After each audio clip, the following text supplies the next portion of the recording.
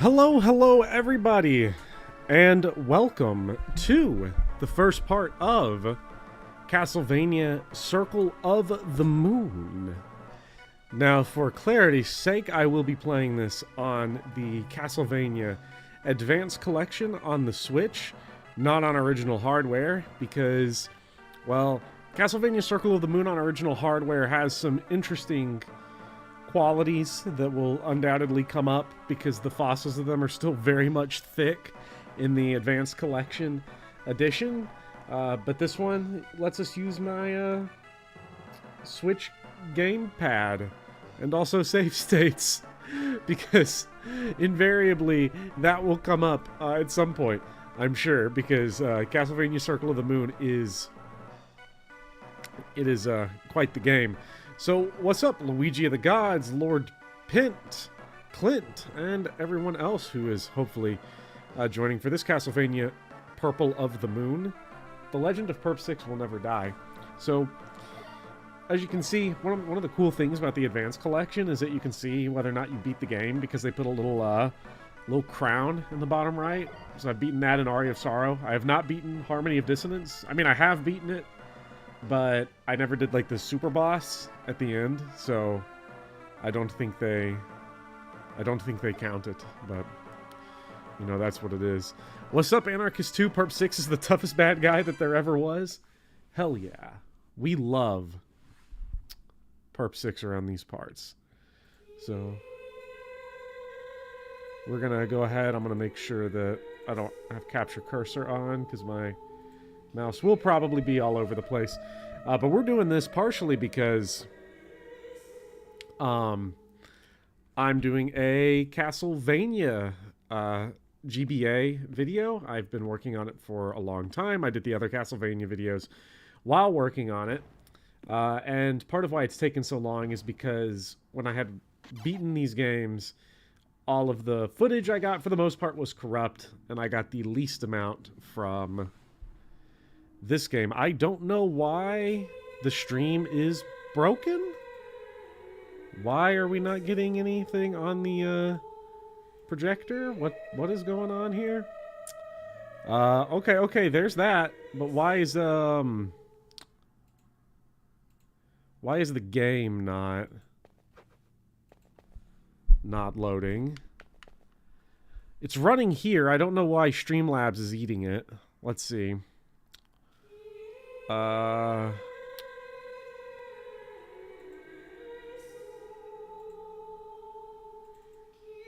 This is a great way to start. Okay, for some reason it's trying to capture the preview of the game rather than the thing itself. So, well, that's a fairly easy fix. Let me just shut off OBS. We're gonna reignite it, and then it should be good. What's up, Shine? You're finally catching something live again? Well, I'm glad you're finally here. Never played a Castlevania before. Sure, this will be tons of fun. This game is an introduction. That is for sure to the Castlevania series. If it will load, and now the game capture is itself crashing.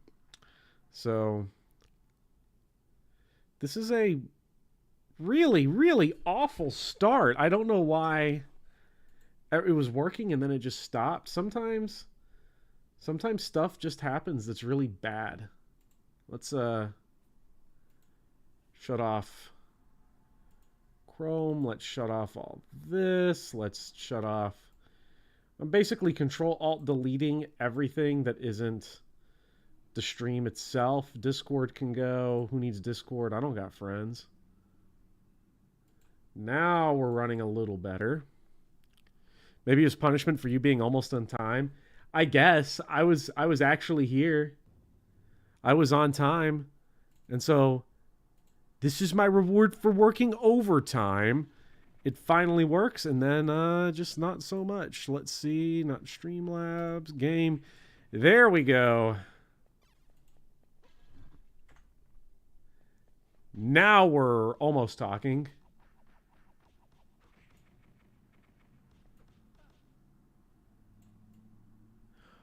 Oh, yeah. Now that looks good. Now we can get going.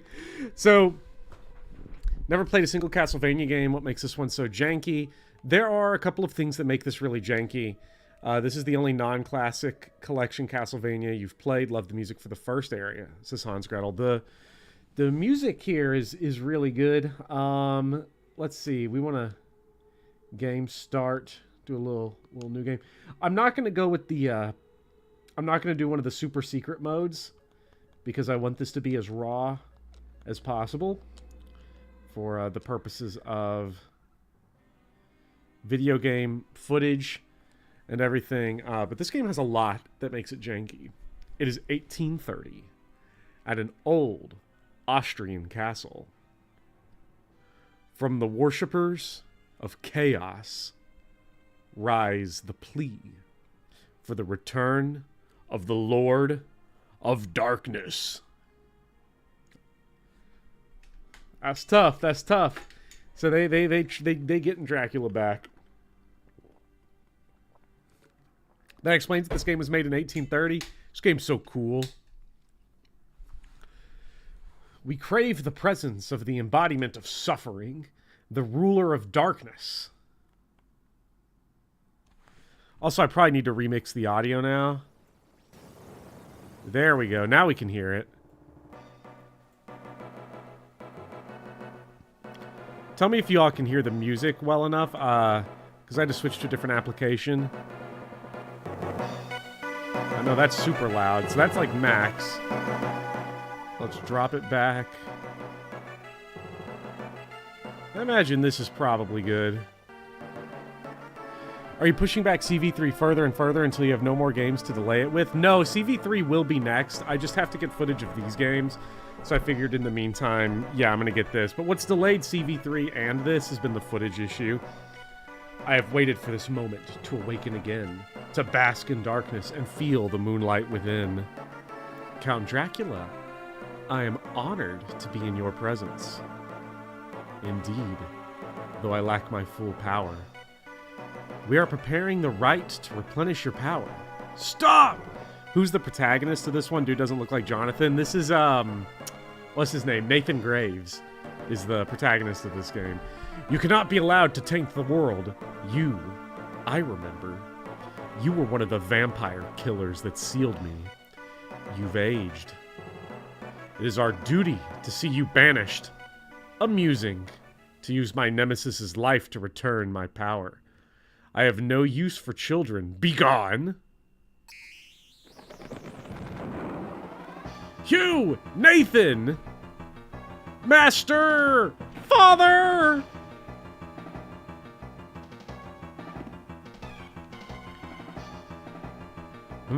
No creatures around here. Hugh, are you okay? Yeah, we were just brushed aside and ignored. We have to find Master. I'll go. He's my father. Nathan, you'll be in the way. Just get out of here. I want to find Master as much as anybody. And now the game starts. Oh, yeah?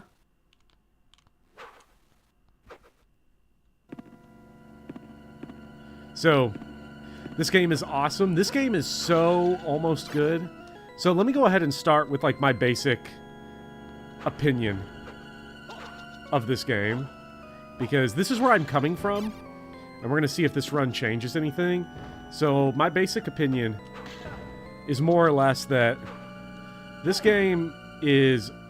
I need to look at the larger screen instead of the smaller screen. This game is really stylistically awesome. The aesthetics are awesome. The music is awesome. But it is really janky because of how running works. Because you have to double tap run. And there are a couple instances where the difficulty just is the worst. I had made reference at the very start of the stream to save states. There are 2 moments where I can see myself just saying, we're not doing a raw playthrough and I'm going to save state. Because this game has maybe the most toxic boss run back in video game history in one specific instance. And I'm not going to want to deal with it. The difficulty just spikes out of nowhere. Yes, it does. It's really something. You certainly don't like it as much as most 2D Metroids. Yeah, this is my, Okay, we got the Salamander card. Attribute and action cards will create a special effect. These can be set on the menu screen with the DSS option. The other major problem with this game is that its main mechanical system, the DSS, is really awesome, but it's super grindy. Now, this version of the game, thankfully, if you notice on the right side where it says Skeleton Bomber and shows the card, it shows you which cards you've gotten and which enemies drop them. On the original GBA version, you just didn't know. You had to look it up, or just grind, and hopefully it came. So, like, the bats don't drop anything, but this Bonehead does. Great enemy name, by the way, Bonehead. So if it's a little question mark, you know you haven't received the card from them yet. And basically, the strategy is you grind it out until you get it. I think these early game ones are pretty common, because they want you to be able to do it. Okay, so if it says question mark, that means we don't know what the effect is yet. But if we have them set, then we'll be able to do something with it. Let's see what the effect is. What is the control for the effect? It's not the sub-weapon button. Ah, it's L and R. Or press L, okay. Ah, Fire Whip. That's badass. Okay, we got us a little Fire Whip now, which is super effective against this guy, it seems. Or maybe just regular effective. Best thing in this game, hold down the B button, do a little twirly. Oh yeah, that's tough.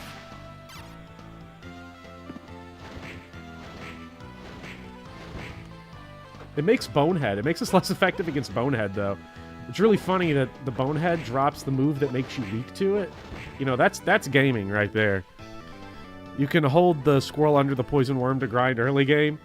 Probably not going to do that. I'm going to avoid grinding as much as possible, although I will grind for the DDS cards because the game basically requires that you do it. If you're a fucking casual like me. But the way I would describe this game's difficulty for anybody that's never played it is that this is classic Castlevania difficulty in a Metroidvania. So it's definitely something, I gotta say. Would not recommend it for a stream, nah. I don't find a lot of that super fun anyway. Oh yeah, sub-weapons. Let's fucking go. I love sub-weapons.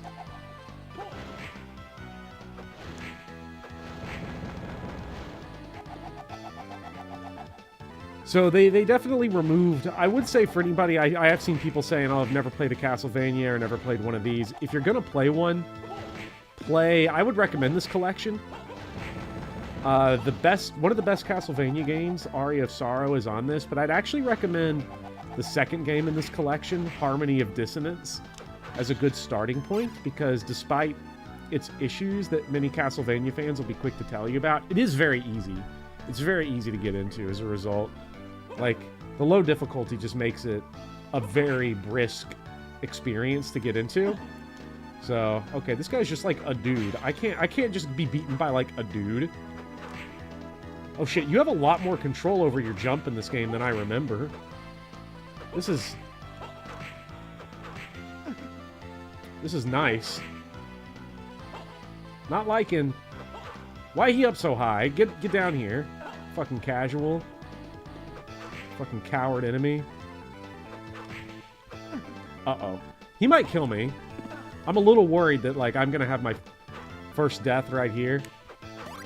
Yeah! Not so likely. Get a little level up. Do you heal on a level up in this game? No. You don't. So, one of the cool things about this game is that you got these little stats. Base game, all your stats are just even. I think the stats alter if you, depending on the name that you enter. There are some special names that cause you to basically have different builds, so to say. Dash boots received. Double tap forward to perform a dash move. So this is the problem. You have to run in this game by double tapping left or right. And it's just the worst. It's such a pain in the ass. Because, like, early on, it's not so bad, but, like, there are some enemies much later in the game that require you to basically dash, like, out of a jump or something, and it's really frustrating. Okay, so this... I do use the name Fireball, which I'm sure you approve of. Yeah, I do approve of that. I have not done the Fireball build. Or, no, I've done it once. I've done it once on one of my playthroughs of this game, but... I don't think I cleared that playthrough. Uh-oh. Last thing you want to do is get killed by the bats. That would just be embarrassing. Maybe I should go back and save. How do we see the map? Okay, minus. Map is your best friend in this game. It looks like... Yeah, I need to go back. Because... yeah, no, fuck that guy. I'm not fighting him again.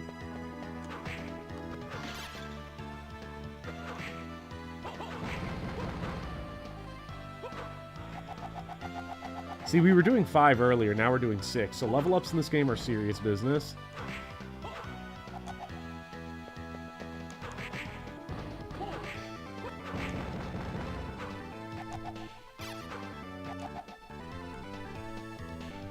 Old school Kirby controls. Old school Kirby controls in a game, that's just to say a little more difficult than old school Kirby. Uh-oh. I really shouldn't fuck around. I need to get to that save point. The one thing that makes Castlevania at least somewhat merciful is that saving does heal, but, you know.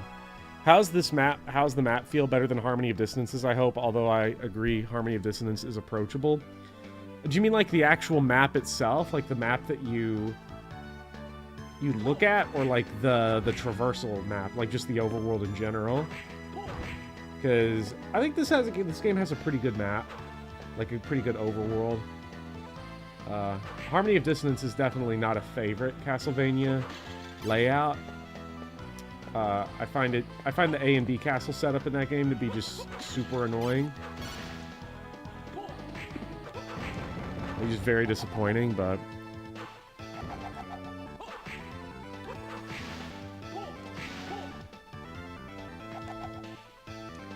actually, before I do this, navigating this map is kind of a pain, honestly. Not a lot of traversal points. For some reason, I don't remember it being so bad, but it's been almost 2 years since I actually fully played through this game. So maybe my opinion changes. I remember being positive on it. That's the case. Let's see. So... Oh, we got Big Poppy purring. I don't know if anyone can hear him, but... He loud purring. Hey, what's up, Christian? Very few teleport circles. Yeah, okay, yeah. This game does have the very few teleport points. Maybe it's down here that we gotta go. Did we get poisoned? What is this? Because I don't think there's a way to jump up. I don't think we can make that jump. Even if we ran really fast, I think we'll need one of them other superpower moves.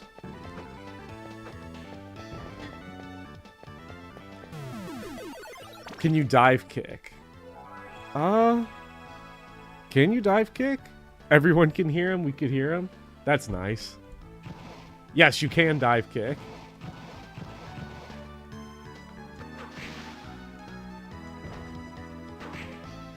I'm glad you reminded me of it, Speedy, although I don't know how, I don't know how useful the dive kick in this game is. Because, like, Harmony of Dissonance's backdash is one of the most broken things ever, but then in Aria of Sorrow, it's, like, just kind of fine. Let's see. We can't really get up there yet. I know Dive Kick can attack enemies, but if it doesn't kill them, you just end up taking damage. Oh, level 3 came pretty fast.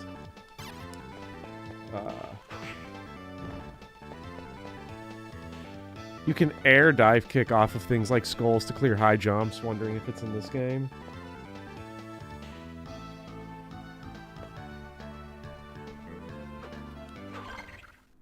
Let's see. This is the big way up. I don't...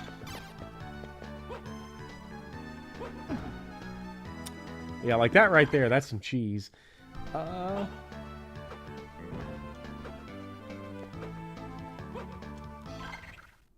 Okay, up here. I don't think... Yeah, I don't think I'm supposed to make that jump. That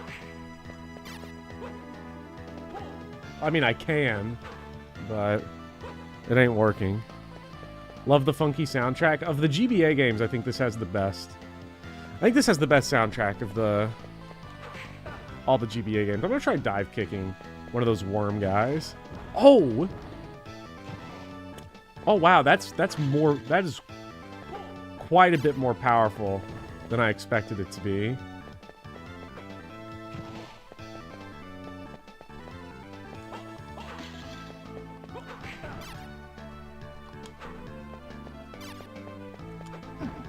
Okay, so you can't do it out of a run.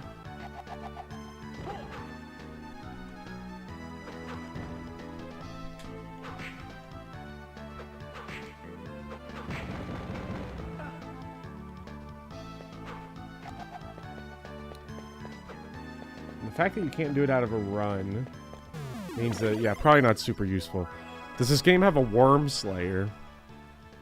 Well, I appreciate the pun, but it's cool they brought the song into Smash, even though this game was written out of the canon. I mean, the Castlevania canon is one of those things where it's like, no one cares, really. I mean, it's a very minor curiosity, because, I mean, the novel Dracula is canon. Thanks, Bloodlines. But, like, for the most part, if you go by the Castlevania canon, then you're not allowed to play Legends, you're not allowed to play Circle of the Moon, and I don't know why you would deprive yourself like that. I wonder how much more quickly we can kill that Earth Demon now. I'm not gonna try, although I hate getting poisoned like this. We take 2 less damage, though, from his little things. That's pretty cool. Wait, did I go down here ever? Wow. What a dummy.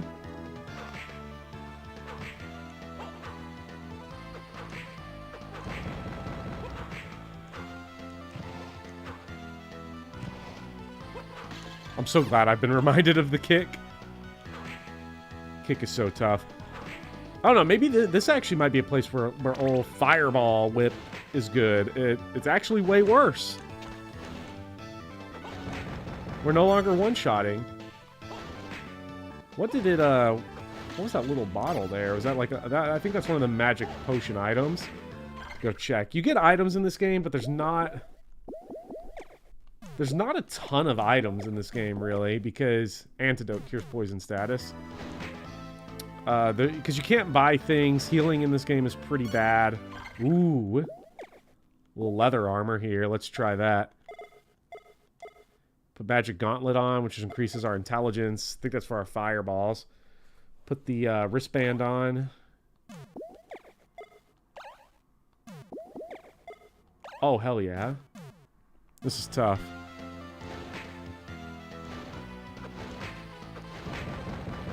I wasn't referring to the worm piles. I was referring to the zombies.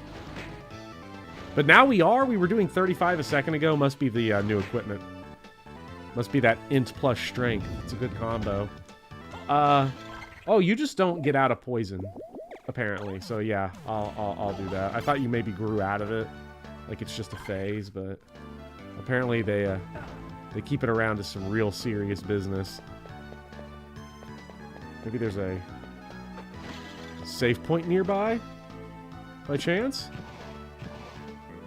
Ooh. Heart max increase. Now, that's not our health, unfortunately, because Castlevania is just like that. Okay, nothing up here.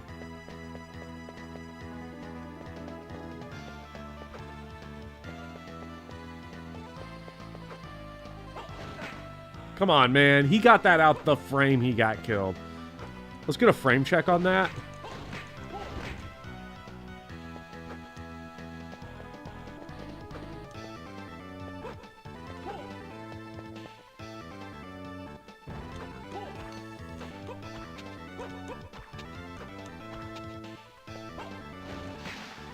Ooh.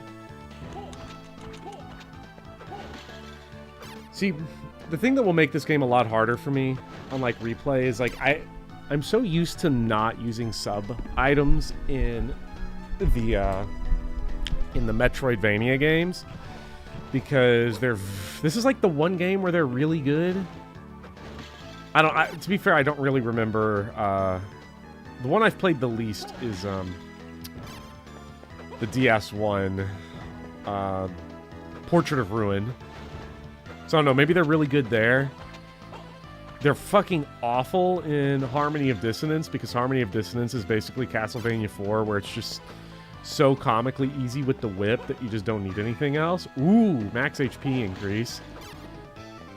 That's a good find. What's up, Doran? You forgot the stream was a thing? It was 2 frames before he died. Thank you, Leofix. I'm glad we got the frame count.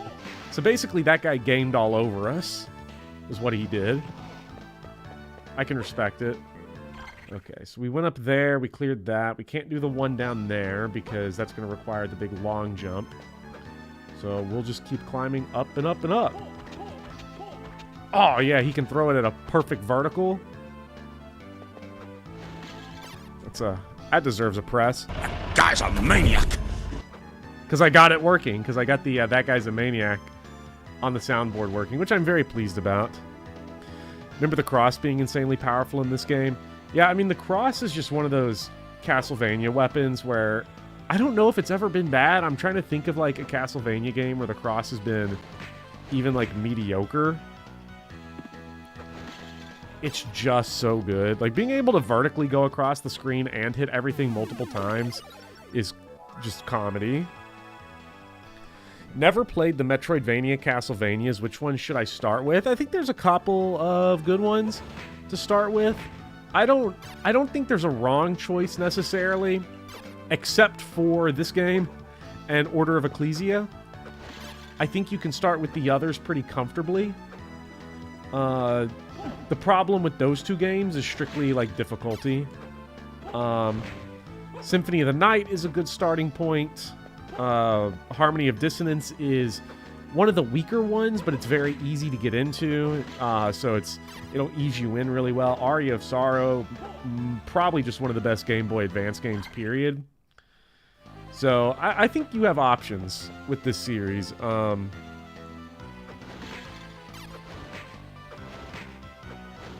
I don't recommend this game as a starting point, because while it is good, it does have some mistakes, some little things, janky little details and problems with it that I think will make it somewhat of a hard sell. But if you love old school Castlevania, you'll like this game. It very much has classic Vania difficulty, which we haven't seen a whole lot of yet, but we will soon.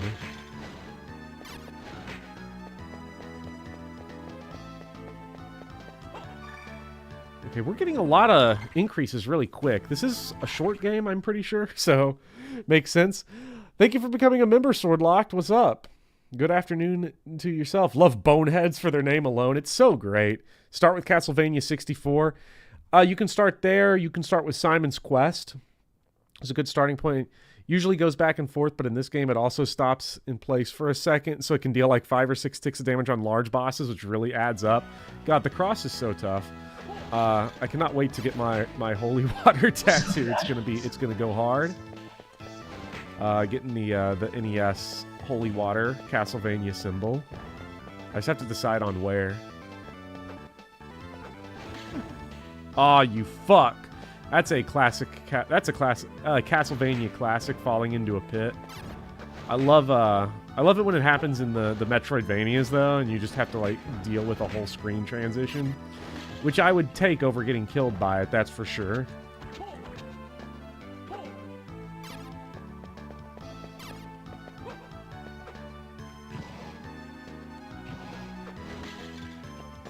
Actually decently long for Metroidvania standards from what you remember.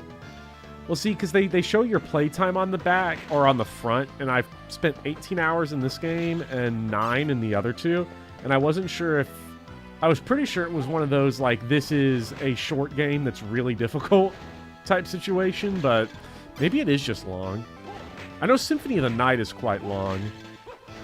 Order of Ecclesia feels a lot longer than it is because you spend half your playtime fighting that stupid crab in the tower, but we'll get to Order of Ecclesia one day. Whenever I do the DS trilogy. I do love all the control we have midair for the jumping in this game. It's like, it's not like Mario level or anything, but it's like as close to it as you're gonna get in Castlevania.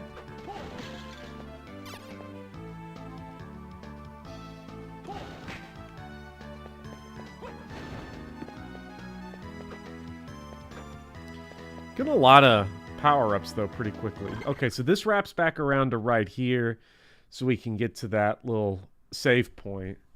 That's probably worth it, because looking at the map, I got everything here, so this is a little shortcut back.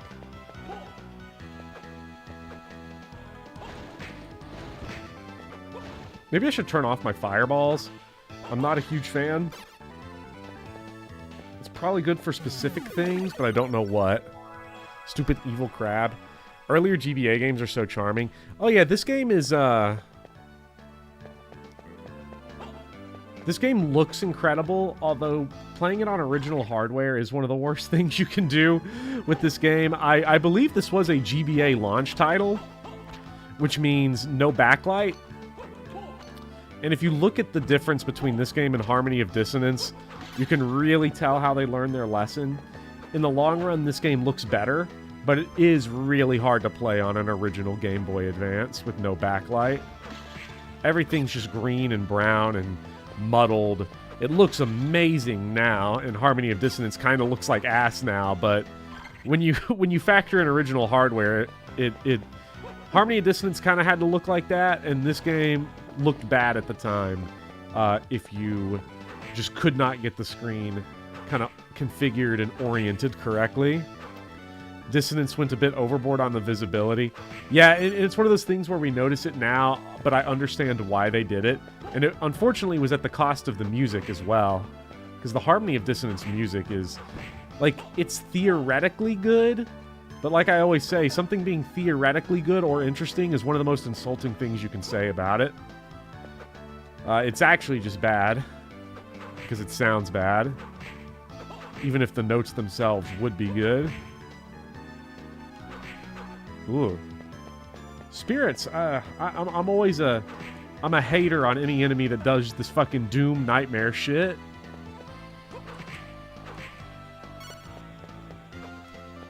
Wristband. Can I double up on the wristband? Like drop my intelligence for more strength? I'll do that. I don't know. I don't know what intelligence affects. It's probably the DSS stuff, but right now we just are not using it, so... 2 wristbands. It is called Harmony of Dissonance. Castlevania is a series, though, should never have bad music. It's not okay. Because... I don't know, there's a case to be made. I don't know if you could ever definitively answer this, like what video game franchise just has consistently balled out the most on the soundtrack. But Castlevania is, like, up there for, like, #1. Don't you spin the whip to deal with Ghost? I should start. You can't get the wheel spin out super quick sometimes, or the whip spin out quick enough sometimes. I'll see if they one-shot it, because the damage output on the whip spin is pretty low, but maybe the ghosts are mega weak to it. Who can say? I guess someone that tried it can say, but that's not me. Oh shit. That was a nice vertical. He arced that good. What we need is something other than the knife. What we want is the holy water, or the cross, the boomerang, as they call it in the old instruction manual translation of Castlevania 1. And nothing screams fighting Dracula quite like a boomerang.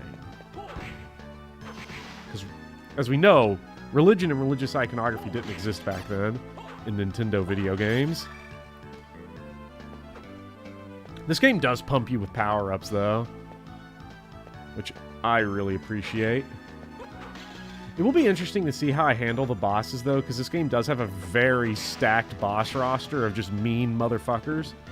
So, like, I've beaten them all before, obviously, but, like, a lot of bosses in this game are that kind of, like, you find the point or you find the pattern, and then you can do it. So you gotta, like, find... I know there's this really annoying dragon boss that is, like, find the right spot to stand, like, the 2 points to jump between, and then you'll get it. A Cotton Clothes will descend our stats. And Gauntlet will power us up even more. More strength. I love Strong Nathan.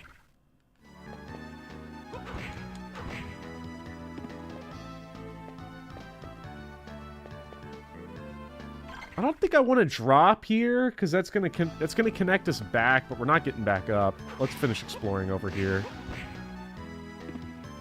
Might be like some good items or something, or maybe like a little power up.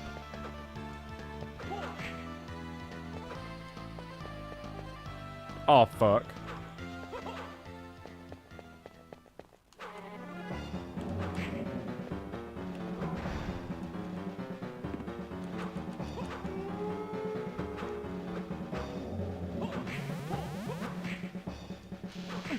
Oh, shit. Okay, he dropping lightning.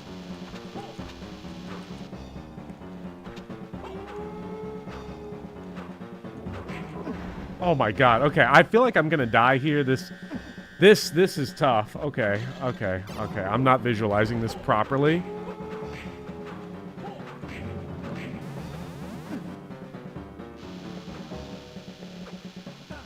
Oh, fuck.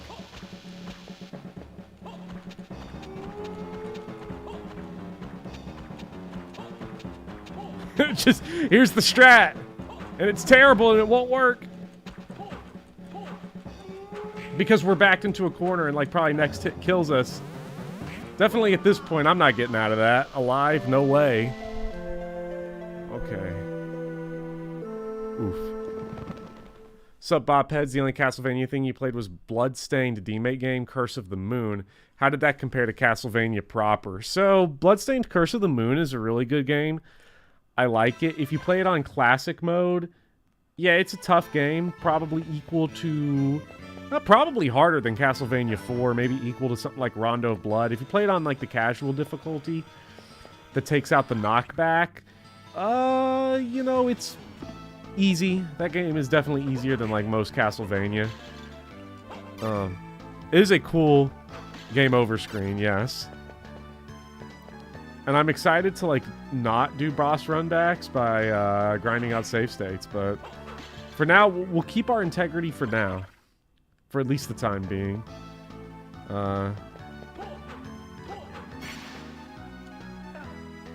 Not sure, because we're gonna have to, like, make these runbacks successfully without, like, dying.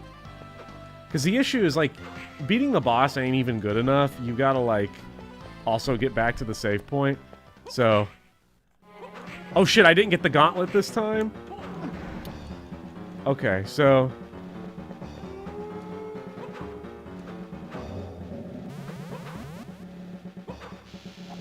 Okay, can't destroy those. I'm just gonna try to dodge around them here a little bit. Oh, man. Okay, I don't know when he's gonna jump or not. Definitely an issue. Come on. This is not okay, this area, but at least we're getting to kind of put a shitload of damage on him, get around. Oh shit, he's mouth-watering. Oh man, he leaped high on that one.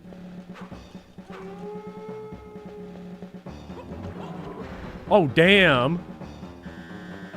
I'm not sure what the pattern is.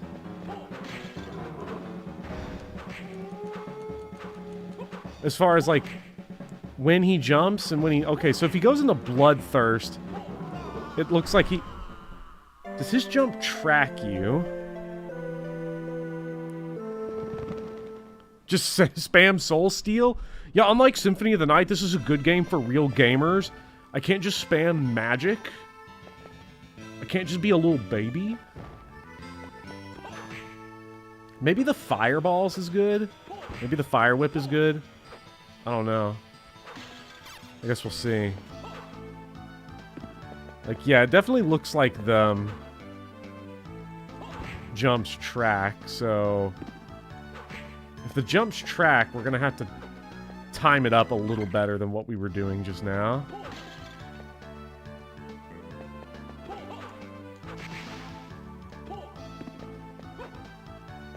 We could grind out another level, but that's never been fun, and that's not going to start being fun now. Although, fun and necessary are two different things. Our next level is at 72 experience points. Oh wait, shit. He just dropped something. What's that? Ooh, wristband? Okay, worthless. And I got knocked all the way down here. How much do those guys drop? Like 2 experience points each. Nah, we're not grinding that out. Instead, we're going to grind out this fight here. Saw that game over screen a lot. Such a good game. Okay, so... Jump...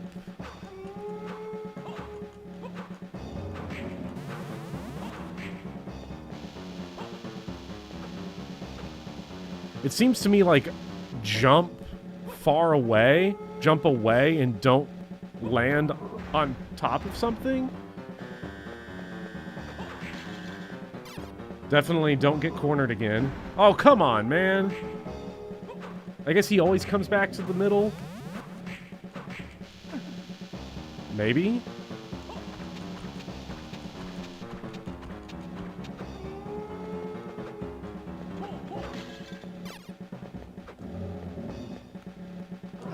Come on, damn. Maybe I'm fighting this early. I don't know. It feels like the damage is just way out of pocket.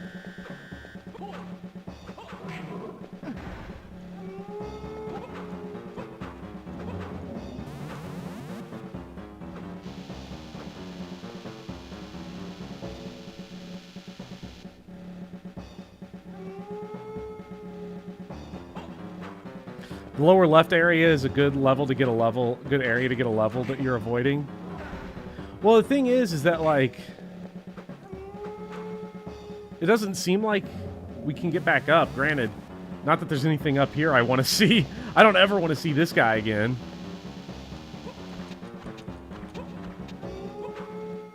Come on, jump over me. Oh yeah, do your little stupid laser beam. Hell yeah.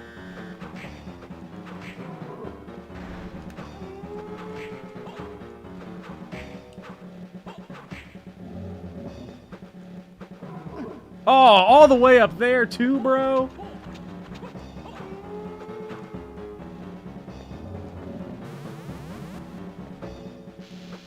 One of these got a pork chop in it, please? I could go for a pork chop so bad.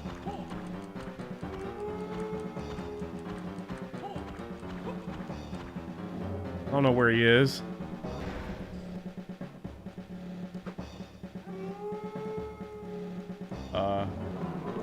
Fuck!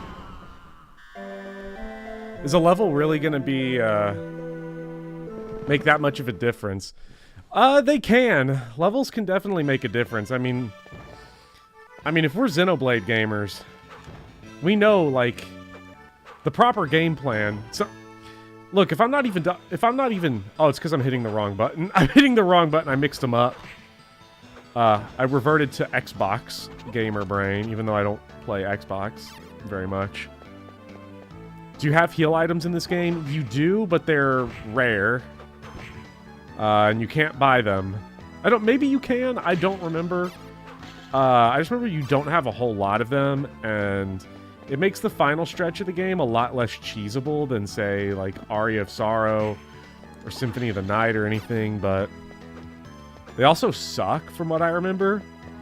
Oh, we can jump. It just didn't look like it. Oh, shit. Old mummy here. Okay, a little sarcophagus. Can I kill the sarcophagus? Oh, shit. I can see why this area is good to grind. Oh, damn, we are close to a level up.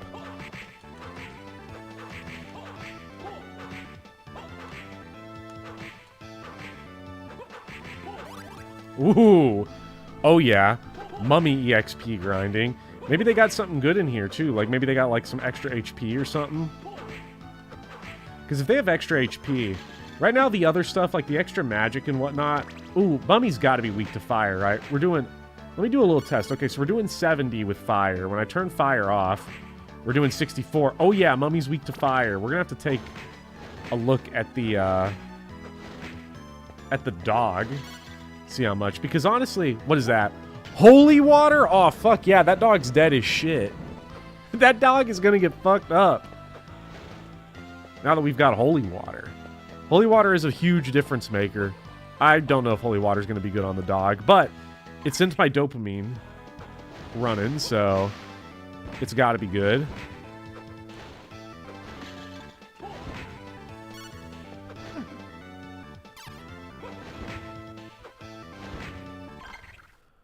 Oh, 389 to the next level? Yeah, that shit ain't worth grinding.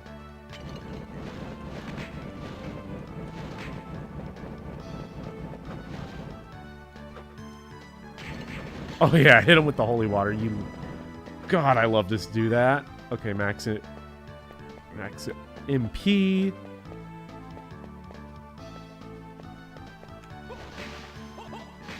Holy water wrecks him. So he's just like every other Castlevania boss.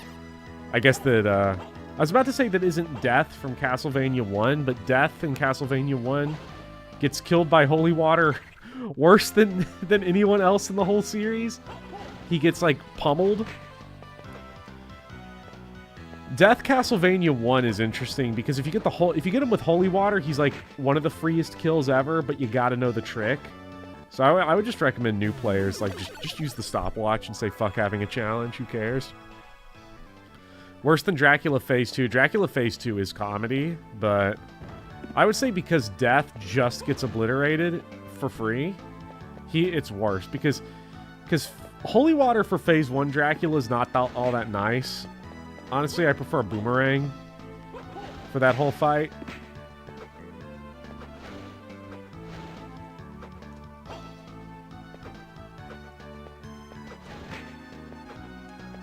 Okay, so let's try our fireballs here.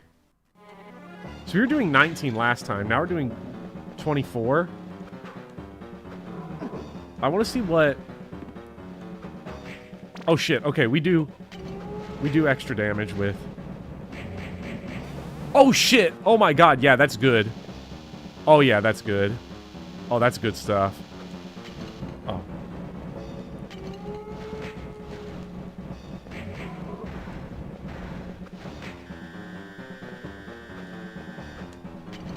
Man, I threw it the wrong way, too.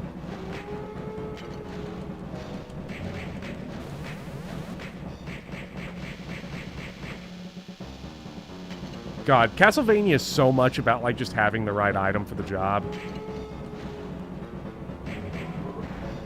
God, I'm gonna jump the other way. I don't know. Oh, that's because he was going this.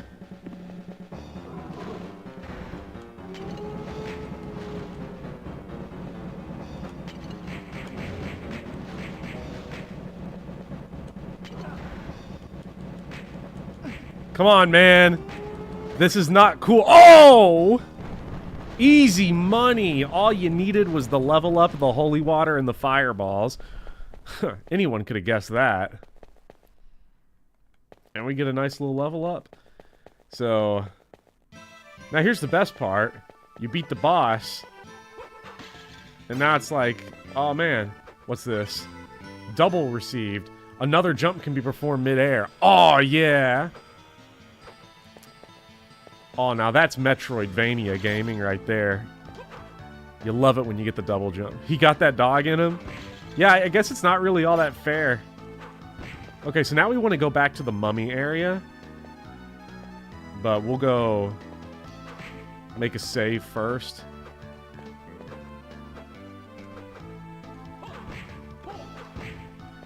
Because, you know...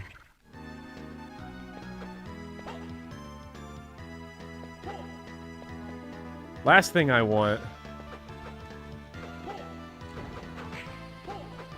is to lose all that progress. But the mummies, we can go clear out now. No saves, no heals after the boss is quite something. Yeah, not even like old school Castlevania is that mean. Old school Castlevania drops you the orb. And it makes one of those... There's the one late game fight that I'm just going to tell everyone, like, right from the get-go, I'm fucking using save states because... No save, no healing is actually deranged for one very specific late game fight that is itself already incredibly hard, and then its boss run back. Anyone that's ever played the original Castlevania or has at least seen enough of it to know, the boss run back is basically the death hall in Castlevania 1 with the Medusas and the Knights. And you have to do it twice and kill the boss with no healing. Not really. I mean, if you have one of those shitty potions, I guess you can use that, but... Like, it makes me... I'm convinced they either forgot... They had to forget to put a save point in. Like, they had to have. But we'll see that later. I don't want to get ahead of ourselves. Not while we're fighting the mummy. The Lon Chaney Jr. mummy.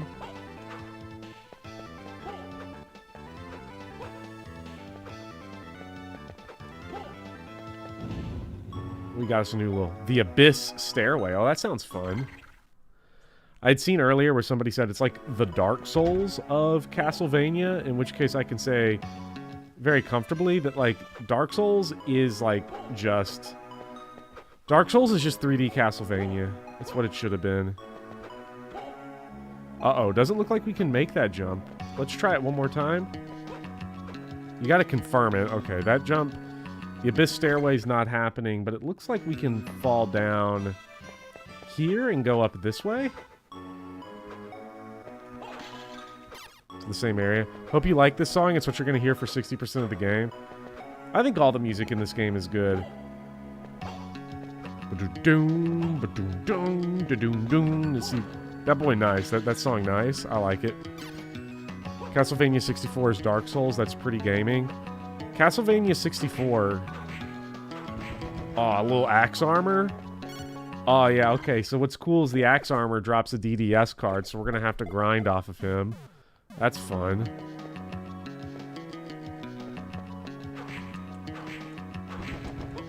You'll get plenty of level ups just doing shit like this. Oh, we got it. Okay, that was pretty quick. Mandragora. Castlevania 64, painful memories there. What do we get? No known effect. Little vine. I don't remember what that... Whip of Thorns to attack enemies. So I think Mercury is like it does all the whip stuff. Dawson, is that you? Finally. Too bad I'm not playing Thracia 776. Then I'd actually be having fun, which I'm not right now, just to be clear, because this is not Thracia 776.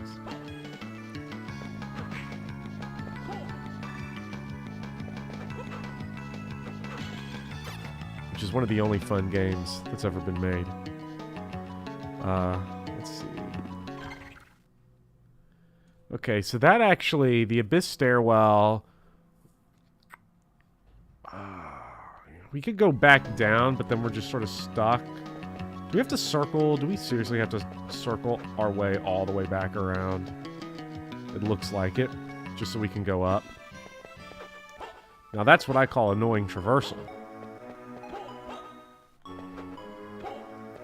And after we already got the axe armor card too. Shit, I'm more concerned about losing DDS cards than I am about losing to bosses. The thing about DDS cards in this game is that they can totally break the game. Like, the final boss of this game is ridiculously hard, but there are some DDS card combinations that just are fucking comedy against him and just make it the easiest fight in the history of video games.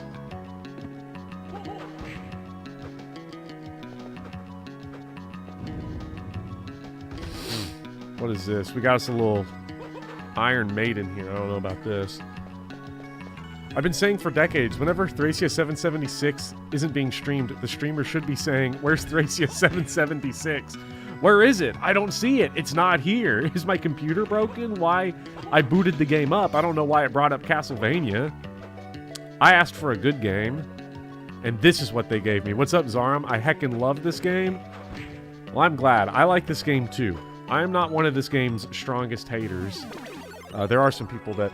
It is very funny. When I said specifically that I'd be playing Castle of the Moon, Castle in the Sky, Circle of the Moon, there was, like, people that are like, let's fucking go, this game rips, and people that are like, this game is absolutely ass. It's like, oh, you know.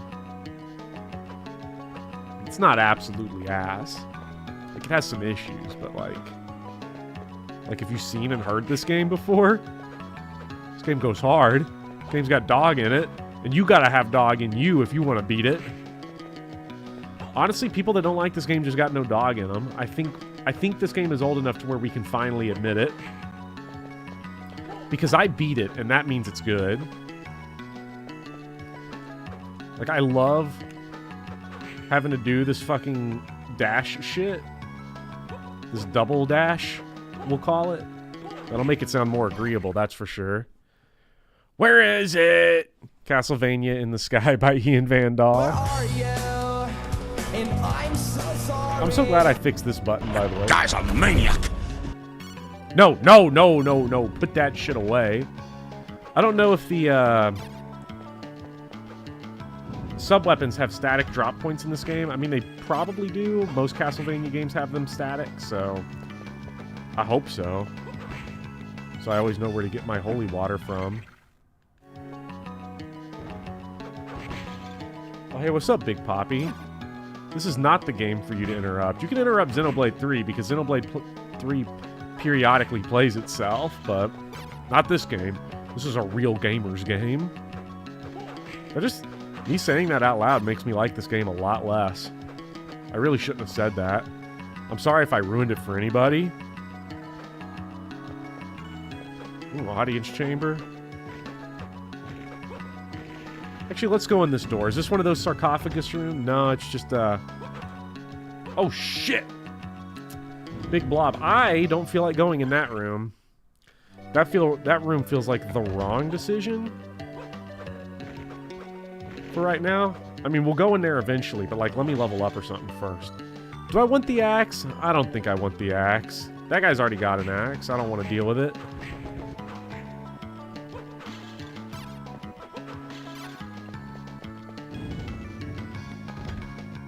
As long as there's just regular skeletons, you know you're going in a slightly agreeable direction. I am sad, though, that this game does not have the Aria of Sorrow enemy skeleton kicker. Ah, here's the start of the game. Here's where we fell earlier. And this is where the start of the game is. I mean, you beat FF16, but don't think it's good. I've not beaten FF16 yet, but I really would like to. I'm about 15 hours into it. Old Clive is Final Fantasy 16 is a weird game because it's like really easy, because it's one of the few games of that type where I can tell what's going on, and when I can tell what's going on, suddenly that just makes everything a lot, you know, simpler. Surprisingly, but it also feels fairly shallow for a like action RPG. Ooh, nice level. No full health on level up is also crazy. Like, that's a staple. You can't just take that away. Big Poppy is knocking my pins over. This is a certified Big Poppy moment. Crazy how that worked. Oh, Big Poppy, we discovered a secret. You and me. Thanks, Big Poppy, for distracting me, so I just started attacking walls. Now, if you're gonna climb on me, can you at least stick the landing? Can you not? Oh man, you are shredding my chair. My gamer chair! My good leather! The upholstery is being clobbered.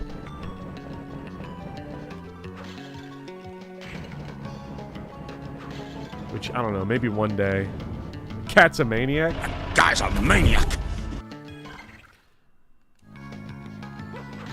I don't know, if anybody's ever seen the speedrun of this game, the speedrun of this game is absolutely revolting.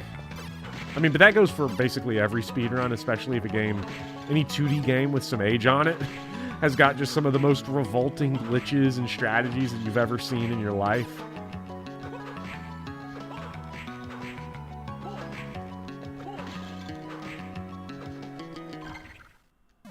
How much do these guys drop? 1 XP? Oh, they drop 2. That's not bad. Big Poppy is a gamer and trying to usurp the chair and channel from me. What a guy. Okay, we do 9 to this guy. This feels like a wall enemy, but we do 11.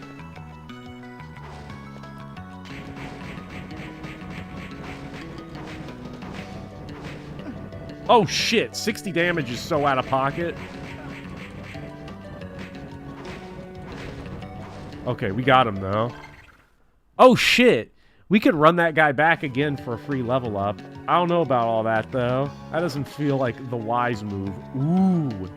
Let's try the boomerang. Oh, he was guarding nothing. Okay. All right, that's how it goes sometimes. Yes, incomprehensible bone-throwing nonsense. Okay, here we go. Oh, shit! My God, this guy...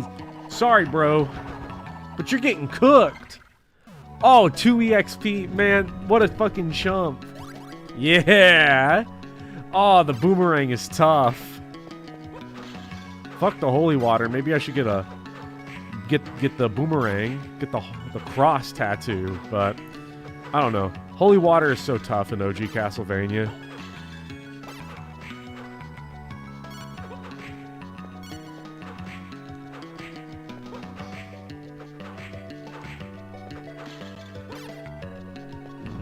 And one that invokes a walking Nathan into a walking nuke. Man. How much does this use, actually, of our hearts? Because they all use variable amounts. Because, like, the dagger's super cheap.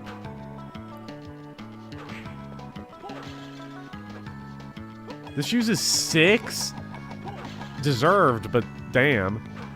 Okay, wooden crate here. The wooden crate is actually one of the things that makes me the most mad in this game. The wooden crate is one of the few times I permit myself to go logic fail with how this game's progression system works.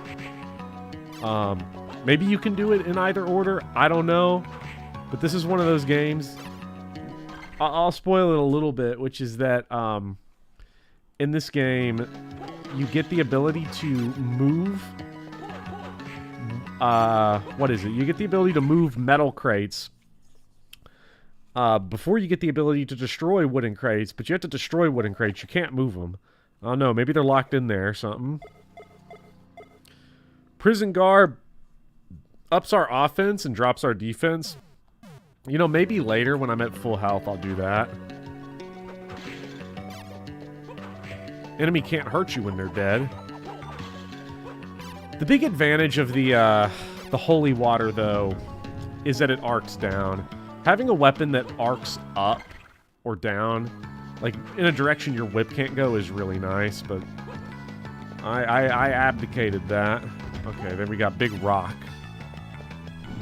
Hello all, it's been a while since you've caught a stream. Well, hello, Wavebuster. This game has at least 2 different hilarious speedruns. One that involves going out of bounds into Dracula's room and big boning him to death. Oh, you dropped the big boner on Dracula? Dracula's big boner leaving himself in glitch range? That old, like, Batman comic that everybody, like, references where the Joker says, "This is Batman's biggest boner yet."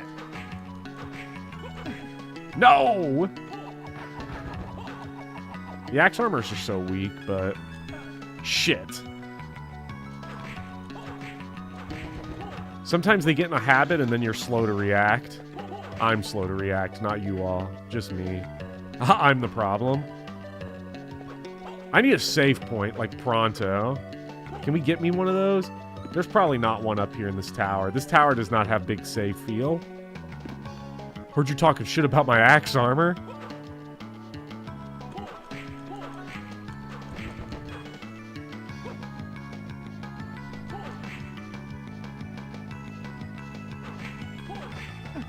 Fuck. How am I so bad at dodging it? Like, I'm definitely gonna die before I reach a save point. But little fork in the road? No, this is gonna be a save point. See, you just get a feel for it. You just get a feel for it in Castlevania. You know when they're coming. Bones, bones, bones. Getting the ability to move is always nice. Oh, man.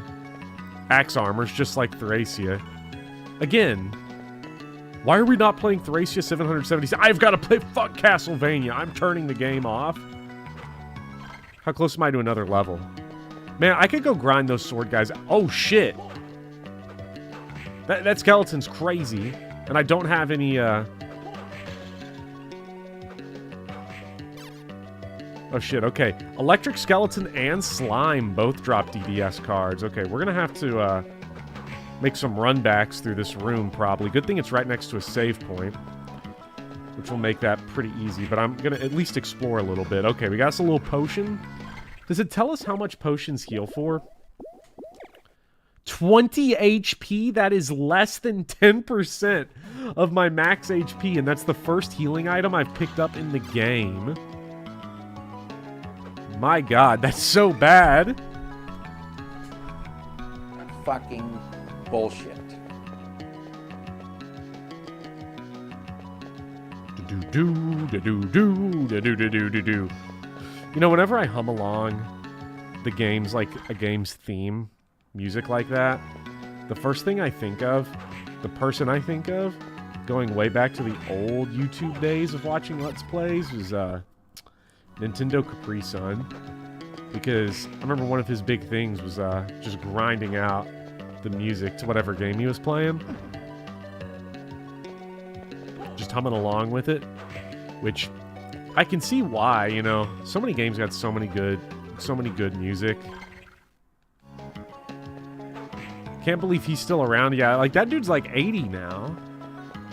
He's gotta be, or at least he's getting there. Like, we're all getting there. There's probably people that are like, Booty Bopper, that guy's like 78. What's he still doing on YouTube? Shouldn't he be in a home? The baseline in this game goes hard. Any game that's got a good baseline is just instantly hummable. Okay, we're grinding out these cards. I hate to say it, but we're doing it.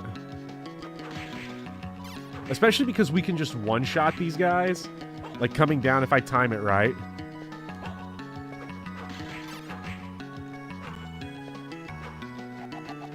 Did not time it right. What's our drop rate for the card? 17.3%? Oh yeah, we're close then. Like, we're gonna get it this time. What did I tell you? We're gonna get it this time. Yeah, we got the level up at least. Did that up our drop rate? I feel like it was 17.2 a minute ago. I don't know.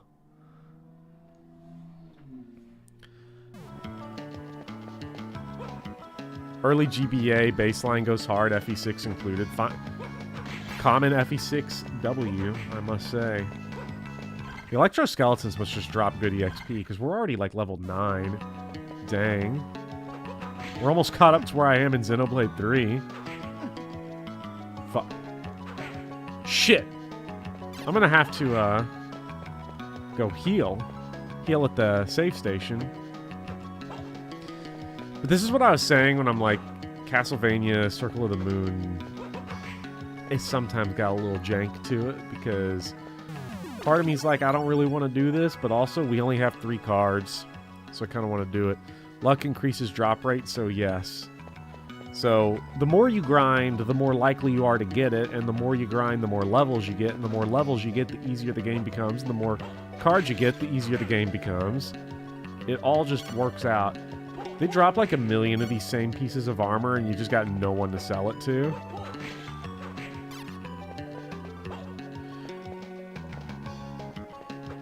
I think rate is how much you've explored the castle. Oh. That's probably true, because they always got the rate. Because I think Harmony of Dissonance is the one where it goes up to like 200%. I think a lot of them do it.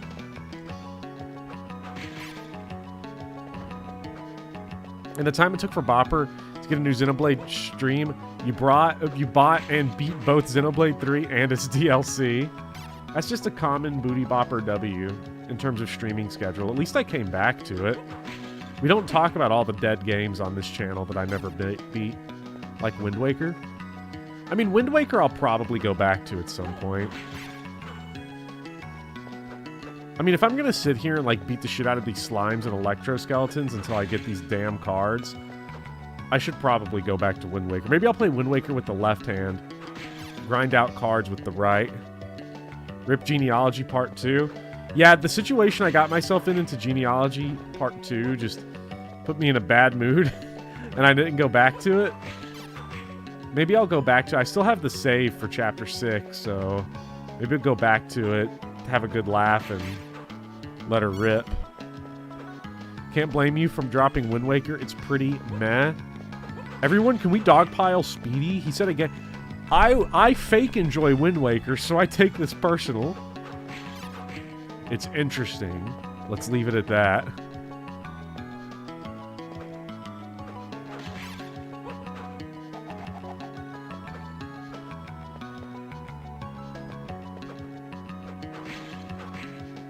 Come on, man. Are we being real right now?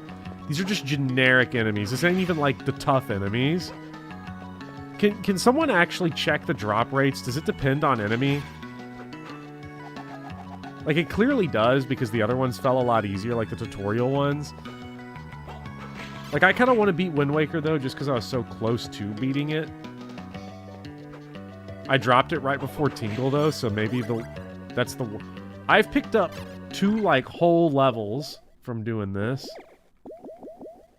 At least I got an antidote, though. That's pretty cool. Wind Waker dungeons are kind of mid, not gonna lie. I mean... Oh, yes, okay. We got the Venus card. Okay. It's one of these. So we can... Let's see. What did that do? Is that like a... Inflicted damage increases by 25%. Well, that's weird wording. Am I dealing 25% more damage? Let's see. 83.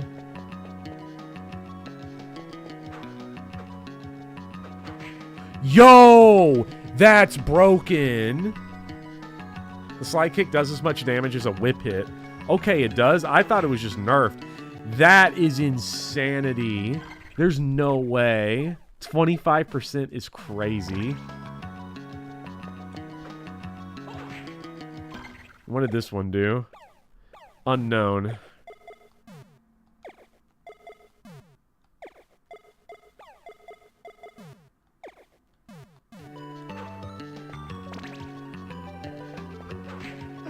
What the fuck? Did I just do 222 damage to that guy? Luck increases by 25%. Okay, so there's our grinding one. There's our grind weapon. So that's actually really nice to have that. So effectively increasing drop rate by 25%, but in that weird way Xenoblade 3 likes to word it. Okay, so this slime card just seems really good. So bosses are now just going to die in 75% of the hits they would otherwise take. That's pretty good. Unfortunately, it uses up HP or uses up MP by the second. So hopefully we can get it pretty soon. I mean, we'll get it hopefully roughly in a... I mean, if his drop rate was like 5... Now it's higher. With all that luck. It says the Venus card is a 2.5% from slimes. What about the electric skeleton ones, Leofix? Wind Waker is the best Zelda because it's the first 3D Zelda that you personally played. If everybody would just admit that that's what their opinion is. Like, I'm just gonna say, like Sacred Stones is my favorite Fire Emblem game. Also the first one I played, so I'm... Like, there's definitely bias there. Like, I think I have legitimacy. Like, I can make, like, an argument that I really like. Sacred Stones, but also, like, the first one you play, the one that hooks you's always got that special place. 1%, and you very much believe that. Well, now it's, like, 1.25% because my luck's increased. Surely...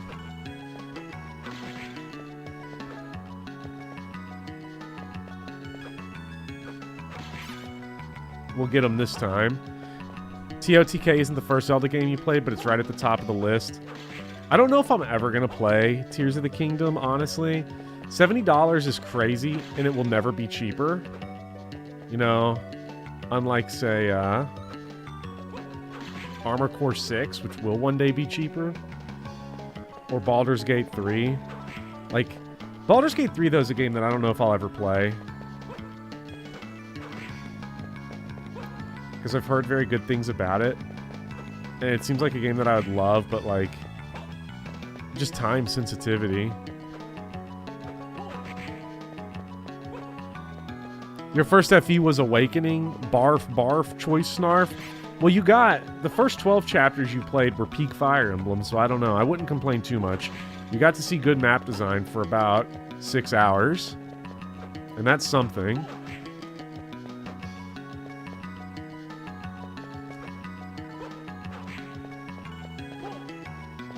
Needless to say, it is not your favorite. It is not mine either. It is definitively middle of the road, though. In all honesty, it's probably objectively either Link to the Past or Link's Awakening. I do love Link's Awakening. Because the 90s was just a great time for game. I don't know. I feel like this electric skeleton shit is not worth it at this point. Like, I don't know. There's no way I haven't already killed this guy 100 times. And the fact that it has to roll the 100 fresh each time, so it's not like it tilts the numbers a little bit. Like, at least tilt the number, you know, in my favor. Like, the one we got from the slime was, like, uber baller. If I get to a level up before I get the card, I'm quitting. Love this game in a weird way. Well, this is why we're definitely going to beat it on stream, because if you get all the DDS cards, you just win. Because that's the way this game is. 2D Zelda is actually just better than 3D Zelda. Yeah. 3D Zelda has a lot of weird moments where you're just waiting around. Ocarina of Time has a lot of weird moments where you're just waiting around. I love Ocarina of Time. Love Majora's Mask. Mostly love Majora's Mask for, like, tone and space. Just a great aesthetic experience, but I don't love playing it. I love playing Link's Awakening. Link's Awakening is my favorite Zelda game. The only two I have left, other than Tears of the Kingdom, which I don't count because I've defiantly said I'm not playing. Okay, we got a level up there, so I think we abandon this for now. Because I don't want to do it anymore. If I get 3 level ups grinding off of your ass for... Not even grinding, for EXP points. Even though my increased luck will also make it better. What's up, Demos? Yo, you love this game? This game eats. Nathan Graves eats. I can't believe they made him non-canon. You really like Circle of the Moon, but you can't imagine playing this on OGGBA dark screen. Also, you have the cross. You don't need any more DDS cards. Well, I have the cross plus the Venus card to give plus 25% damage on the cross, so it's even better. I just want to make sure I get the broken combo so that when I fight Dracula, I can just keep doing that move where you launch up into the air and I fill the entire world with just sludge that cooks him, because I don't want to deal with this shit. I don't want to fucking deal with most of the crap in this game. This game does feel like Dark Souls in that way, of like, okay, are you having a bad time? That sounds like your fault. Did you try cheesing the game and looking up what the broken combo is? Did you try using word of mouth? Oh, man. Little nasty AoE after effect right there. Oh, man. That guy's gaming. Oh, shit, Electroskeleton. I would be so pissed if that's the one that dropped the card. There might be a guy that drops it, like, with more regularity. Oh, no. Well, I don't know what's coming up. But the cross seems like it's better than the holy water in this game. So, but it's like with all things sub-weapons, it is very situational. And you kind of gotta know. There's gonna be a does he know moment for like a boss later that gets stun-locked by the holy water. Let's see. Probably nothing of any interest down here. The axe is crap. We don't like the axe. I forget, are these brains? They look like the kind of enemies that we'll, like, run across later. Like, we'll freeze them. Because they're all lined up, like, up there. And you look at the map, and that's, like, wide open space, so... At some point, that's gonna happen. Oh, man, the dagger. Love it when the game trolls me with a nice dagger drop. Axe is pretty good to the next boss. Enemy later that's tougher and drops it with a 1.5% chance. Hell yeah! That's like over 200 enemies. That means he comes out one more. Ooh, a hallway with many electric skeletons. Now this is efficient grinding spot right here. Now you only have to make 33 trips instead of 100. Good thing it's not right next to a save point. Or is it? The max MP increased is nice. And I wonder, that one that increases your damage by 25%, I wonder if that's per attack or if that does like an over second thing. Ooh! They did put these electric skeletons right next to a save point.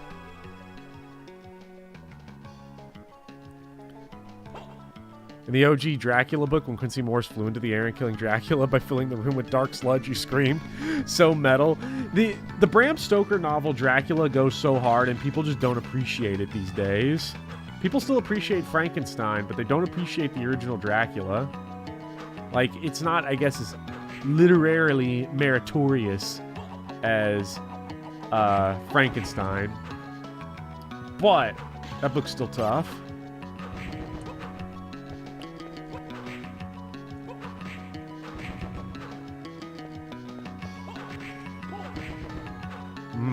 Face wall, my favorite.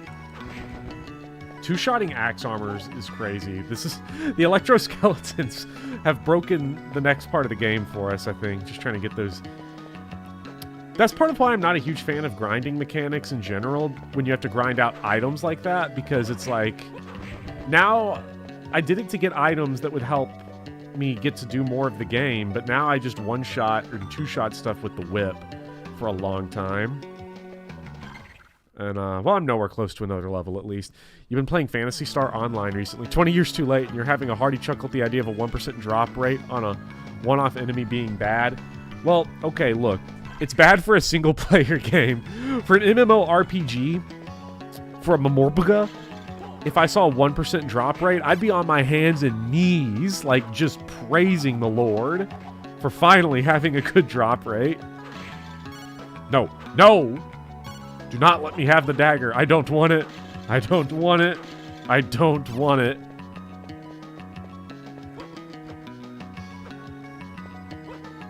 Ooh. We're going to need the blow up into the air button. Pretty sure the dagger wrecks the bonus boss in Symphony of the Night. Symphony of the Night is so janky. Like, not in terms of, like, jank controls or anything. It controls very well. But in terms of just, like, the shit you can do in that game, that is its 90s RPG blood coming out.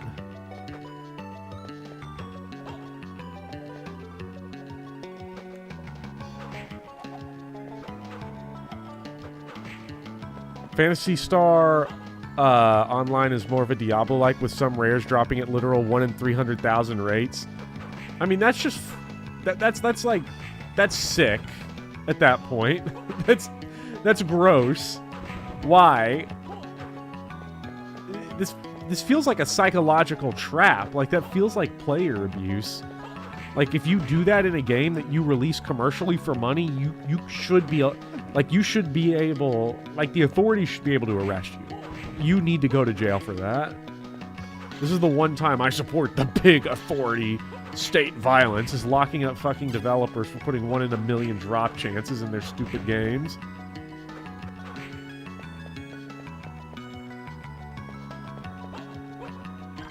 If I wrap back around... No, I'm not, but I'm kind of close to an area. Holy water.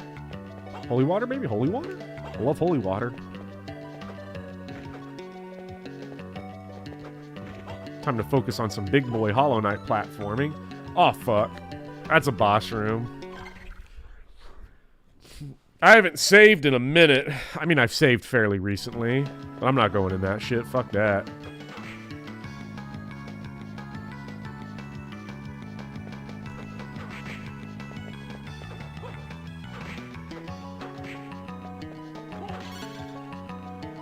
What is this axe? Well, okay, we know the axe is here. I know someone told me the axe is good on the next boss. So if the axe is good on the next boss, I know where I can go grab it. Okay, a little stone wall there.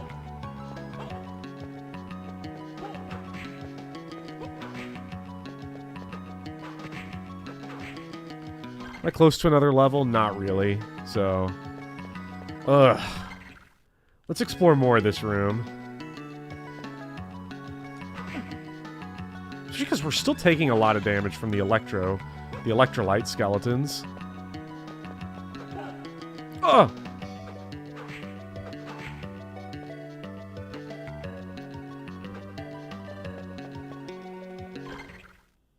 Hallway. I feel like the right side's gonna have like more of a dead end type area, so let's go see what's in here.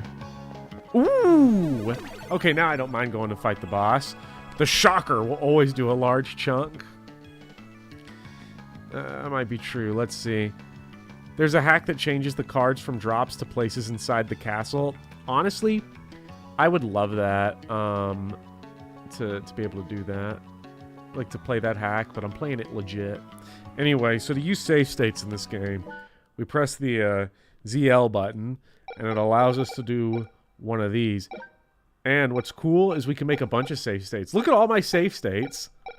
I made 3 whole different save state spots. So badass. I'm such a hardcore gamer. You didn't beat the game for real, shrills Mike Matei. Oh! Oh! Whoa! Whoa! Hold on now. Was that the save room? Get me back to that fucking save room, buddy. I'm so happy I finally got what I've been looking for.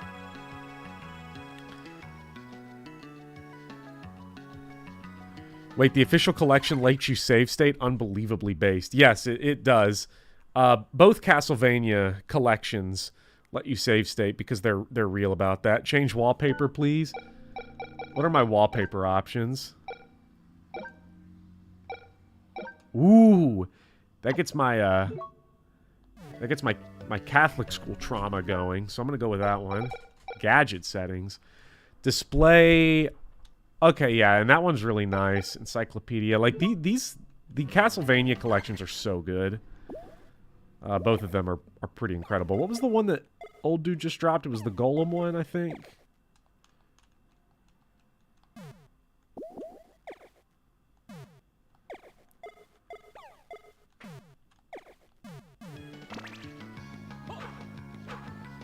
Oh, that's draining it fast. Defense increases as the percent of the map uncovered increases. That's interesting. That's very interesting.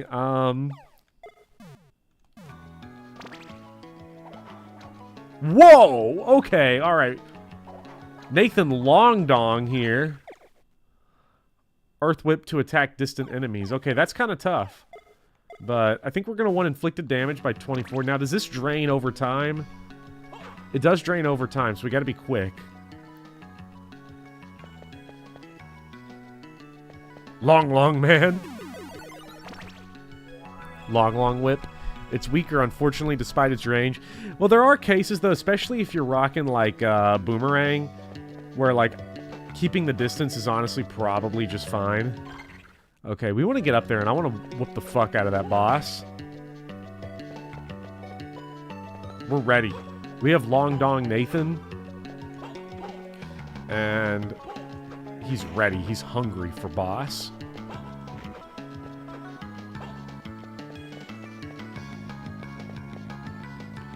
Who do we got? We got a big open room. Okay, whoever said Axe was good was probably right. The Necromancer. Extraordinary to be dropped into the abyss and still live. But your luck is about to run out. Well, good thing for me, it levels up every time. Get out of my way, child, before I finish you.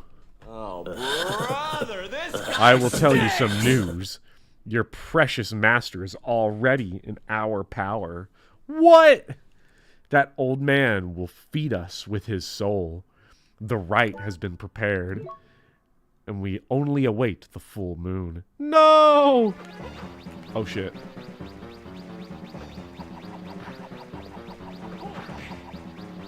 Oh, fuck. He's gonna deflect. Oh, yeah, I can see why. Yeah, we definitely want to get the boomerang or the axe if I can't beat this guy.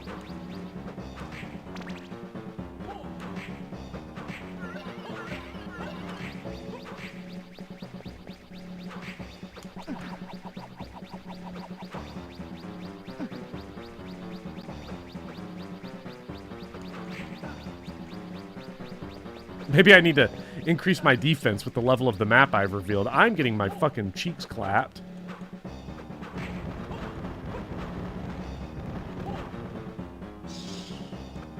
Oh shit. He's gone super skeleton. Oh fuck. I hate these moves. I hate these moves whenever a boss breaks these out.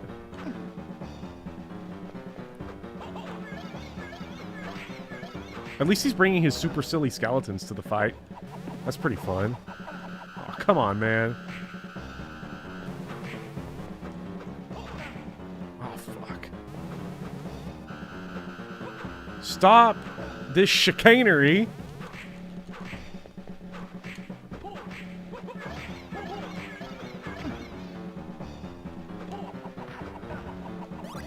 Yes! Okay, got him in one round. One day, you want to see a necromancer get all charged up over the full sun for once? I know Master is still alive. Hold on. I'll be there. Though, where is Hugh?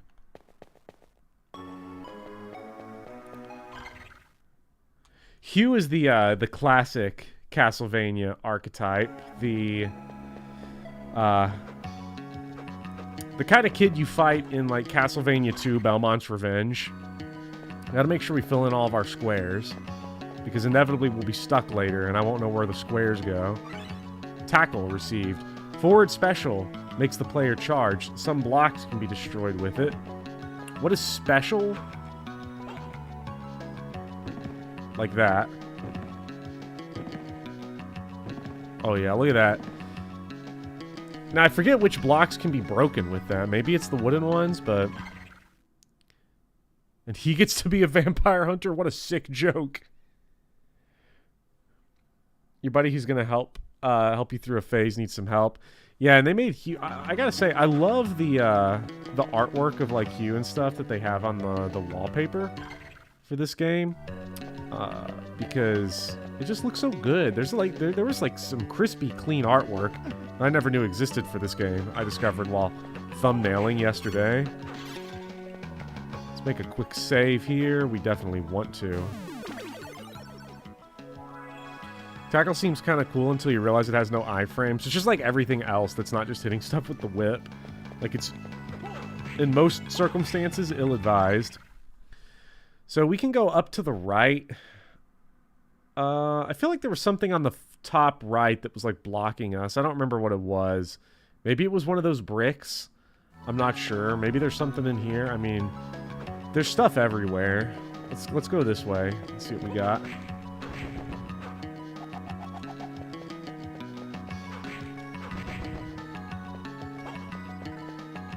Ooh.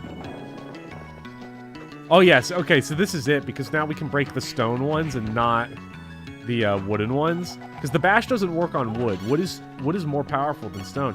Now I don't know. Somebody who knows actual science can help me out. Like, does this make sense? Is my intuition wrong?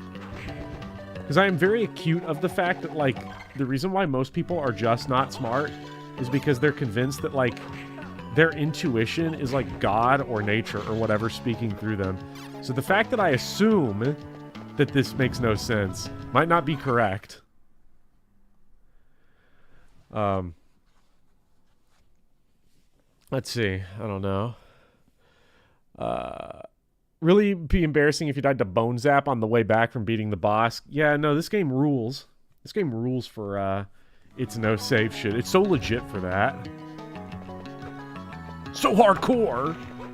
You know, one day, is Hollow Knight worth beating? Should I go back and beat Hollow Knight? Like, it's really fun. But, like, there's a certain point where that game's world map got so big where I'm like, I don't know about this anymore. But...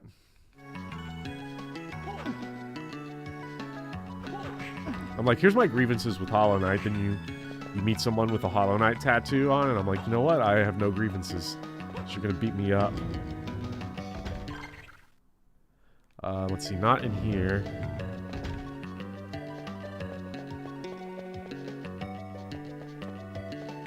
Okay, this is the sealed area.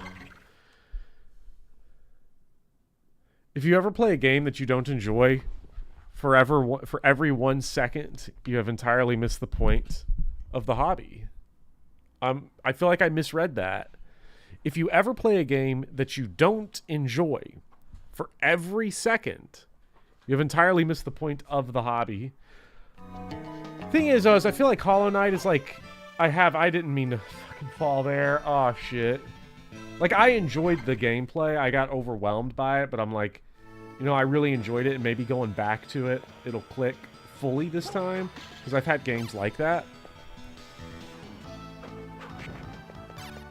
It was supposed to be even. Okay. That clears it up. Well, it looks like we're doing the full game run back now. Actually, I think there was stuff down here that was walled by like both double jump and bricks, so I think we're fine to be exploring down here anyway.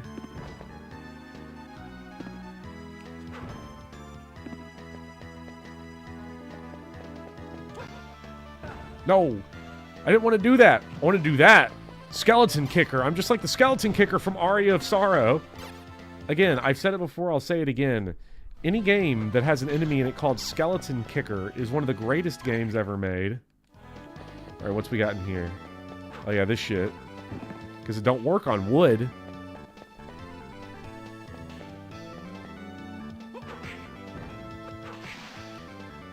Let me...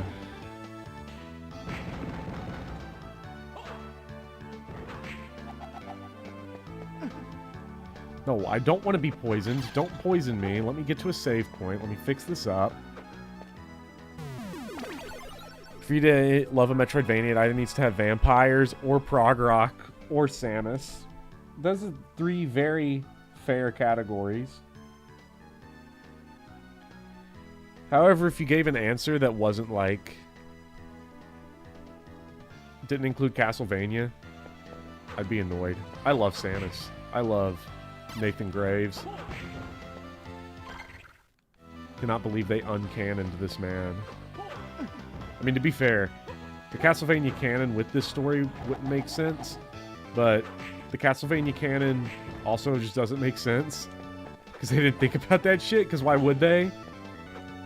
It's a game where you fight Dracula and the Wolfman.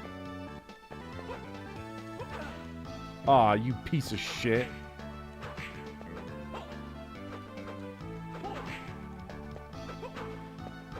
Okay, alright, so we got us a little nice item here. Someone should do an in-depth look in what makes vertical hallways in Metroidvanias good and what makes some of them bad. Because I feel like there's some really good ones, and there's some really bad ones. There's some games when I get into the big vertical hallways that you have to just jump, where I'm like, ah, this sucks.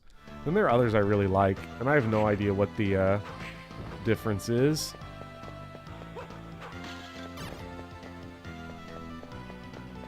Let's see how quickly I kill this guy now. Because he drops him a little card.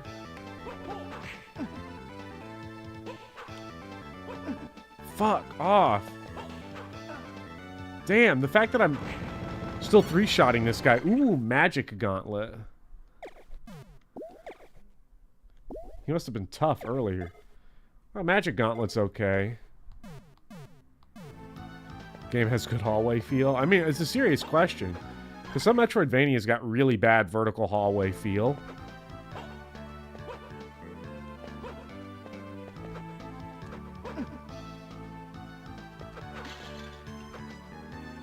If you have to do a lot of work to navigate your vertical hallways, that's just annoying.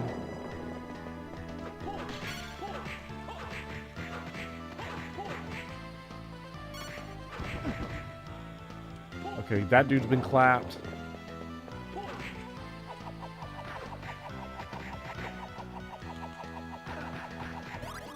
Ooh, nice. Dropped a nice level up there. What is the stone armor's drop rate, I wonder? I'm sure it's toxic as hell.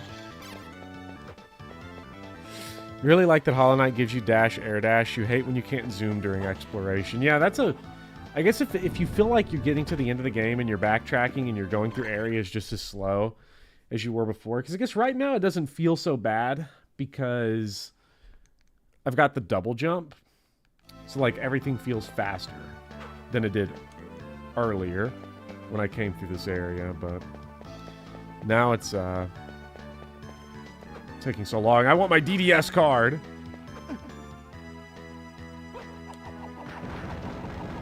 Two shot by Boomerang. You love to see it. He did not give me my DDS card I was looking for.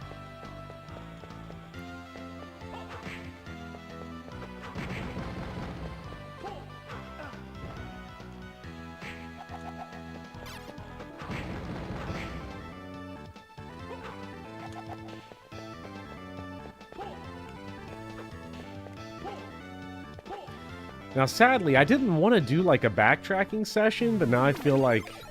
Because now I have to run all the way back up. Stone armor is 1.8. Oh, that's awesome. 1.8. Hey, at least I've got 220 luck. Maybe that makes it, like, 3.4.1? Maybe? Who knows? Okay, I will be right back. I'm going to grab me some water.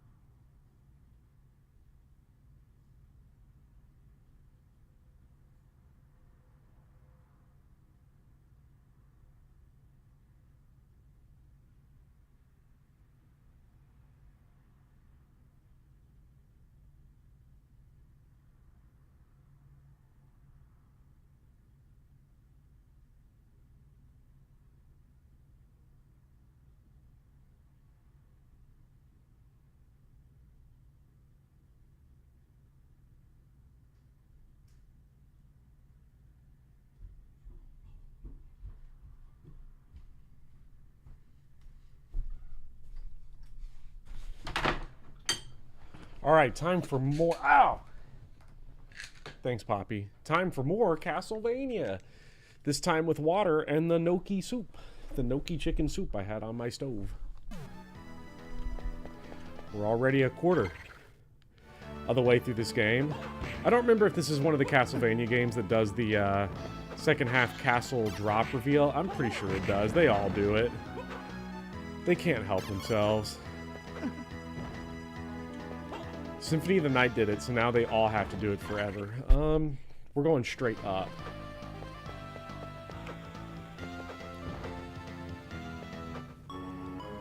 We go around the left for up here.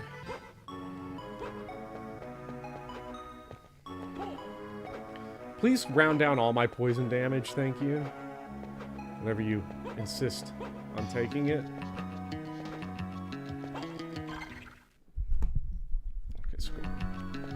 Continuing our ascent up big flights of stairs that are drawn into the background, but we can't walk them. We have to double jump them because it's very important that we experience the full... Oh, maybe there's a little thing here. No, okay, so these are the... Gotta remember, we got our sarcophagus guys up the middle columns, up the big staircase, up the abyss staircase. And we have the wooden... shit is like down at the bottom, so I don't know. Did the math correctly? You should turn the 1.8 into 2.88. Okay, that honestly, it doesn't sound like much, but that changes the whole like experience, because once we get to one-shotting, that goes from what? You get the drop every time you kill like what? What would that be like? Every 18 for every 1,000, 9 out of every 500, into like 28 out of every 1,000, which is 14 out of every 500, which is 7 out of every 250. And that's the type of math that just works in your favor. The lower you can make that denominator, the better off you are. I love low denominators. Have I been using slides, like the kick slides? Periodically, but I haven't had a whole lot of opportunities to like use them since you can't like run into going into them. They're not coming naturally to me. They're probably really good, especially for enemies you can one-shot, but I have not been taking advantage nearly enough. Okay, sarcophagus there. About running the numbers and realizing that a tiny difference is actually... What is it about running the numbers and realizing that a tiny difference is actually so huge that it's satisfying? I don't know, but it just is. I think especially when you're dealing with... we don't often deal with stuff that's small numbers. I feel like, at least in video games. Like, I think that the classic small number is like 1 in 256. Although nothing beats Gen 1 Pokemon small numbers. Okay, so you can use focus energy to raise your crit ratio by 4. Or multiply by 4. Now here's the catch. It divides it by 4 instead, so good luck, bozo. And people wonder, why doesn't anybody ever use the status moves? Well, they're not super useful in single player anyway, but I definitely think there was, because this is like near that first boss we fought, so Dracula is right down here. We don't want to make that same mistake again. That's the barricaded area. And then over here, so you've already done that area. Nothing in there. Final Fantasy 1 is jank to you as well. Final Fantasy 1 is like such a cool game that is so sadly done in by the fact that it doesn't work. Like, if it worked, that game would be awesome. And it still is awesome. I am definitely a OG Final Fantasy 1 Magic System stan. I do not like... Dawn of Sorrow butchered that game. Not Dawn of Sorrow. Dawn of Souls. I've got too much Castlevania on the brain. Ectoplasm. Single-player Pokemon is actually detrimental to learning to play Pokemon. This is why the GameCube games are so good, because Double Battles is just like that. They're just that good. Okay, your opinion is wrong and invalid. What about Final Fantasy 1? Final Fantasy 1's magic system is elite. Well, it's almost elite.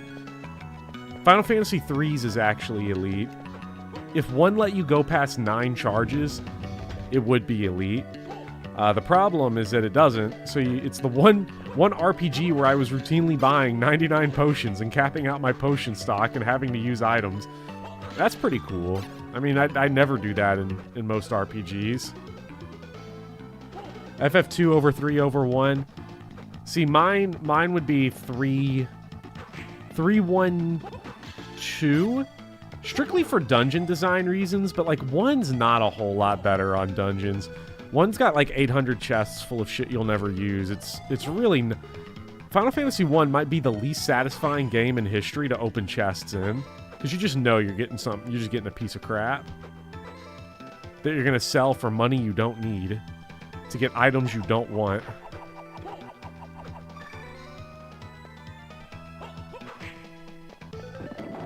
Okay, so we broke our head down there for that. They're not even good at teaching you to play multiplayer singles. Pokemon is crazy. FF1's magic system is essentially old school D&D magic system. Yeah, and I appreciate it. I do like it a lot. Oh, come on, man. Give me a break. Oh, fuck. Well, looks like we refreshed all the enemies. Perfect. That's what I was dying to do. Let's go up the right side this time. Because I think this is a save point. Oh yeah, because this is one of those save points. There's some Castlevania save points, Metroidvania save points you just get burned into your brain because you're like, I remember grinding off that shit for so long. Like just having to bust my ass to beat that part of the game. FF2 dungeons are offensive. They're so bad. Like, I get what they were going for, And it was dumb.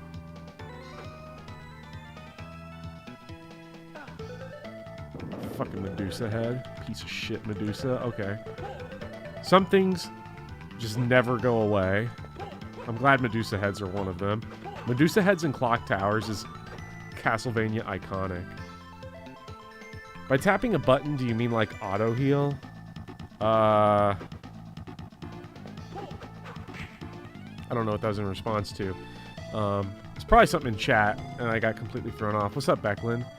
You're shocked at how many save points you remember in this collection just by heart? Yeah. Yeah, it just gets into your brain. I hate fucking knockback. Let's not get knocked back this time by Medusa, okay?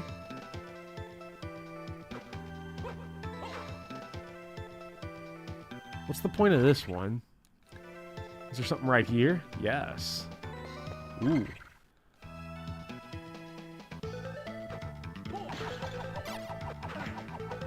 Oh, he just dropped me.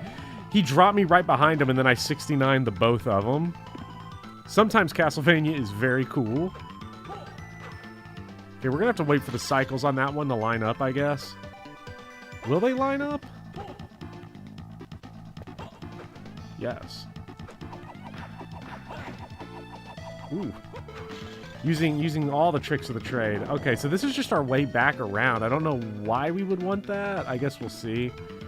Maybe we'll need it. Nice little HP max increase. Oh, I guess we have to go that way. That's unfortunate.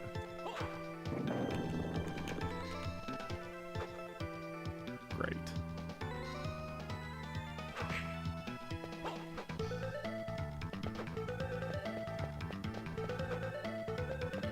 Potions are just so garbage in Final Fantasy games, except for one. Except for Final Fantasy 1. Ooh, stopwatch. If we're playing Castlevania 1 easy mode, the stopwatch is like the best item ever in any game. Because Castlevania 1 easy mode makes the interesting decision, because it does make it easier to specifically make the stopwatch just cost less to use. 3 instead of 5. Which is so ungodly broken.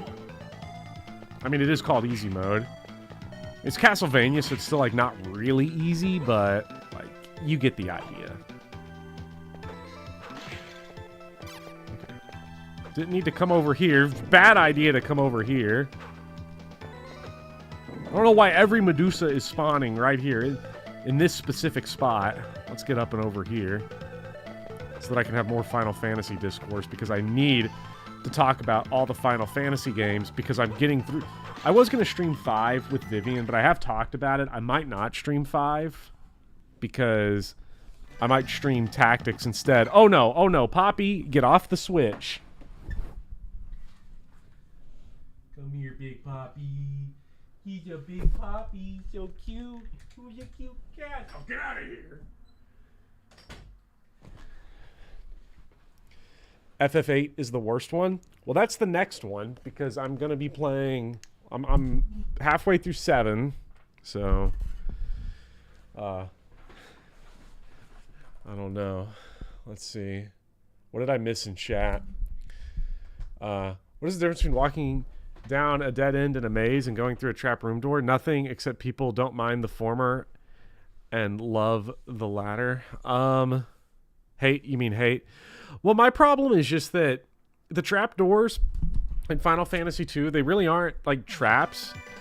They're just boring, and you have to sit through like extra door screens, and in Pixel Remaster especially, it just feels like a waste, because like the heightened the increased enemy like encounter rate just doesn't happen in there, and all it teaches you is just don't go indoors. It doesn't teach you to have fun. It just made me go like, I'm never going in a fucking door ever again for the rest of my life. I don't care what's in there, because whatever's in there is not worth it. It is absolutely not going to be worth it. FF1's dungeons are not a whole lot better, but, you know. I know Final Fantasy VIII is one of those games where people are just super split on it. Some people absolutely adore that game, and some people just think it's the biggest piece of crap. So I'll be interested to see where I fall on the, spectrum for Final Fantasy VIII. I have attempted to play it. It's definitely like a... Final Fantasy VIII feels like a game where someone's just got to sit down and explain it to you at least a little bit, how it works, so that you don't just sit there drawing 99 of everything from every enemy. Because junctioning was so confusing, and it's why I dropped that game. Well, I dropped the game originally. You know nothing about Castlevania except something about gay, depressed vampires with names spelled backwards. Yeah, I think that's a pretty good starting point, especially during this era of Castlevania.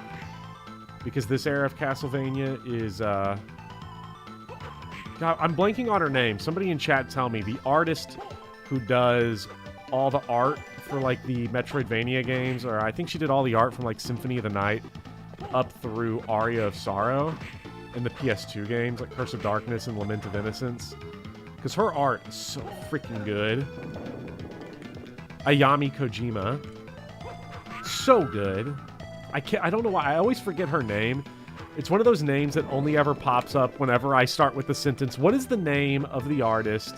She did all the stuff for Castlevania. When Castlevania had good art, before they created the worst art you've ever seen with the DS games.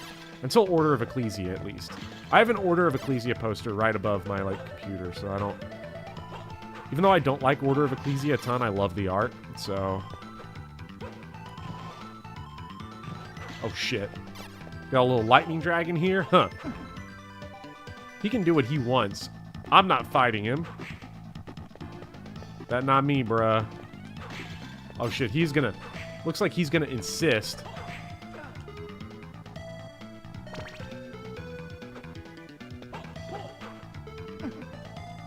We're gonna break out the little magic spell here. Increase my damage by 25%. Really fuck his shit up. Okay, he's fucking me up. Yeah, we got him. We didn't get his card, though. Sad. You have Kojima art for your desktop wallpaper. Her goth stuff just goes hard. It's so good. I don't have a working PS2. I need to get one. Because I bought Castlevania Lament of Innocence. And then I found out my PS2's power cord doesn't work anymore. So now I can't play it. And all I get to do... But that's like still fine. I still feel like I spent my money well because I can just look at the art of Leon Belmont and feel good about my purchase. Ooh, magic gauntlets. You think we get some good equipment at some point? Like better than what we have. I feel like we're just getting lateral stuff.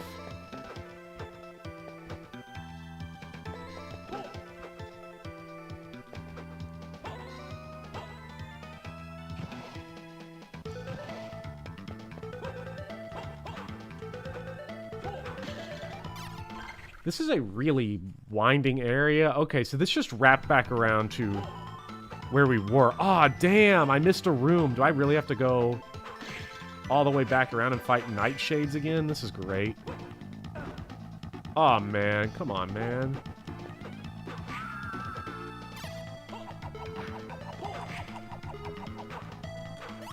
Ooh, nice. Level up. Okay. At least I can go... do something. Pretty sure the PS3 and PS4 power cords can be used with your PS2. Can they? I don't think they can. You want me to see Shinkiro's art? Who's Shinkiro art? Is that an artist or is that a character, Doran? I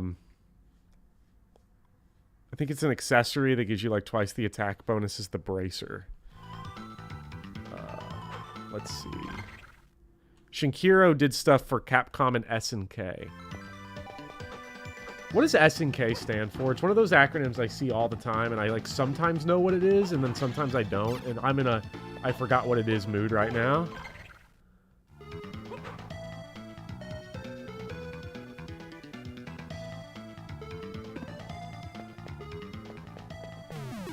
Like, isn't that one of those fighting games?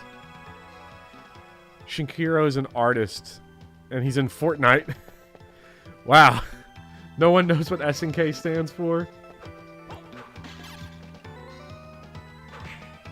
It's just one of those things.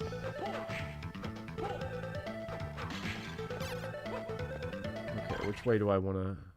So we're looking for the top right and then that middle room. Sadly, means I have to encounter thunder demons again, which I'm not particularly excited about. Getting up to the top right's going to be a pain, but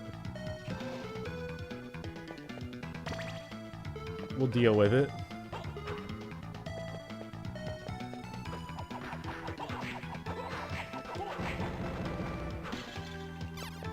Okay, if you just use the boomerang, they're not so bad.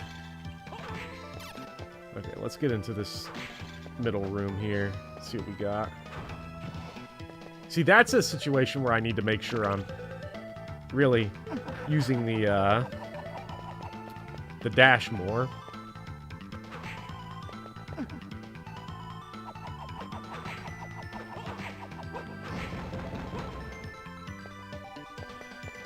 Or the kick, because it solves my elevation issues. Nathan Graves is too tall sometimes for skeleton.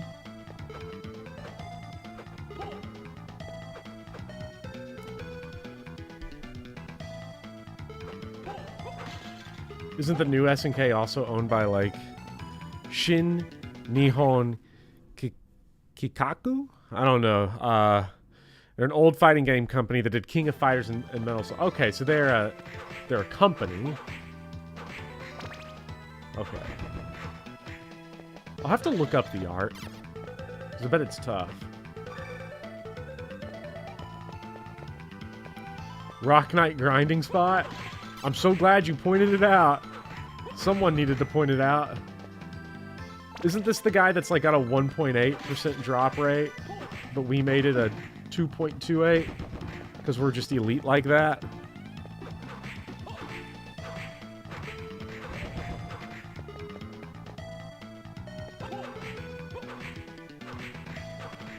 I'm just excited for, like, when I'm gonna have to go grind these out anyway, because I'm gonna have to look up what are the broken combos, like the actual broken ones that isn't just increasing your damage output by a ton. I don't think any drop rate in this game is above, like, 2. I guess the tutorial one's got to be higher, though, right? Because, like, we got those ones pretty immediate.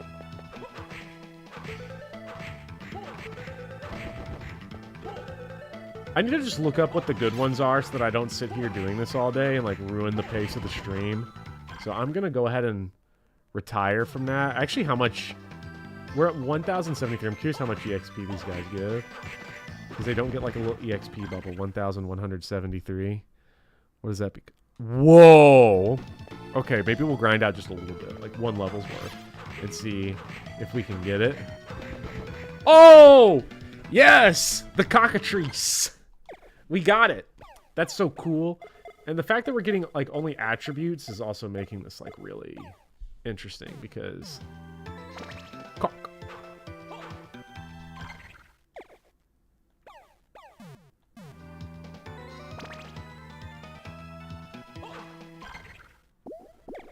It doesn't know. Huh. I wonder what that is doing. Maybe I have to leave and, like... Whoa! Stone whip. Enemies turned to stone can be used as platforms. Okay, so I think that one might actually be necessary for progression.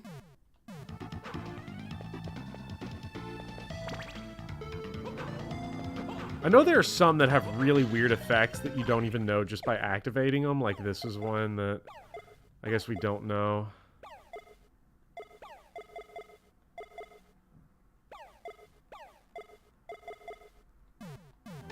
Let's stick with this one for now. The shitty ice beam. Oh shit, I have to get back up there. Oh fuck.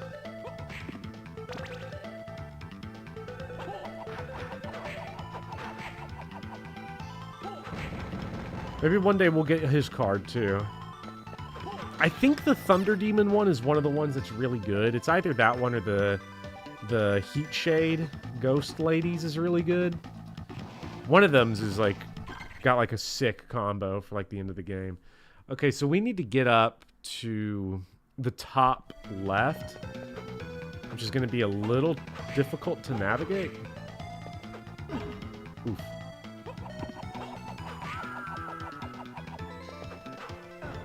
Come on, man.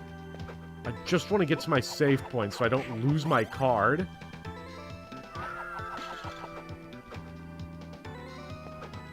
Losing 2 cards would be toxic as fuck. So, I would like to get another one, but I'd also like to save. Which I think we'll get right here, so... He's a white-haired anime boy? You have adopted him now? Who, Nathan Graves? Is he your guy?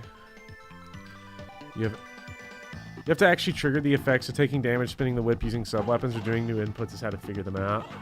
So not just attacking. Okay, let's actually try this one then.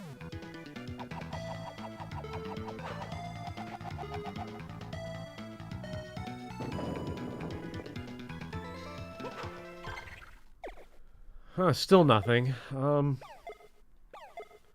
We'll figure it out at some point. Well, I want my health back, though.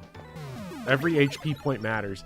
Especially because the game has given us 1 potion that now at this point heals for what? Like 6% of our max HP? Oh, wait, I didn't turn the card on. What a fucking dumbass.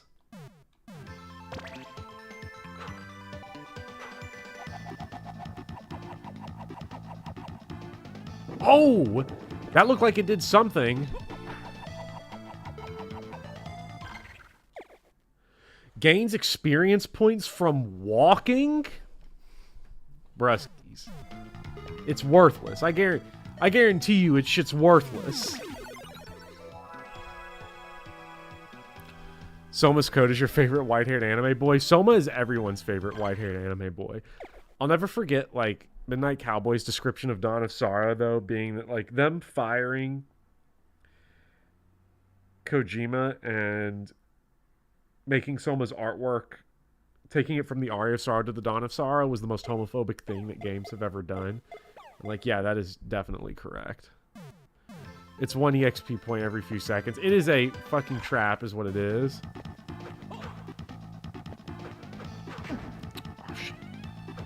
Heat Shades are like one of the more annoying enemies to grind off of because they float, they jump, you have to get around to them. 1984 is when no fur coat. Exactly. He was spitting. I'll have to find it somewhere where he had said that because it is one of the truest things. One of the most true things that has ever been said.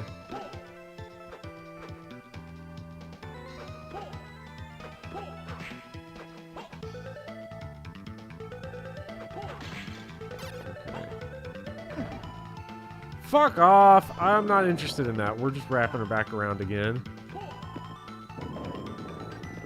Because that nightshade up there is not going to do me like that.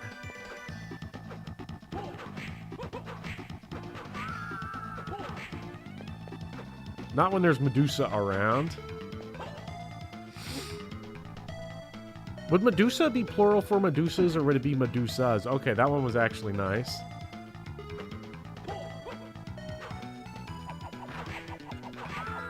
Okay. We got that.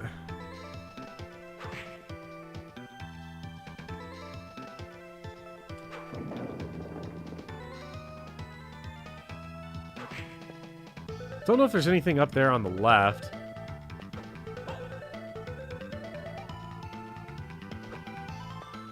I feel like there's probably something there on the top left because they give you the item slot, or they give you like there's the raft you can ride over to it, so I'm sure it's there. This is the perfect heat shade spot, by the way, I would say. Oh fuck, they got me. They got me. That was a good jump scare right there. On the Fox Archers is just picking me apart. Let's see, there's rooms really all over the place. I should probably have gone to the down one first.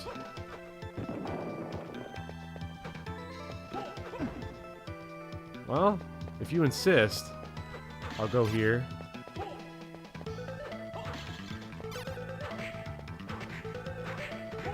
Come on, man. Cut the shit. Stupid Fox Archer. I hate these enemies that just pepper you.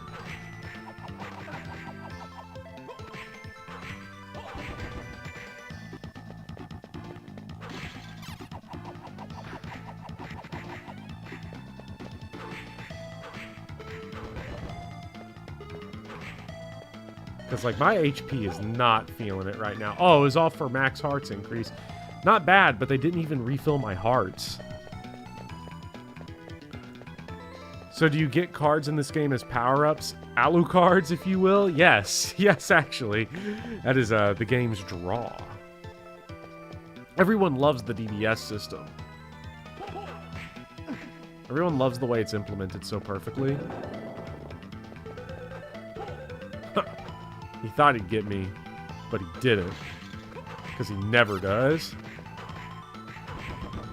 Fuck, I'm getting whooped all to pieces.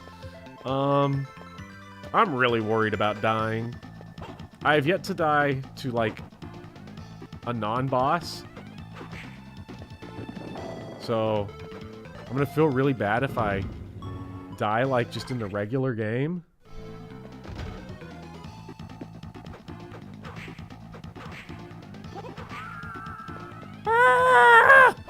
I love some of the death screams that they have.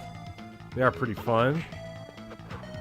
That's a very morbid thing to say about Ghost Waifu. Oh, fuck! Especially when they have the just nuts to snipe you like that. This feels like a gauntlet haul that's gonna kill me. Yeah, fuck that shit. Going the other way. I'll come back later. Oh, man.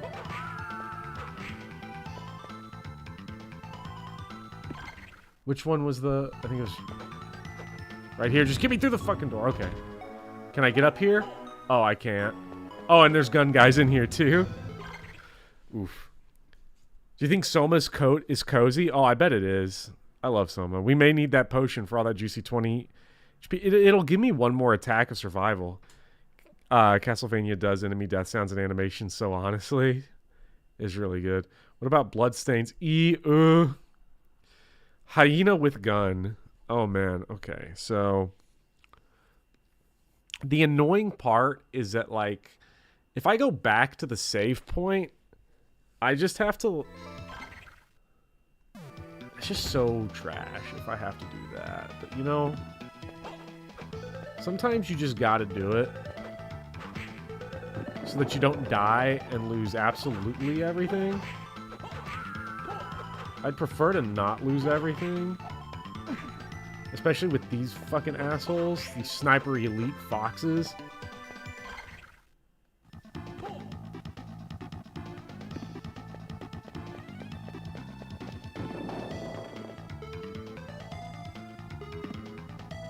Honestly, this run back to the save point, not so bad.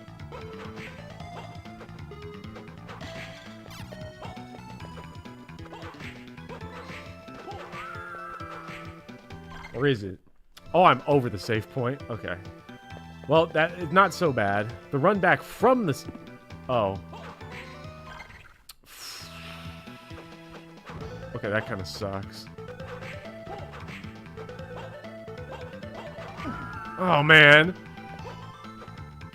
Oh, this one's gonna be close. Not that close. Okay. We want to get back to that top right room, I think. Just warp back, bro. Potion. Cringe. I'm gonna die. We're all gonna die. Nathan Graves. Sad Nathan Graves.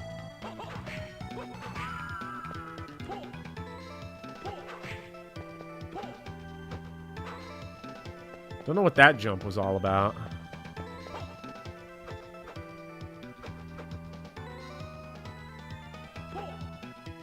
Oh, okay. It's puzzles like this, or it's navigation like this, which is why I probably will never beat Hollow Knight. No!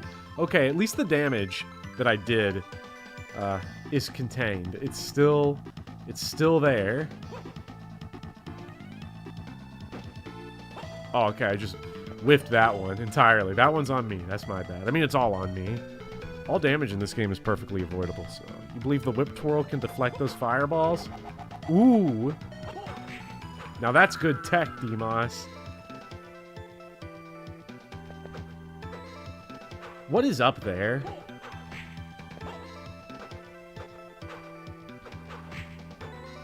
Wait, that Medusa just dropped something.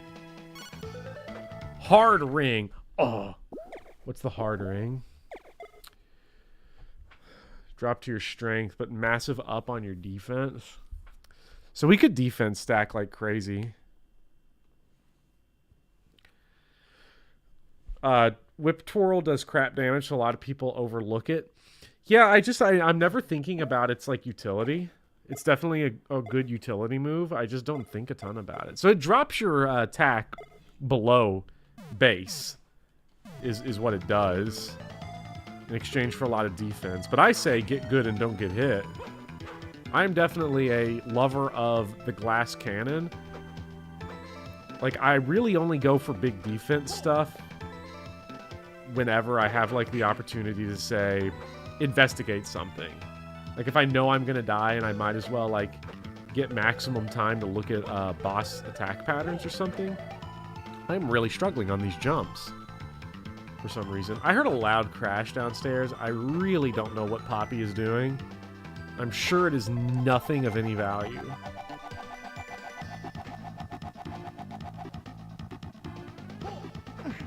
No! I could see that one coming a mile away, and I hit the double jump anyway. It's like a point of pride, because once you get the double jump, you have to always double jump.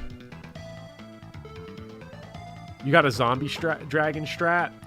Zombie dragon is such an annoying boss. I remember vaguely how I did it. The problem is I can't go back and see the footage because it was corrupted, which is why I'm doing the stream. Okay, just a little one. Okay, now we got to get to where? The top right? Top right. Gotta remember that this fucking bastard is...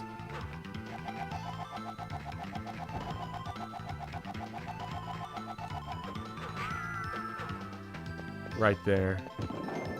The fact, though, that I have soup on the stove, it didn't sound like it, and I'm sure I would have heard Poppy whine if it was something like that. It was like hot soup. I mean, it was like on low, but still. If it's at the edible heat, then you know it's bad. I'm gonna have to go... Oh, wait, no. This was the one where we couldn't. It was the top left I needed to go to. I'll have to go check on him in a second. It wasn't a loud crash, but I'm gonna go see batteries all over the place. I really like Big Poppy. The problem with a kitten is that they're fucking insane. And usually it doesn't bother me, but it gets on my nerves in the morning when I'm trying to, like, get ready. That's when it drives me actually crazy. That's when I'm like, I could never have kids. Like, I just couldn't do that. Gauntlet. Finally, a real weapon. Let's see. Ooh. It's a big attack increase.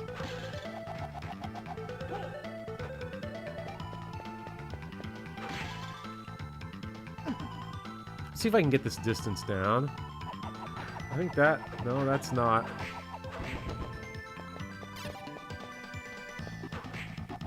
Ooh. One-shot the slime. It's big when you can one-shot the slime. Save point? Save point. Now I want to play Gauntlet. Never played Gauntlet. Still remember beating Virgil 3 on DMD with Virgil. That room's for after you beat the boss. Because we're going to get, like, the big jump or something. We're going to get something nice.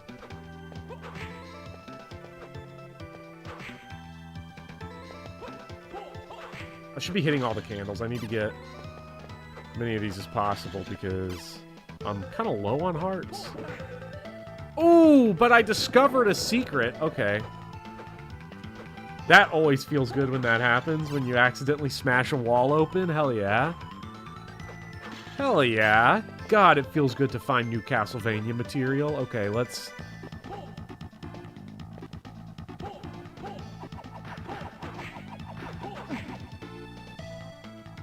And he's gonna drop the card. Oh, we get a level up? And we get a power-up. Aw, what a room. That's an elite room right there. Cotton robe is probably not better than what we have, but... No. It's only slightly worse for a big jump in intelligence. Oh my god. Is this worth it? I mean, I think 5 points of defense is worth 100 intelligence. FF2 would never. I just don't know what intelligence scales exactly. I don't know if it's sub-weapons. I don't know if it's specific DDS setups. This is definitely worth keeping, though, because there's some crazy magic ones in there. Fireball Nathan. Fireball Nathan. Int is MP regeneration. Okay. So...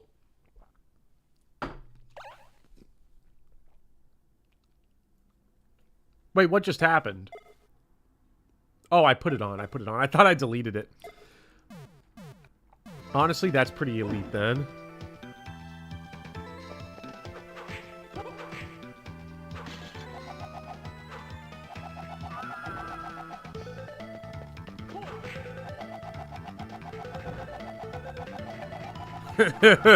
It's satisfying every time. Every time you get it to work, you're like, oh shit. Little boss room here. Let's little nice quick shortcut to the save room. I think now that I don't have to fight that Thunder Demon, let's just go ahead and get healed up. Get a full refresh. I'm up to 5.25% on Thunder Demon, so it would be worth grinding it off at some point.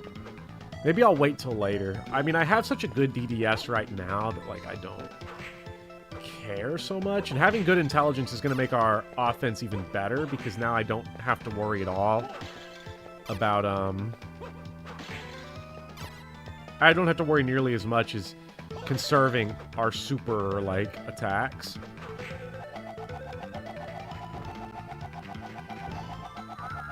It's so good.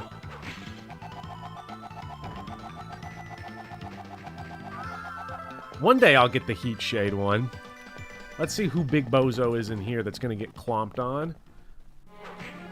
The Iron Golem? Fucking scrub. Oh, he's one of these guys. Oh, I fucking hate the bosses that drop shit from the ceiling. Wait a minute. Do I still have the... Okay, no, I was thinking I still had EXP guy on. Okay, okay. Not bad, not bad. Oh, shit. He heals? They heal now! They heal now!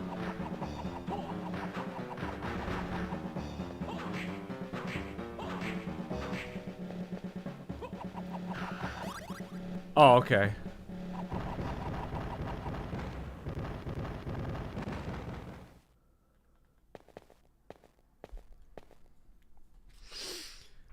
Hugh, are you all right? What are you doing here? Are you trying to take away my glory? What are you talking about? I just want to save Master. You're in the way. I will defeat Dracula myself. And then... Hugh?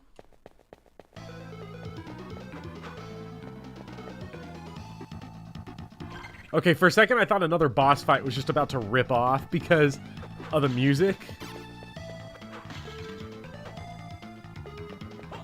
What is this? Kick boots. Jump against walls for extended heights. Rush forward plus special button to execute. What? Rush forward plus... Ah, okay, so you just smash that R button. Smash that like button. Sasuke? I love these guys. I love these goobers like you. I forget what the guy's name is in Belmont's Revenge, but that's a fun fight in Belmont's Revenge, but it is a little bit like, once you know the positions you gotta stand, you just cycle them, but it's okay. Hey, we leveled up, so now we have raised drop rates on all these things. Okay, so now we can kick. Kicking! I want to do some kicking! So now we can go to that one part in that one room that we couldn't get to earlier. I don't know how much we can wall kick, The clock tower bass line is so groovy. It's so good. Like, Castlevania just has regular music that sounds like it should be boss themes.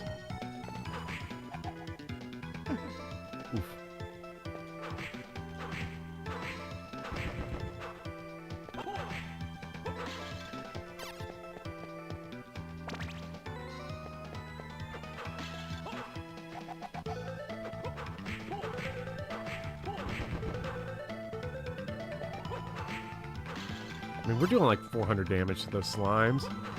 435. Oh, it's comical. I think maybe... So luck increase for...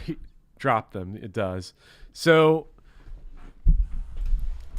If only I had more power. Words I've only ever heard spoken by true friends. True friends get it.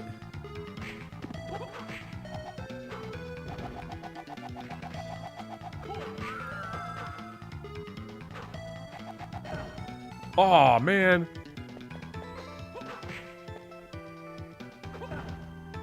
No, I'm gonna get your card. Heat Shade. And Thunder Guy. Okay, let's go and... Huh, kick! Huh. They've got guns now? God. And they rear up and they get a nice little animation. I remember this hallway being really fucking hard. Because of werewolves.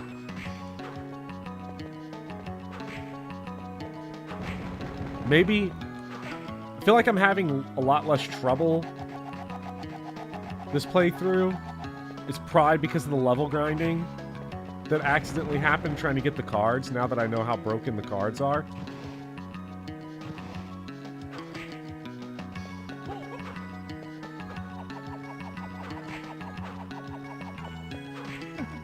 Oh, man.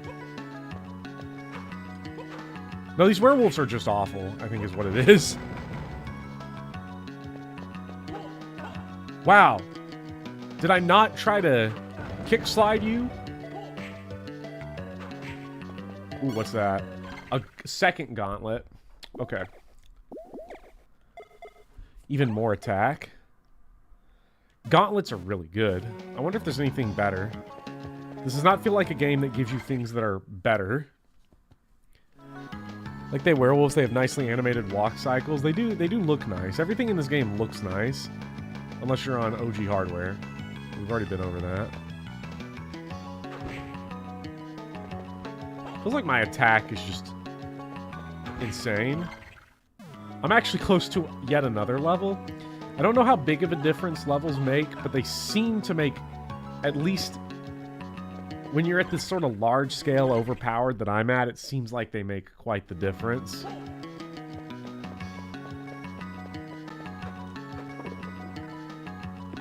Wait, can I get up there? Yes.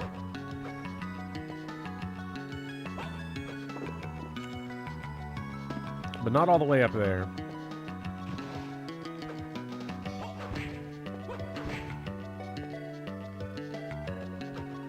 We're gonna want to drop back down. I'm feeling secret right here. No, secret vibes is off. If I can go all the way back around there and then up, it looks like I can't go up there yet with meanwhile, Nathan with his 3-frame walk. Alright, we gotta save on processing power somewhere. Let's hit that save point.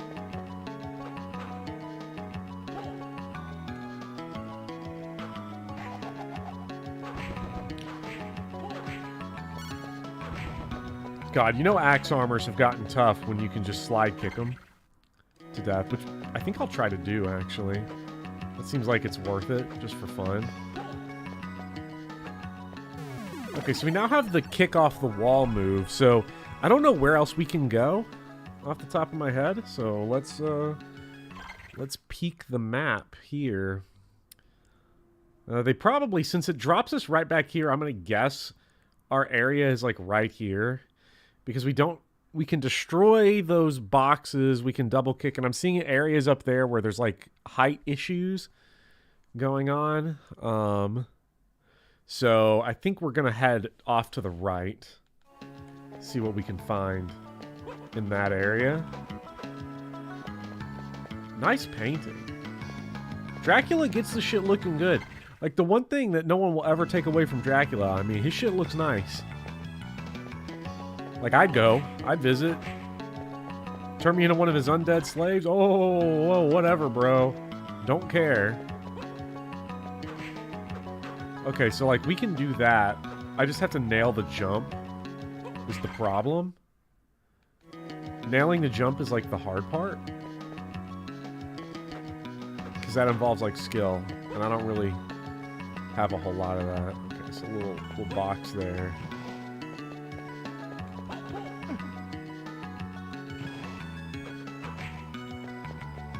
Oh, this is our grinding hallway. I remember this place. What a throwback. It's been so long. It's been like a whole hour. Miss those guys. What legends. Still using that one slime guy's card to this day. This is a long boss run back. Huh. I have save states. There's no long boss run back for me anymore. Okay, so there's the door, like, here that we can get into. And then there's the one down there. I feel like the one down there is going to have a big old secret in it because of the nature of how we access it being, like, such a pain in the ass. Actually, I wonder if we can... Can we even make that? I don't know. That doesn't feel makeable now that I look at it. Like, the ceiling is as high as our head. I don't know if we can double jump that one.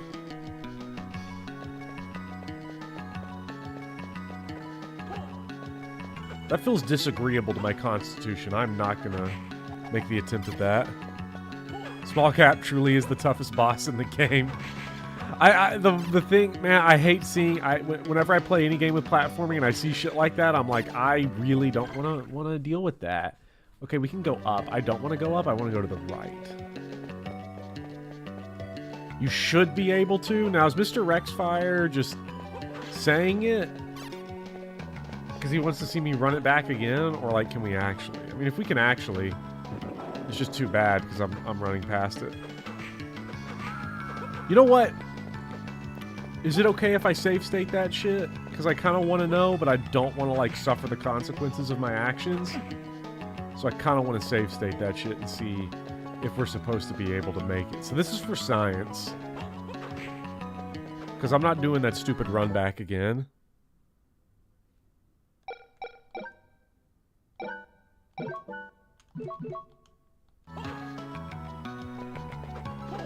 Oh, we made it! I didn't even need the save state. Oh, that's tough. Oh, wait, it's an HP max increase? Hell yeah. You just gotta time it right. Which I don't do. Oh, hey, what's up, slime? I love that slime. That slime's a legend. You received purple essence. Couldn't you just rewind? What, just now? Eh. Like, I would rewind, but, like, we haven't sullied the run yet. I want the run to be unsullied as long as we can.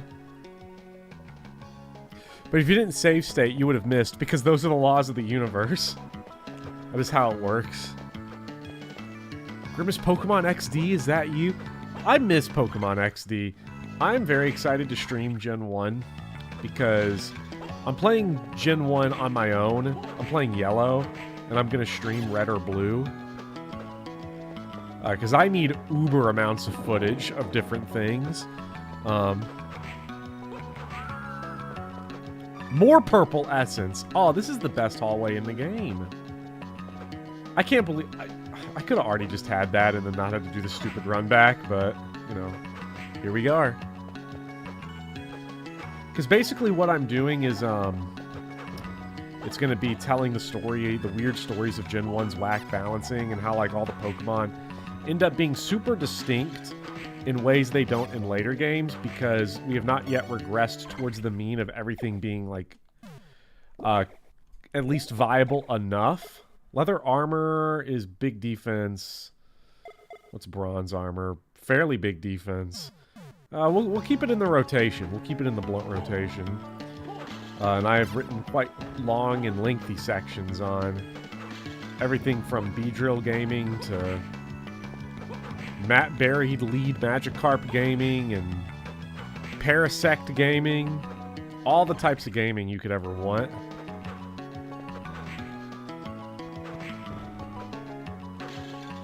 It's honestly just a matter of finding which Pokemon I want to tell stories on. But Fearow, I'm trying to find a spot to fit Fearow in. It's just not happening yet. I've talked a lot about Golbat. Very briefly talked about Kabutops and Executor in the Parasect sections. Like, just, I don't know. I just want to find like weird ways to talk about Gen 1 because I feel like Gen 1 gets a lot of shit for stuff that's actually kind of cool. Like its horrible balancing. Because its balancing is not that bad.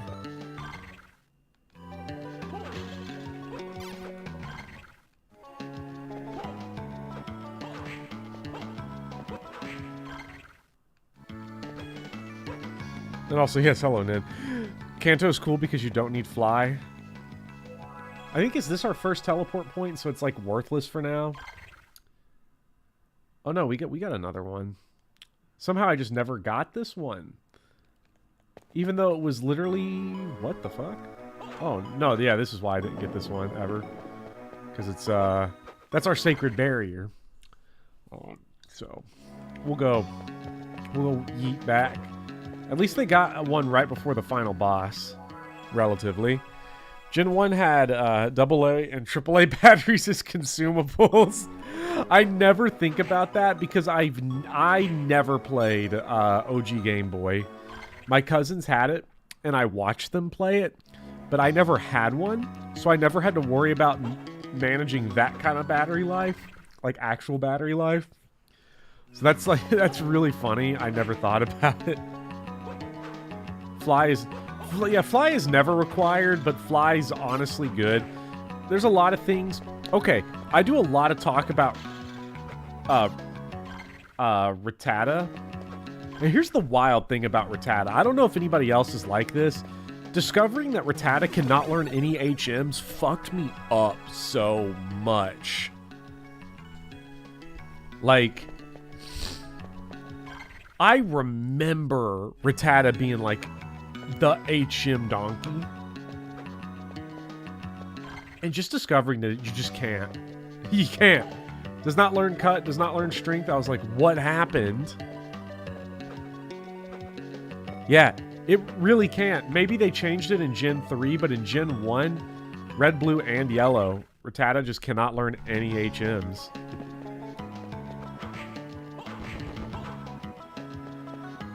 What is cool, though, is that, like, the actual good HM moves are Fly and Surf. It's weird, because Cut is not... Because I wrote this big, long section about how Rattata's, like, good at using Cut, because, you know, it's Stab and stronger than Tackle, and Raticate's really strong, so, like, you have Pokemon that can actually find weird value out of things that most players find annoying. And then, like, I just looked it up when I was reading Rattata's moveset, and I just happened to notice Cut was not there, and I was like, what? But I didn't waste any of my time, naturally, because I'm not going to waste an opportunity like that.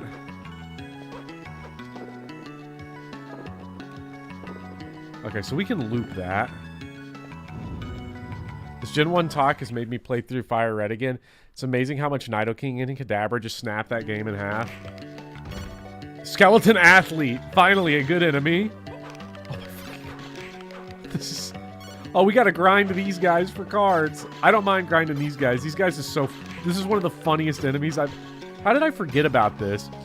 This is Skeleton Kicker tier. Castlevania games are so funny. To me, like, when I hear people talk about how they don't like, you know, they don't see the comedy in, like, you know, Dark Souls or Castlevania, it's so foreign to me to not see how amazing these guys are. 0.75%, a new low. At least they come for you. Our Pokemon Sacks game and half Kanto is a lot of because a lot of the Pokemon are designed to be enemies, primarily. Pokemon's Dragon, a boss Pokemon. Like, Dragonite is to be there to fucking wall your ass on Lance. That's what he does. He does it very well. Unless you have Ice Beam. In which case he doesn't do it so well. But I didn't know that as a kid. Because Ice was one of those exotic types that you just don't use. So I didn't fucking mess with it. Also finding out that there are other weird things in Gen 1, like Mankey doesn't learn... Now they changed this in Yellow, but in Red and Blue, Nidoking, like the Nidoline, doesn't learn Double Kick until like level, like, 42. And Primeape doesn't learn a stab attack, like doesn't learn any fighting type moves until like level 30. It's really bad. Oh, took a capture. Well, we've lobbed off this whole area, so maybe we go back to the teleporter. Yoink back to that room, because it doesn't seem like our progress is here. And I couldn't get anywhere. I think the stuff right across from the save room, I'll double check on that because we got to go back that way anyway. But I think that was walled off by something. Nothing learns a good fighting type move. Yeah, but like, it's amazing that before Brock, you just don't. Like, honestly, giving Metal Claw to Charmander, biggest L of Gen 3. Shouldn't have done it. Took away Brock's mystique when you play as Charmander. Crit Karate Chop would have been great if they remembered to actually make it fighting. It's really funny how Karate Chop is normal and Gust is normal. I guess Gust being normal isn't necessarily the worst, because it's still stab on Pidgey, but like, come on, I'd rather it be flying so that it could at least cook some stuff up in Viridian Forest or whatever. But then again, Viridian Forest is just the get the Beedrill simulator.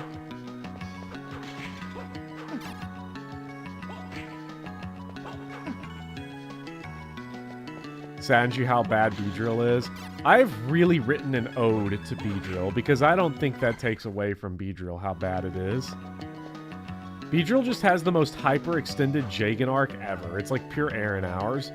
It's like I was really racking my brain as to what you would do with Beedrill, and the thing I figured was that Beedrill exists strictly to kill Staryu, or Starmie, whichever the evolved one is, and that's it. That's all it can do. And then it goes away. Forever. Because its second stab bug move that it learns is worse than the first one. But it does learn Focus Energy, which would work great with Pin Missile, or Pin Needle, or whatever. But, because Focus Energy is broken in Gen 1, it's ass. Alright, I think that bottom right is where we're going to gun for. Bottom right, or maybe the left. Because now we're wrapping the world up around for like our third time.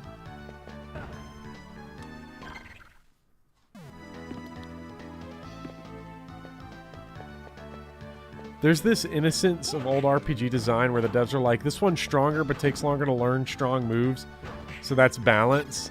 As if everyone isn't going to grind everything to level 100. Well, Pokemon's even worse about it. It's even funnier because, like, shit doesn't even learn good moves in Gen 1. You have to invest in it. Like Parasect, what I've learned about Parasect doing this video is I've always loved Parasect as being a real shit sucker in Gen 1. But like, Parasect is actually really good. Like the stat spread's fairly nice. It's in the middle of the pack of base stat total. And like, it can learn Dig. It can learn Solar Beam. Like, it's got things that it can do, but you have to invest in it. And a lot of the Pokemon in that game are like that. Like, they don't just naturally be... They're not naturally good. You have to invest in them, which a lot of people not going to want to do for a lot of these bad Pokemon, especially when Pokemon like Jolteon and Alakazam are just right there, which break the game because of its... Like, there's the physical special split, but the special split was also, like, an interesting thing to completely change that game. I wonder, can we get this to work? Is Spore in Gen 1? Spore is in Gen 1.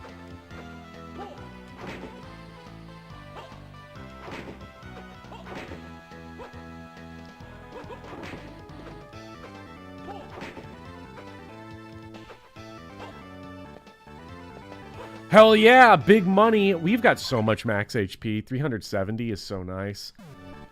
I don't know if we're supposed to be able to get that yet, but we did it. I think there was that area upstairs that I should have probably done that in, but I didn't. Because I didn't feel like it, but I should have felt like it because I bet it gave me something nice. It still sucks. Only Parasect gets Spore in Gen 1. I mean, your Charizard knows Fly, Flamethrower, Fire Blast, and Fire Spin. He's unstoppable. I love childhood like movesets for Pokemon. They go so hard. The thing I love about like the HMs, this was the thing I was going to say with the HMs. The two insistent HMs, Surf and Fly. Surf and Fly present a real problem because like they require you basically to have certain types. I know Fly is... It's not required to beat the game, but it's sort of like Flash, where it's like, okay, it's not required to beat the game, but on a first playthrough, you're gonna need it. Like, just because you're gonna get lost, and you're gonna want to go do a bunch of stuff, and go back to Pewter City to get your Aerodactyl, and then teach it Fly. So, like, yeah, you want some of that shit, like, you know you want it. But they made those the two good attacking ones, Fly and Surf, because they require you to have a certain type on your team. You might as well at least have the goddamn common courtesy to make them actually really nice, damage-wise. Real ones teach Surf to their Rhydon. Does Rhydon learn Surf?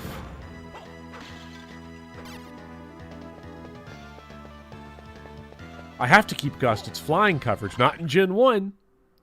Gen 1 is so cool.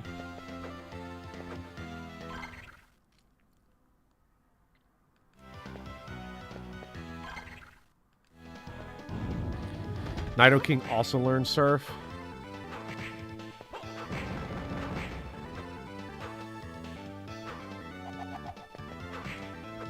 See, this is the thing that I'm loving about working on this video, because like Nidoking and Rhydon learning Surf in Gen 1 is like... Here's what's awesome. There's so many things in Pokemon Gen 1 that come off as like really well thought out, intricate design. And then you just find out that Nidoking also learns Surf, and then you're like, well, what the fuck then? then did they really think it through? Why am I adding all this extra good design to their game? And it's fun talking through, like, all of the things that are obviously good design in Gen 1, and then about how they just kind of subverted it themselves.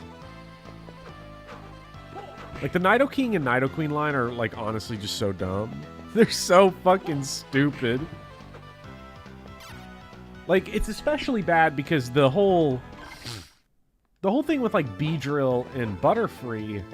I mean, Butterfree has a really good arc in the game because Butterfree goes from really good combat to really good utility, so at least grows into something.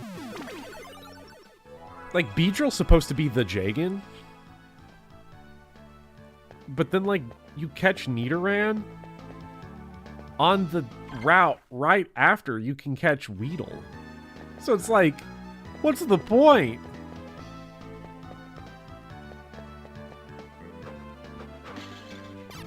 Gotta kill this guy. He might drop the card.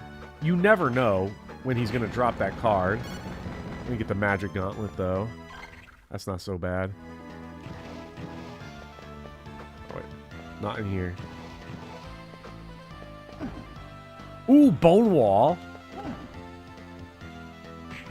We love Bone Tower. I love getting bullied by the Bone Tower. Oh, man.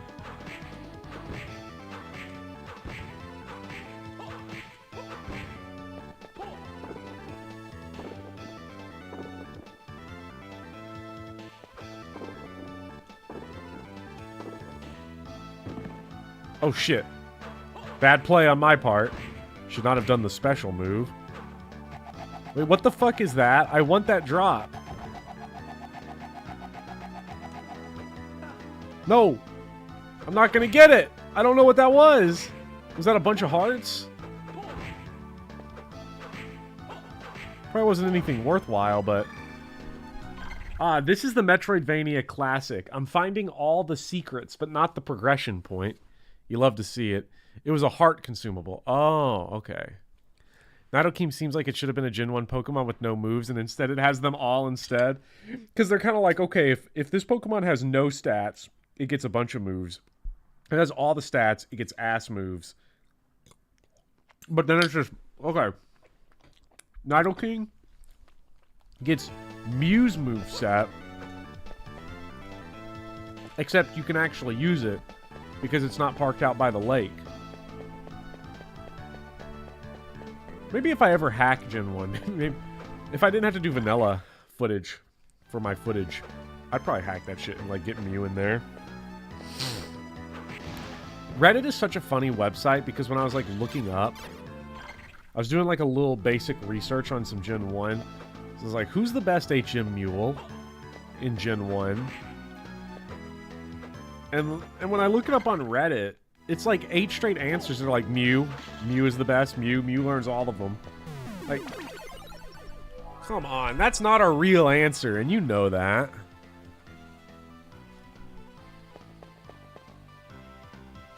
There should be a Camu Pokemon. You try to catch it, and it just refuses. So, isn't that Chansey? I'm pretty sure that's how Chansey works.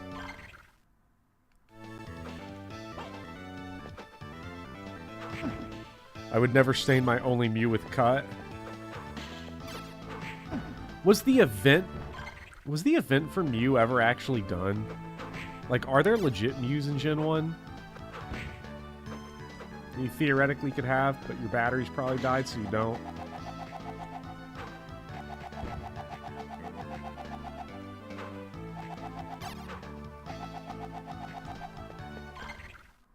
This is clearly not where I want to be going. I want to be going to the right.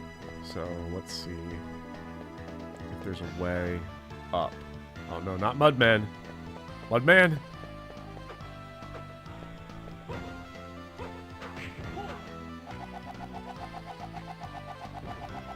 First movie, maybe? That would make sense, because they did like the Ancient Mew trading card. That every kid who had it thought they were hot shit.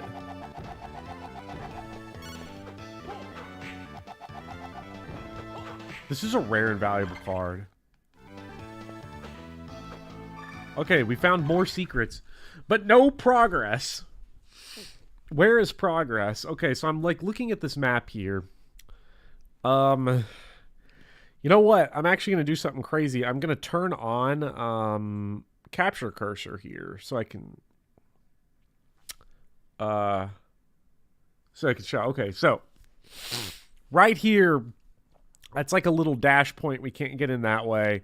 This is too wide. I think we're going to have to jump straight up.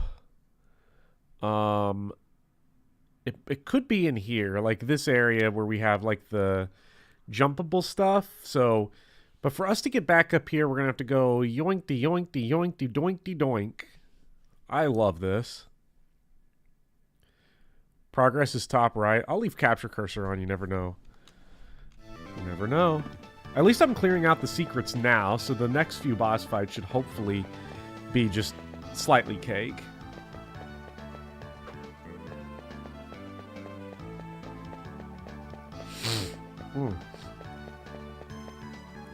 Explore Gen 1 glitches. Nugget Bridge Mew is a classic.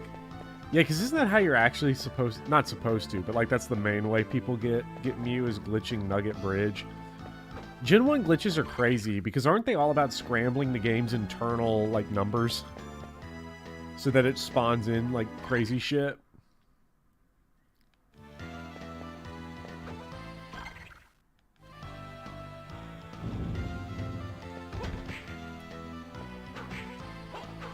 Same method as level 100 Nidoking, and I believe that's the the Viridian Forest glitch. Like, there's some tough Gen 1 glitches out there. I need to get... Well, I also know there's the glitch in, there's the Pokemon... I don't know if this is Pokemon Yellow specific, but I feel like I've only ever heard it with Pokemon Yellow, where you can beat the game with 0 displayed time, because you can just... If you like frame perfect input, it just warps you to the final room of the game. You can fight Professor Oak, which is wild. It's a shame you can't actually fight him, because his team... Wasn't his team kind of tough, or was it actually whack as fuck, because it was unfinished? And, like, had, like, Missing No in it. Oh! Serpent card! Okay. We don't have any action cards. I mean, it is making our life easier for, like, getting this stuff, but...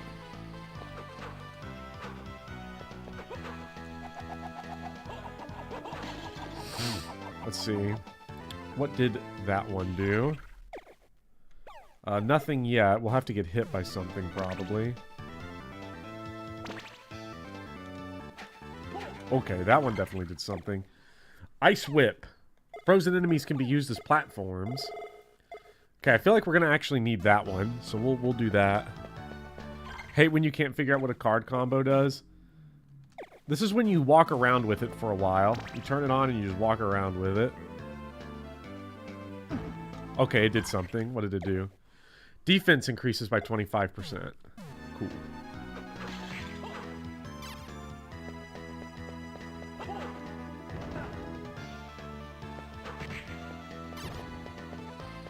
It is funny, like, just seeing the numbers in this room now. Now that we're 3 hours into the game. Well, we're 3 hours into the game. I don't know how far into the game we are, though.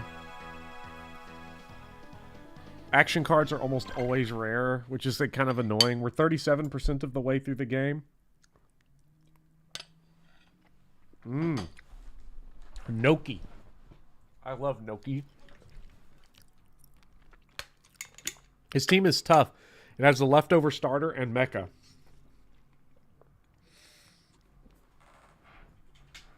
I do mention Execute in the video, Executor. Fun Pokemon. I have Executor there so I can get one shot. Well, no. It beats the shit out of a Parasect that I did in Pokemon Showdown. I have Parasect absolutely obliterated Kabutops. That's a very unfortunate section written in the video where I'm, like, describing Parasect, and I'm like, the problem for Parasect is that grass is only super effective against water. And I said this legitimately. And I was really racking my brain for, like, a whole day at work. I was like, grass is super effective against something else, but... I can only think of water. And then I just wrote it as if it was just water. Then it dawned on me later, so... It's going to be one of the weirdest written scripts ever because I'm leaving a lot of my mistakes in there intentionally because I think it adds to the just... It's not an actual analysis of Gen 1 as like a serious gameplay analysis, but like a aesthetic appreciation. So I think just fucking messing shit up adds to it. This is an 8 to 10 hour game. I wonder... Okay, wait. Yeah, that's that shit.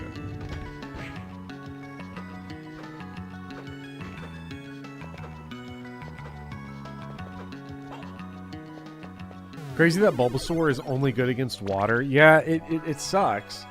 Careful, you know how Pokemon gamers be rabid. Well, the thing is that, like, I write the mistakes in, but I kind of wrap them all around. Like, the correct information is all there. And it's because it's basically a gigantic, inspired by Chart Party video. I've got, like, huge graphs I've been building in sheets. My only problem, and this is where I'll probably need to enlist some viewer help at some point, is getting high res graphs, making really high resolution graphs that look good. Because, like, I'm really working overtime on these Google Sheets graphs, and, like, they're okay. Like, I'm really exhausting a lot of the stuff. So, and there, you want to hear a joke? Picking Bulbasaur? Bulbasaur is good.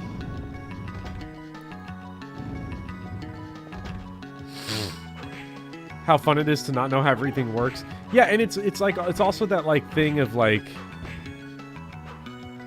because I run, because, like, with the Raticate cut thing, I run that for, like, a long time, and I'm actually going to intentionally get footage. I'm going to use a Rattata when I play Gen 1, just so I can get it all the way up to cut, and then have it not be able to learn it. Because I just run the whole Rattata section as if it is, until the moment hits me where, oh, it can't. Oh. A little 404 error message. Let's see, how do I want to go about this? I think we'll go... Damn, I should have, actually, yeah, the warp would be better here. The warp would be better here. I can Run up and warp. But the aesthetic of like learning Pokemon and how Gen 1 both is like awful and beautiful at the same time is really something I want to get across. You should gaslight people by showing footage of a hacked Rattata using Cut. I'm sure we can do that. I'm sure that can be done. That'd be fun.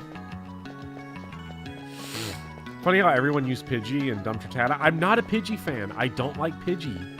Pidgey's boring as fuck. And it's funny, because one of the things with Golbat that I talk about is, like, Pidgey got, like, a better reputation than Golbat. Because Golbat's, like, annoying, because you see nothing but Zubats. It's, like, common enemy fodder. They're also the main enemy you encounter in the most annoying area in the game, which is the caves. So everyone hates on it, and I just assumed that because of Crobat... Oh, okay, Golbat, like, sucked, right? Like, it was bad. It had to be, because that's why they added Crobat, but, like, Golbat is just straight up in the same zip code in terms of stats as Pidgey, and it's crazy. Golbat also just has the best Gen 1 sprite.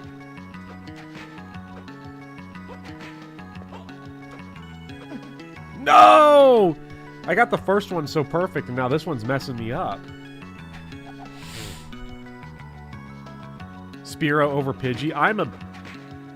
I'm a big... I've used Fearow. You know my favorite flying type in Gen 1, though, that I've used the most? Gotta be Dotrio. Love Dotrio. I dig Fearow. Do not dig... First of all, like, learning that it's Pidgeot instead of Pidgeot is, like, actually toxic as fuck.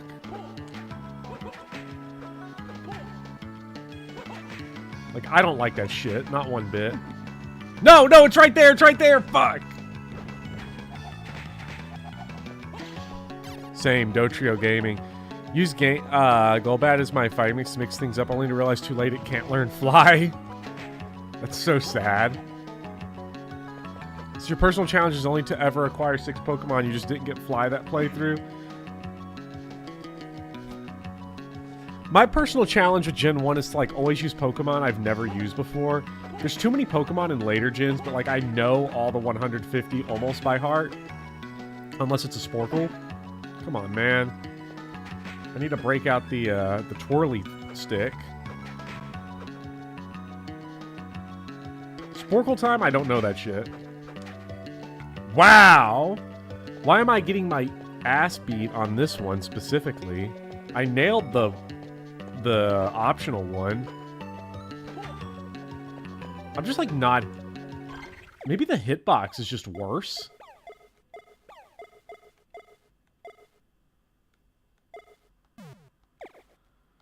Let's see, maybe the Stone Whip is just better.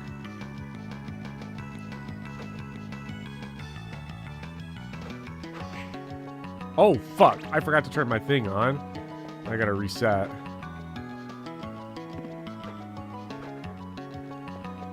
Genuinely like Mr. Mime's aesthetic. You need to use him on a team sometime. Isn't Mr. Mime one of the Is there a name changer in Gen 1? Because isn't it the case that, like, Mr. Mime and Jinx you can just not have? They always have their traded nicknames. Marcel? Really? They named it Marcel? That's actually kind of awesome. I love all the Gen 1 stupid puns. Wow! Yet again. Bodied by this bullshit.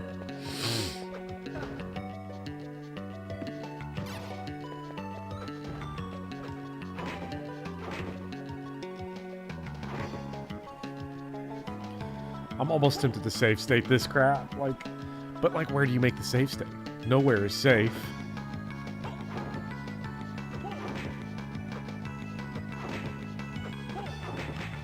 No! Wait.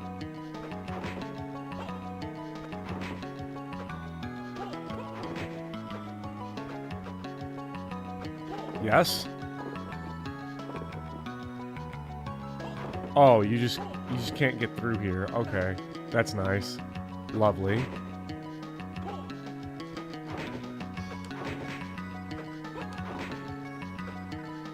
Wow, wow, wow, wow. Oh, fuck.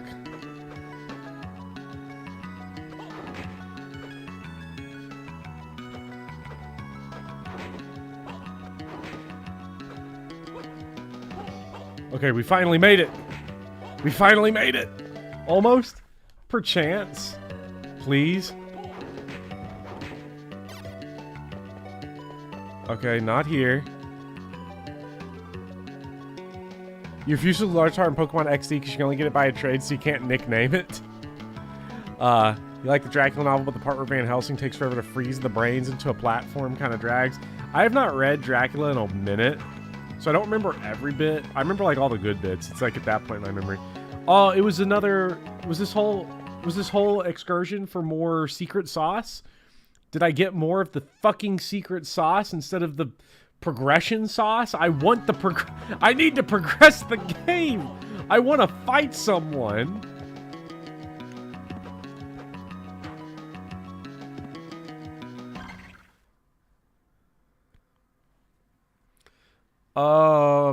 Okay, we go to the room to the left now.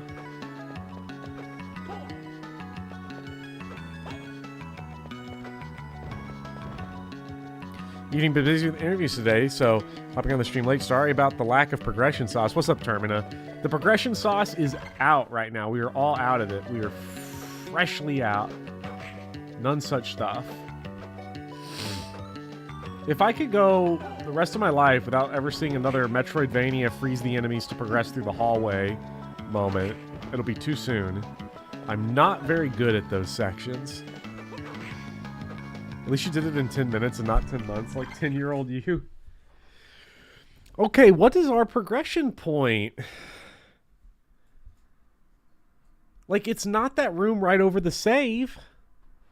I don't think, because that hallway's too wide. Is it somewhere in the left there? Is it, like...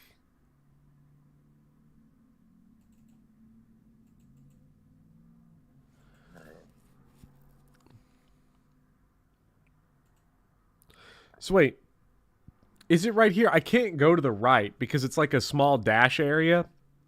So you like can't go into it. Maybe it's down here. Like we can try. I can go look again. Like if I've just been dumb this whole time. I mean, it's not that big of a deal because at least I haven't been getting nothing out of all this. Like I've gotten a shitload of power-ups. Like I'm strong. I'm big. I'm buff. I'm ready for the next boss. I'm going to demolish the next boss, probably. I've probably got 2 bosses of just overcharge for. Someone said progress was on the far right. The problem is, you know, is right left? I don't know. I know someone said that, but like, everywhere I've gone has been a dead end, right and left.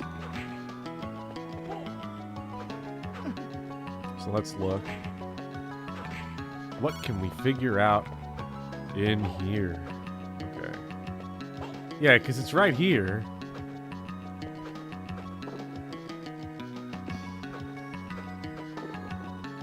Like, that's this hall right here. Up the save point. So it's actually, it's got to be the other warp point. And then we go to the left, right? Like, that's got to be it. It's got to be on the left. But also, not for nothing... Those rooms look like secret rooms without progression.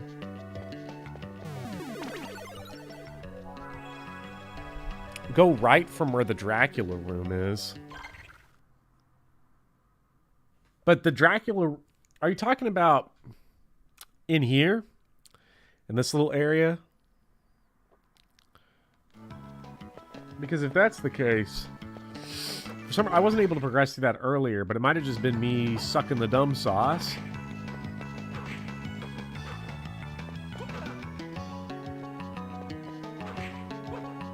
I have so much max HP now, 390. If I can get like one more level before the next boss too, like I'm gonna beat his ass so hard. And I'm okay with it. I have so much like just memories of struggling with this game. But I don't think it was at this point, anyways. I think have we only died to the, first boss? so far. I'm pretty sure that's the only game overs we've had. I think we've one-rounded the other two bosses.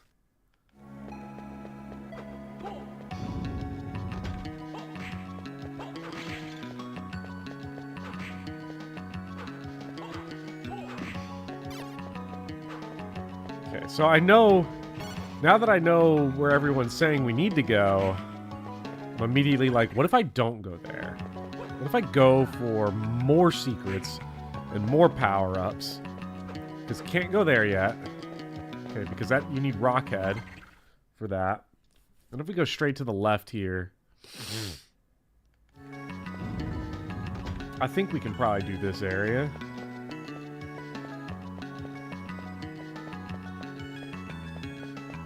It's just faster to tank the damage.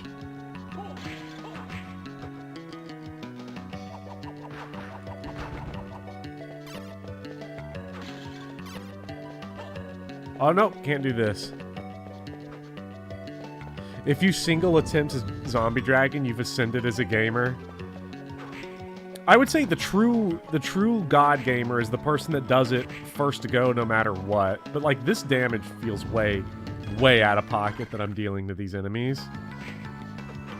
I know these is like the most basic enemies, but still. When your numbers start getting like this, even against the most defenseless goobers in the game.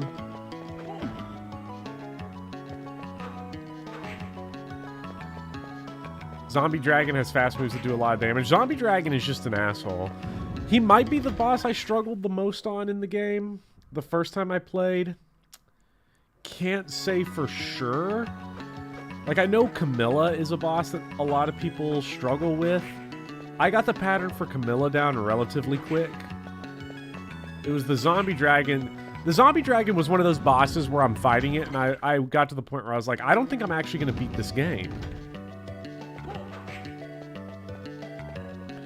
Which happens. It happens in Elden Ring. It happens in Dark Souls. It happens in Castlevania. Like, and that's part of what makes it feel so fulfilling once you actually do it. Because I was legit like, yeah, I'm not beating this game. Circle of the Moon has bested me. And then I beat Zombie Dragon. Zombie Dragon eating its head to regain its HP is one of the most metal things in games ever. It does kick fucking ass. Like, I need to put on, like, some... Maybe I'll put on some Slayer, something, get demonetized while we, do that part of the game. If it happens a few hours into a 4-hour stream, they'll never notice.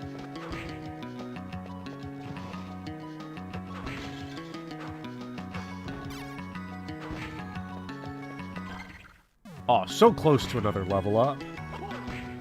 Ooh, heart high. Yeah.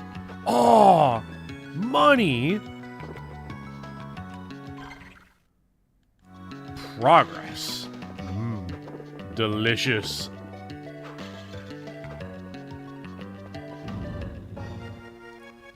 That was the drunkard boss in Sekiro for me, except you never actually finished the game.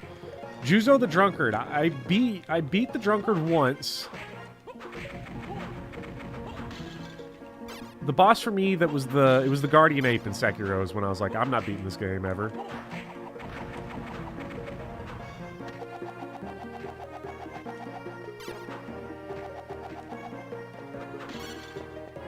No, you don't! Not the dagger. Fuck the dagger. Oh my god. Oh my god, there's a fucking pork chop right there.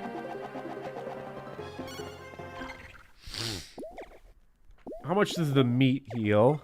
50 HP? Oh, that's big money. That's like, what?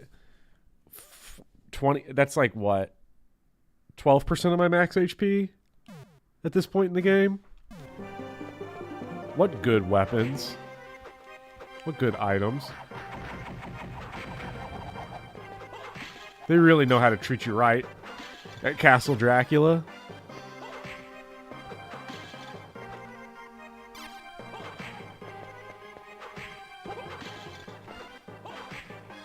Oh shit. Flame Demon. Oh shit, he's immune to that. I didn't even want that really. I wanted this one.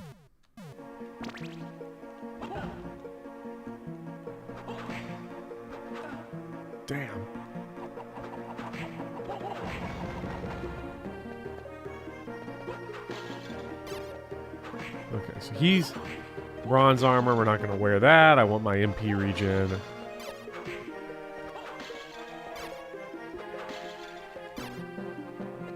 Oh, fuck. Look at this guy. Werebear? What'd he drop? I don't know what that was. Strength ring, I think is what it said. Maybe that's better than the hard ring. Increases strength while equipped, while dropping... Hey, that's only 10 defense. That shit's not going to add up. I've said this every time I've dropped my defense, so I'm sure it's not going to add up at all. See, look at this. Straight comedy, the damage we're doing to these people.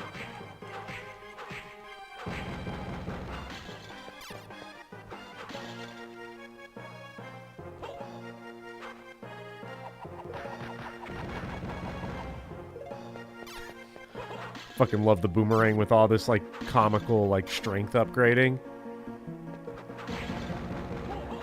Okay, this is starting to feel like Scaryvania a little bit. Not like I'm scared, like horror scared, but like the enemies is starting to creep up there a little bit. Ooh, that was a good boomerang. The enemies are starting to get tough. Ah! Yeah, maybe not so tough anymore. Once we can start doing 100 a hit on these hands, you know we've made it. I could go for a mad save point, though. So I'm quite glad I got all those power-ups that I did. Nope, nope, nope.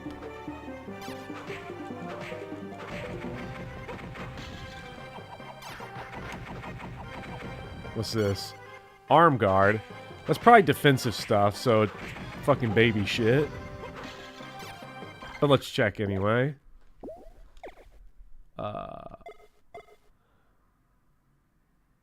Protects the arms while equipped. I mean, it's probably not a bad pair-up with the other one, but for now I'm going max strength all the time.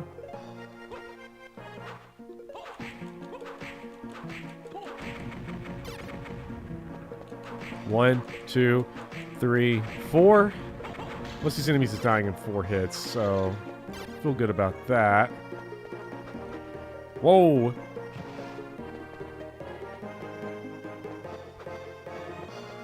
Let's see, that's not going to be a save point because that's a door. This will be a save point. No, just a teleport point, but that's okay. What's up, Grexter? Must be heading in the right way. The enemies are tough now. This is such a true thing in these games. I mean, it's the way that it is. I mean, this is, did Skeleton Knight become a knight before or after death? Good thing it's not Guts, or else then we'd really have problems. Just because I want to protect my level and my dumb items I found, I'm going to run back and save here. Because knowing Circle of the Moon's castle layout, you never know when you're actually going to get another save point. Because there's a couple areas where I'm pretty sure they just forgot them.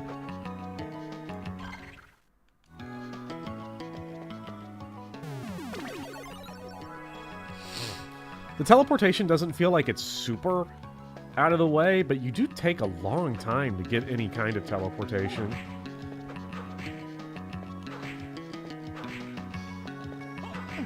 Oof. Yeah, those electro shocks, the electrolytes from that guy really damage us for a long time. God, I hate having to double tap to run. It is, to me, the thing that is most annoying about this game. No matter how good you get at it, double tapping to run is butt. Circle of the Moon is probably the weakest of the GBA trilogy, but it's still very good. I agree. Also, I love your your JoJo pose you can hit. Should be a little text message that pops above, little like a little splash text, like boom.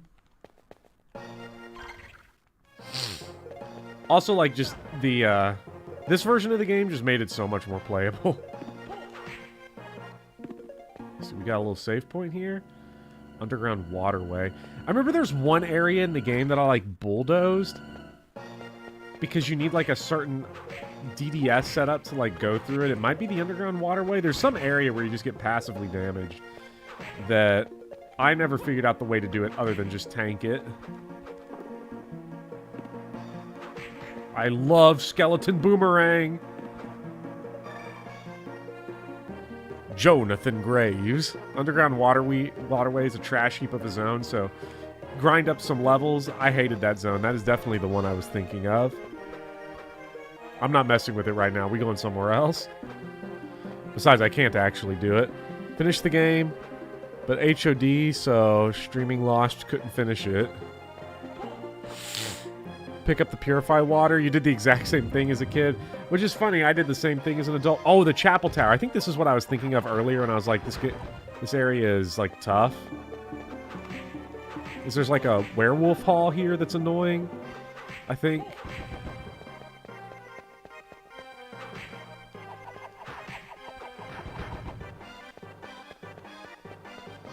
The boomerang is just like that.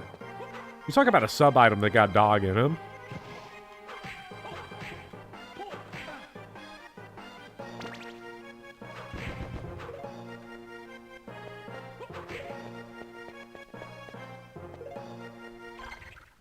Okay, so we have the way up there, and then we've got all the way over here, which is the far right side of the map.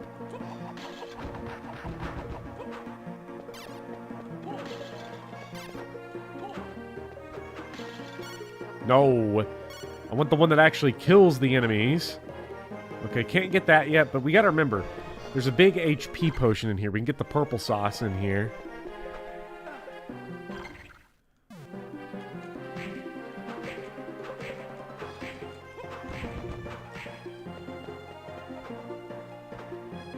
Oh, yes, this is a grinding area for one of the really good DDS cards. I distinctly remember, because these sword guys drop a really good one. They should make a JoJo Metroidvania. They really should. Sword drops the Mars card, one of the funnest and best cards in the game. Yes. But I had to grind this one out, I remember, on my first playthrough. Because I did get to the point where I was like, I'm just going to look it up, because Dracula's fucking ridiculous. I don't think this is the hardest Dracula fight in the series, but it's up there. Dracula X is still really bad. Which is also conveniently on this collection. Dracula X is just a bad game, and I stand by this. There are Dracula X apologists out there, and I do not understand these people.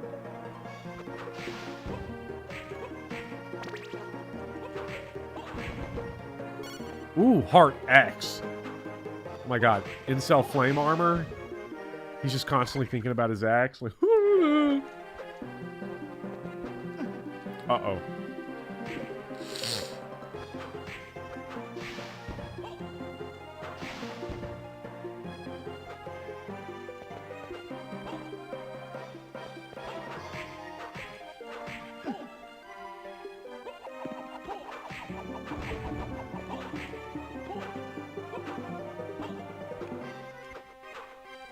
Come on, man. There we go. I really hate fighting these bloody swords. They're definitely, like, this is a good grinding spot for them, though, but, like, you just gotta get to the point where you can one-shot them. Which we might be fairly close to with the 25% power-up. We're, like, two-shotting them, but I'm not sure if we're actually anywhere close. Okay, so this wraps back around here. The hard items barely give you anything like potions. Yeah, because, again, Circle of the Moon just knows how to give the player what you need when you need it. I honestly question why they even bother having consumable items in the game anyway, with the numbers that they have. This has got to be the most annoying looking room so far to try to do stuff in like this. Earth Whip. Because these infinite respawning jokers. Oh no, man. Come on, man. I might be able to double jump. At that point anyway, okay. And I'll just...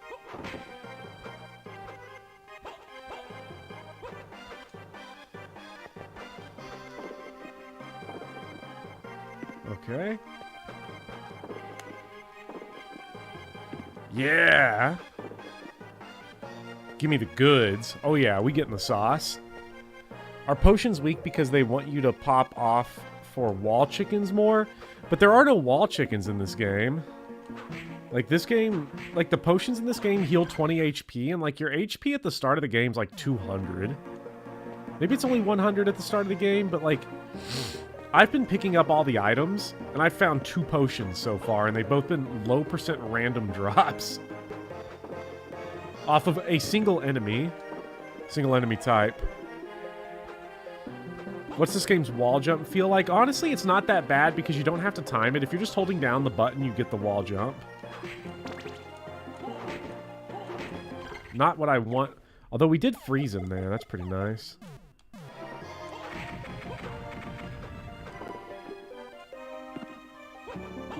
So, like, anytime you see me, like, just fall off, that's just me being unbelievably ass.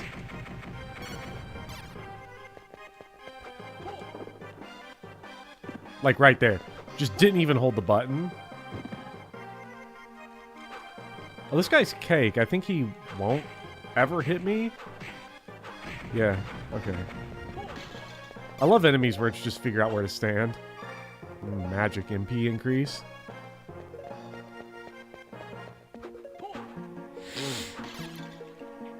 There are wall chicken. They're just, like, not in the walls. Yeah, but the wall chickens are barely better. They heal 50, which at this point, 50 is, just slightly above 10% of my max HP. Not mine. I say it is. I would get one shot by everything in here. Nathan Graves is honestly such a badass for tanking even one shot from from the bloody sword.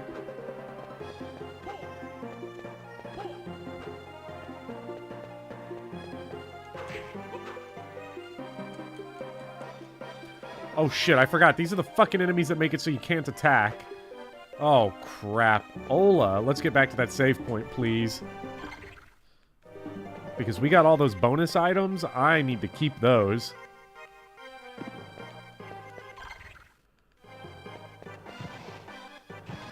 Oh, fuck. Oh, it's not so bad. I think the save point's right here. Yeah. That's like a whole Dorothea Songstress heal. Yeah, you might as well use Linhardt's weight move. So it's closer to Mega Man X and less like Super Metroid, thank God. Yeah, the Metroid wall jumps, like I love Metroid, but the wall jumping has never felt super satisfying in Metroid to me. Everything else has, but I really like Mega Man X. I really need to beat that game.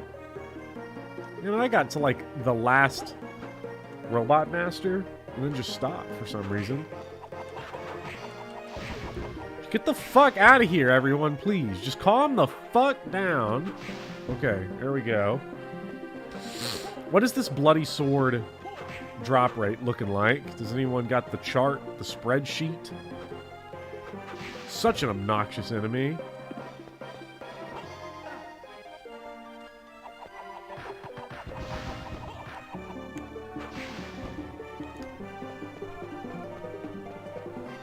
More of the swords in here, you're gonna get that drop. Eventually. And it is such a good drop, too. Okay, got us a nice little level up there. What are we at, level 20? I don't remember what level I beat the game at in my first go-through. Level 40, maybe? I'll probably be higher leveled by at least a few in this run. Because of the early grinding that we did.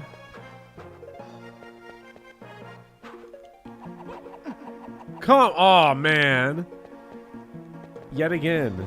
Oh, stupid marionette.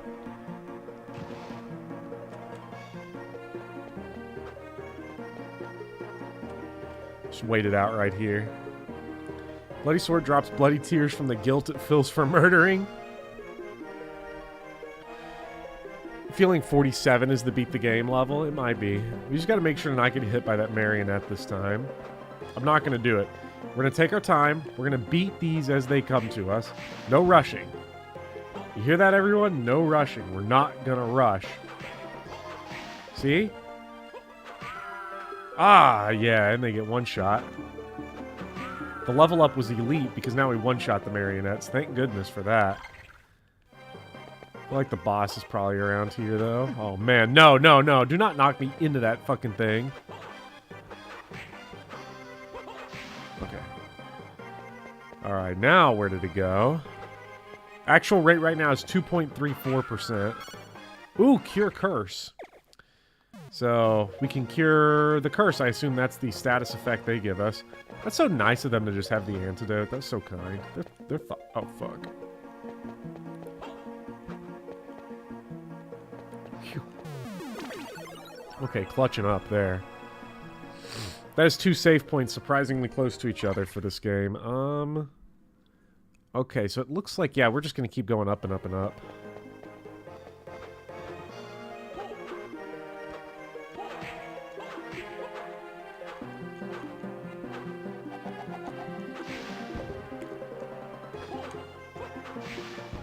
Sometimes I feel like I hit the enemy and I just don't go through. The hitboxes, they're not janky, they emotionally don't feel good. And sometimes if they don't emotionally feel good, they might as well be technically bad as well. I think with an enemy like this, they're just never going to feel good. Because they're flying all over the place, being total assholes. Nice miss on the boomerang, on my part. Really elite level stuff. Oh, these fucking guys. It's these pieces of shit.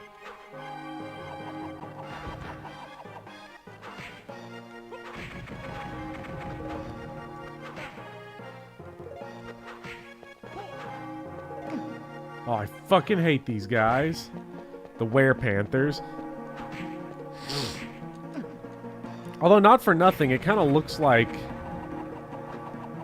with Boomerang, they fold like paper, but they just hit you so frequently and for so much. Aren't those technically cheetahs? I mean, yeah, but these are Were-Panthers. They're different. It's technical.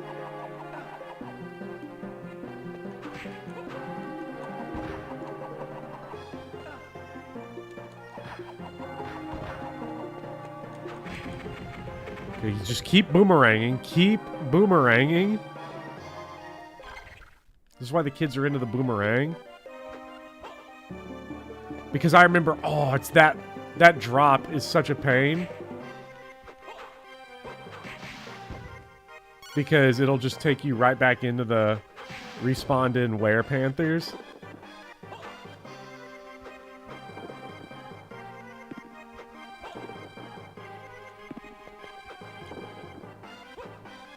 Okay, so a little tricky right there. How can we...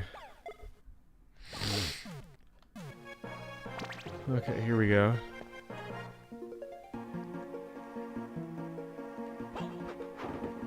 Oof.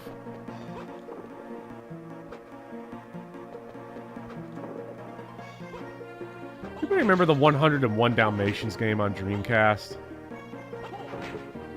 It's like a Mario 64 clone. I remember it being good. I remember playing it as a kid. I feel like that's the most random game I've ever referenced on the channel. Just memory just came out of nowhere. I'm sure more people played like PS, like N64 Toy Story 2. Because that game was good. What brought this up? I don't know. I really have no idea. Like, I almost got like a Kazuo Ishiguro flashback just in my head. Like, this is the type of thing I'll remember when I have dementia. Like, N64 Toy Story 2 was tough. Fighting Zurg.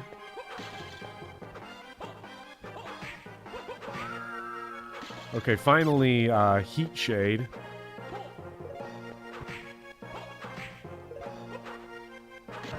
Oh, fuck.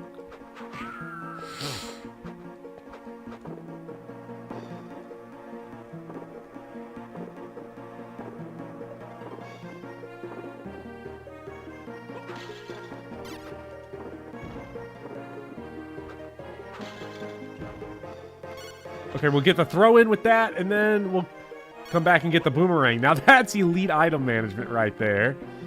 Oh, yeah.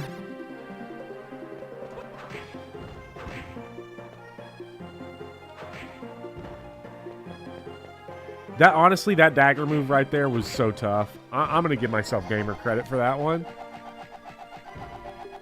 But that dagger throw felt good. Yeah, it really did. They should put Toy Story 2 on NSO. They really should. In Aria, there's a were-panther and a were-jaguar and a werewolf. And they have all these different fighting game combos. It's so funny. Again, Castlevania comedy is just all that. I mean, this is like one area where like the dagger would actually be good, but I don't want to lose the boomerang.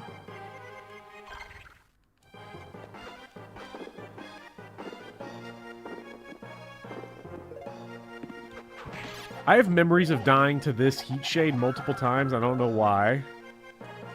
Don't know why that one in particular just jumps out in my memory.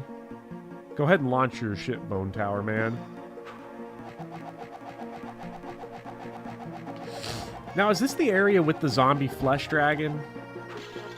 Because if it is, I might delete my channel before I fight that guy and embarrass myself. Anyone ever played Scooby-Doo Night of 100 Frights for GameCube, PS2, or Xbox? Yes, I've played it. It was one of the games that, when we got a GameCube, that was like, what did we get? We got that, and we got the Rugrats game on GameCube. Because, I mean, as everybody knows, when parents buy, like, your games, oh, they find the craziest, like, it's always shit that, like, it's always these are things I know. But that Scooby-Doo game was actually good. Don't remember that Rugrats one too much, except for that the thing you were collecting, like the Mario, because this was during like the height of the Mario 64 clone era still. It was batteries that you were collecting. There's also that Codename Kids Next Door game on GameCube. Probably not any good. I remember it being tough, which is weird. It's amazing how hard games are when you're like a little kid and like stupid as fuck.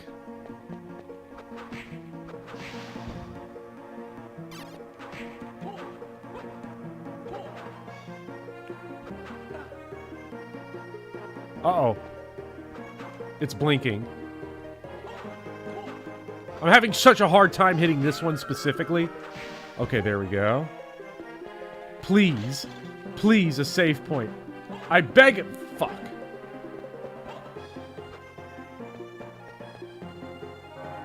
Aw, shit, Biscuit. I need one save point. There's one in here. There's gotta be. There's just gotta be.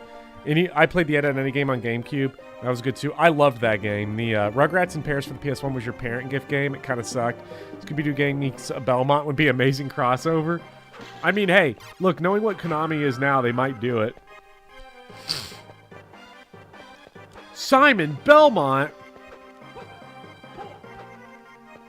Ah, I would have got away with it too.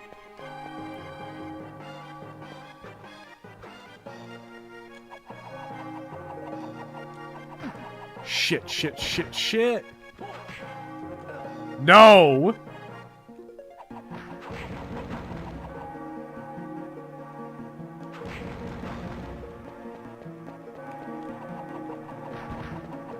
Time to become some next level god gamer. Shoot your shit, hyena. Just shoot it. Just shoot it everywhere. Don't you got any food? I mean, I could eat it. I guess I might as well. It's like never going to be useful anywhere else. I'll sack. That's so pathetic. Hey, it does. I do survive one more hit now, though.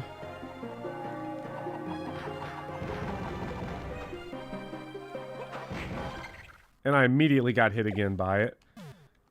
By the projectile I couldn't see. Oh, I'm all out of potions.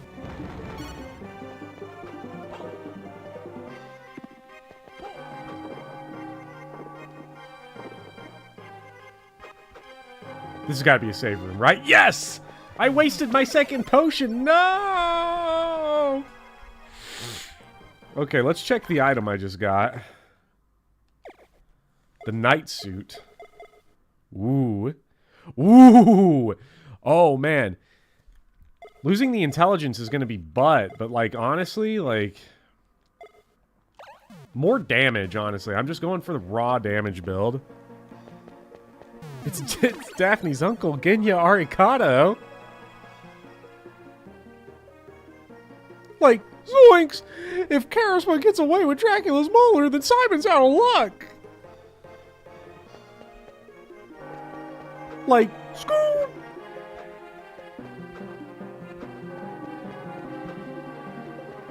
Oh, fuck. Here we go. Oh. That's rough, buddy. I'll win! There is no way I can lose! Hugh, you okay? You! Back off. This is my trophy to claim. Hugh! Oh, this fucking fight. I remember this guy. There's like a trick, and I don't remember what it is.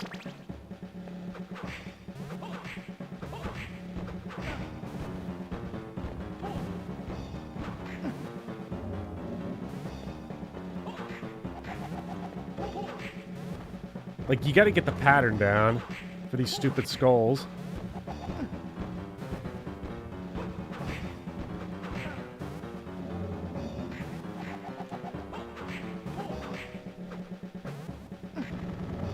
Problem is all these, like, fart bubbles.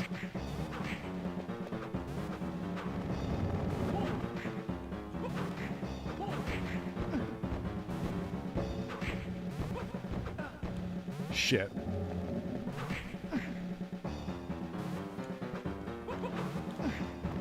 Damn, okay, this is a doomed run.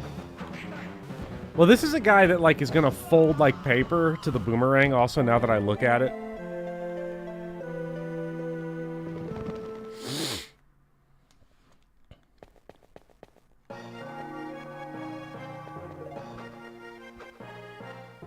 Oof. Am I close to a I'm actually really close to a level up. No, I think I'll go for it.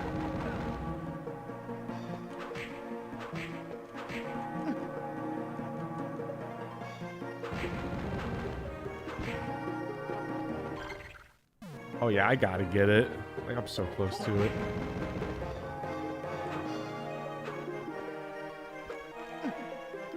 The problem is that their arc just stops short, so they really get you, and then the jump back. Everything about this guy is awful.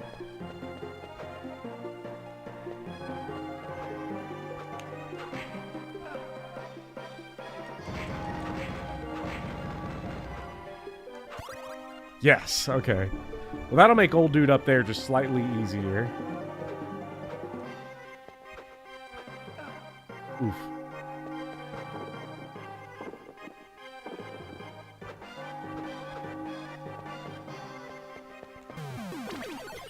Okay, so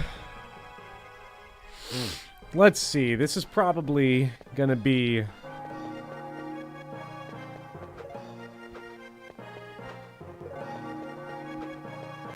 I don't have too many boomerangs I can use, but I have like what, like 8 I can use or something? Like, no, not even that many. 8 would be 48. I can use 6.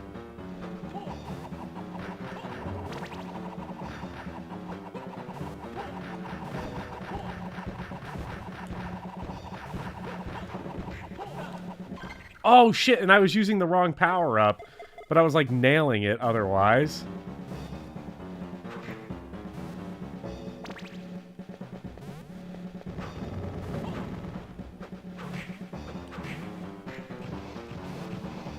Oh, I remember my trick. I remember the trick. I remember the trick. He's done.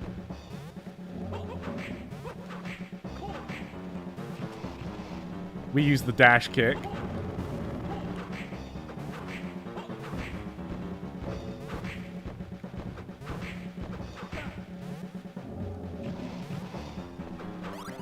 Okay, he's done for. Get out of here, bozo.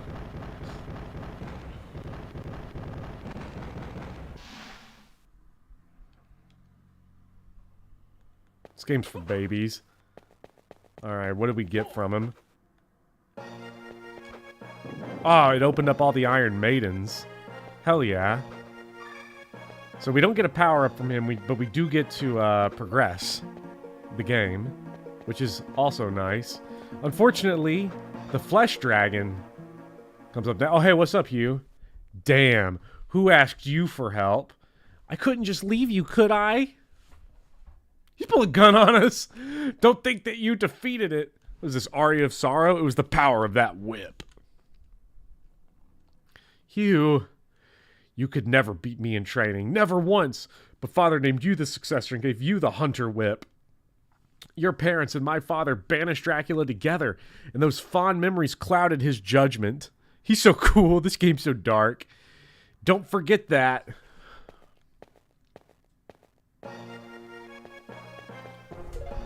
Where are you? And I'm so sorry.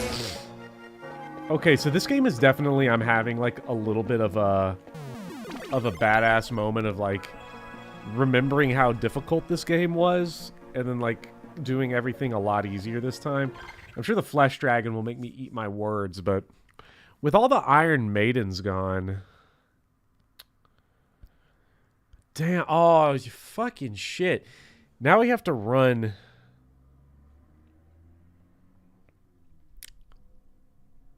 Do we really have to run all the way back to that? I'm trying to remember where the sarcophagus, where like the Iron Maidens were. I think not right here.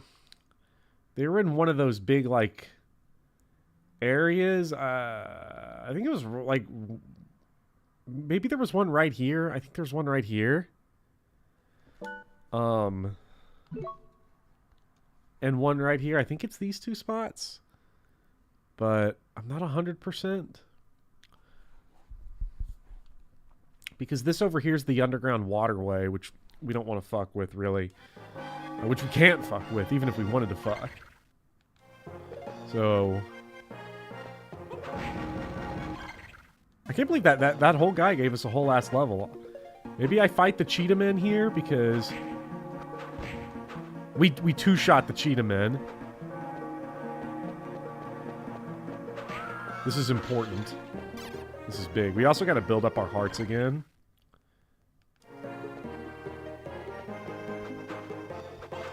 Oh! We one-shot Bloody Sword. We still can't push Wooden Box, though. But one-shotting Bloody Sword is so big. Oh, it's going to make the grind for that one way easier when we want to do it later. Because I think we will want that one for Dracula. The Cheetah Men ran off. And now, the Cheetah Men. Classic AVGN. I love the Cheetah Men stuff. Okay, so there's something over there. On that side, I'm not sure where we can go and get it from.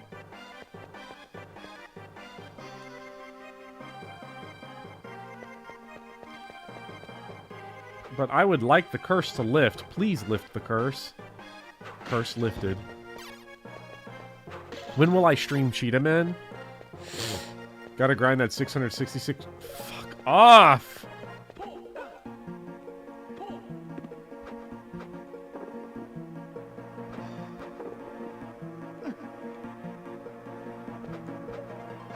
No.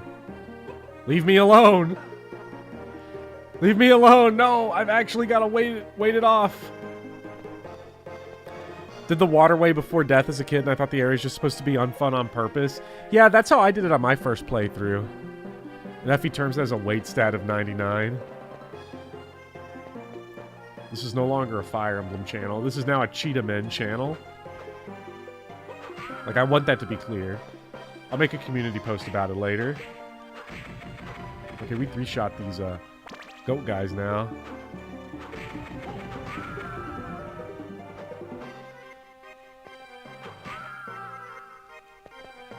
Okay, now I think it should be free to get the heart upgrade here.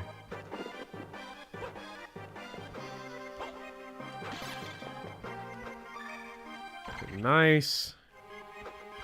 Apparently there's something up there that we didn't quite get. Two little hallways. Maybe they, connect, but that one's there. So, I wonder how we can get to that other one. There's probably like a nice little secret or something in there, I'm sure.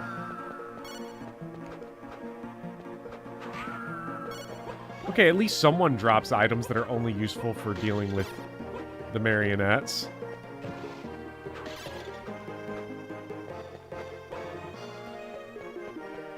Okay, maybe it is like around here because I didn't really explore too much because the marionettes are. Oh, it's the stupid box. It's the box. I gotta remember box. Box in this room.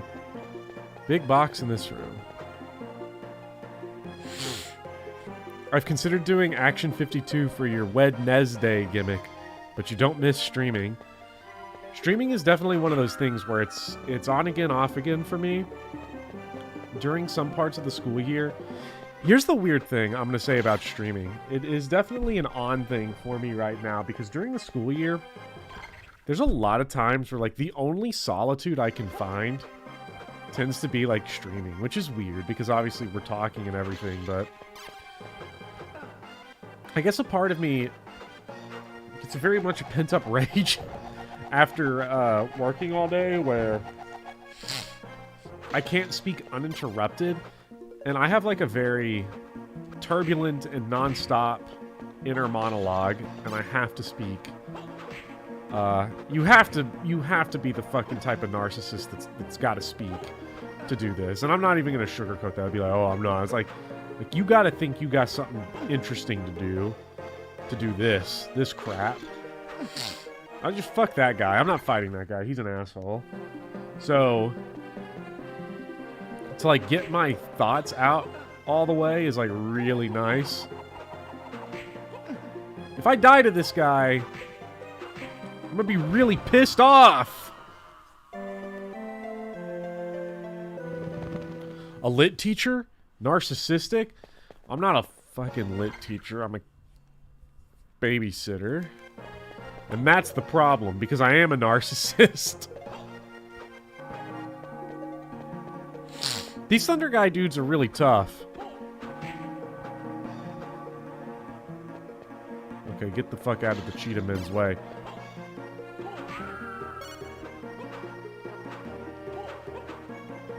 At least we didn't lose a card. Honestly, game overing in this game is like at its most frustrating when card loss is involved.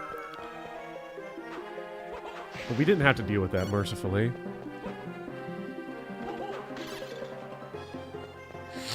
I just kept thinking I don't want to be a shit listener. Alright, yeah, fuck that. I'm just going to run out now. I'm not going to mess with the heart. We'll get it later. Probably not a good idea, but, you know. Never knew Castlevania was a card game. You learn so many new things every day. Talk about Fire Emblem too much during board game night. I kind of get it, at least a little. Yeah, and it's one of those things too. It's like I like to get my thoughts out in an uninterrupted stream. Like I have a urge. I have to output whatever's in my brain. If I don't, I go insane. This is how I end up writing. This is how I end up streaming. This is how. Oh, you can't swirly twirly these guys. Oh my god, what the fuck is this run back? Didn't I kick the shit out of these guys earlier? How am I getting whooped by them now? Steel armor. It's probably not as good. It's big up on defense, but I don't want to lose 22 strength. But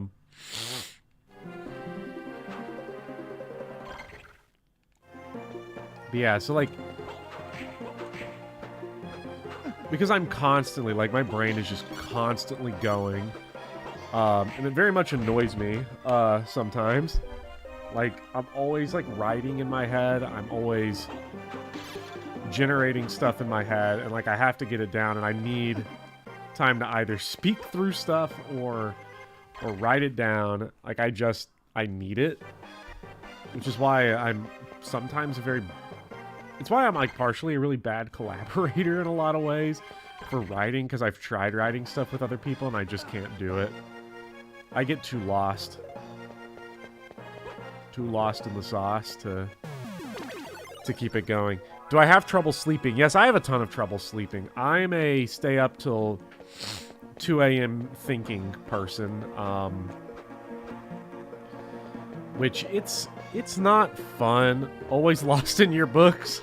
Yes, I am. Soren! Booty bopper! Always lost in your books! Like, I jump around from stuff all day. It's why I'm like, I am always reading about 6 books at the same time. I always advocate to people that, like, if you want to get into reading, you need to have upstairs book, downstairs book is what... I didn't coin that phrase, but it's one of the best ever that I've heard to describe it. I think the YouTuber Benjamin McElroy, I don't know how his fucking name, but I like his book videos.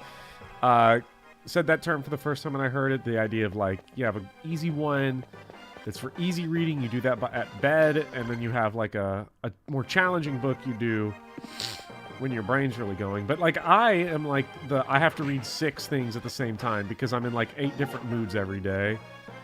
Like, every single day, I'll go through, like, depressive zone, hyper zone, overactive zone, angry zone. Like, I had all those emotions today.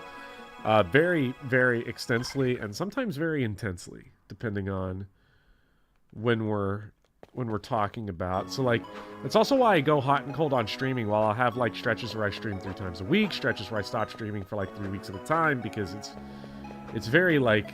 I'm an emotional person, and I go purely off of my insane, erratic vibes sometimes. Me, but with 6 games going on at the same time. I'm a big revenge bedtime procrastinator. Oh, I'll get to bedtime, and that's when I'll suddenly get the motivation to actually work on some shit. Anyone who subscribed to Patreon will understand this, and I don't know if it frustrates people on Patreon or not. I've never asked. I've been too afraid to. Why, like, I'll have about 8 things always up for early access in terms of scripts because I just write and write and write. And, like, it'll be, like, 8 months later, you'll finally see the video. I guess that's really nice patron benefit. You get to see everything way early. But you see a million things. Like, they've probably... Any patron that's actually sat down and read all the stuff I've write has seen, like... 12 unproduced videos that will one day get here. I simply experience the highest highs and the lowest lows of people. I don't want to over exaggerate it like that. Like, underground gallery. Well, can't do anything here.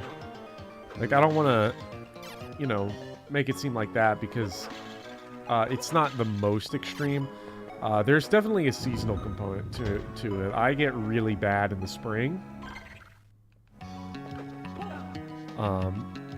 Because, like, today for me was probably the worst day I've ever had. I'd, like, professionally, not in terms of how classes go or anything, but there's some days and there's some things that just will happen, and you'll hear it, and it'll be an utter catastrophic failure on everything that could ever go on, and it also, well, in this case, involved a gun in the school. That's fun. I accidentally interrupted, yesterday, a gun sale without realizing it. That was fun. And then, of course, that boiled over into some horrible shit today.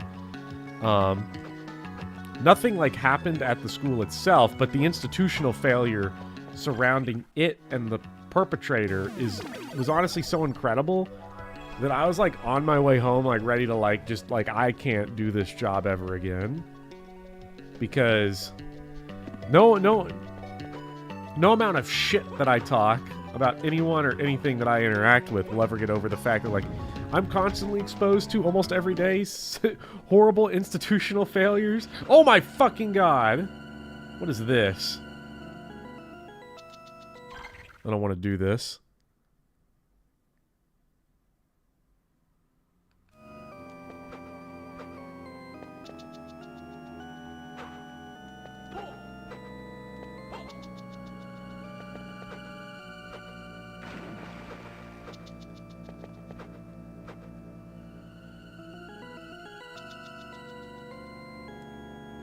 You can walk away from this. The underground gallery is progress, not the waterway.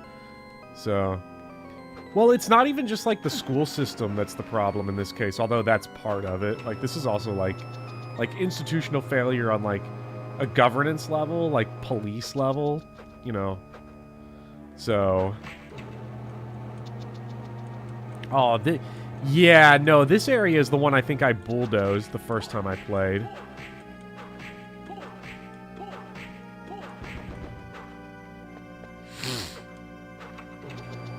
So,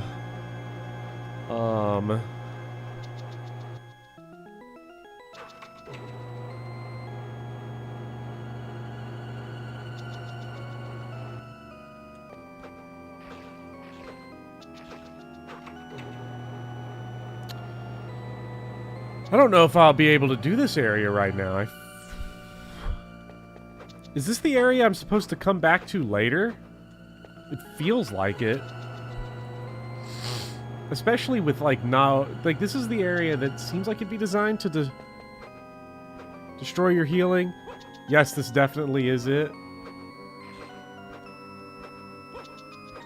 So I should stop what I'm doing, basically, is what I'm hearing.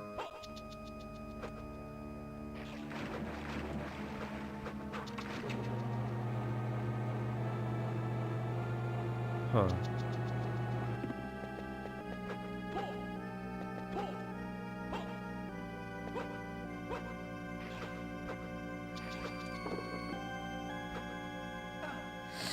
Fuck. Fuck. Yeah, no, this is it. The underground gallery that you were at is progress. This is late game. But I couldn't get through the underground gallery, I don't think. Maybe I could. I just didn't see the progress point properly.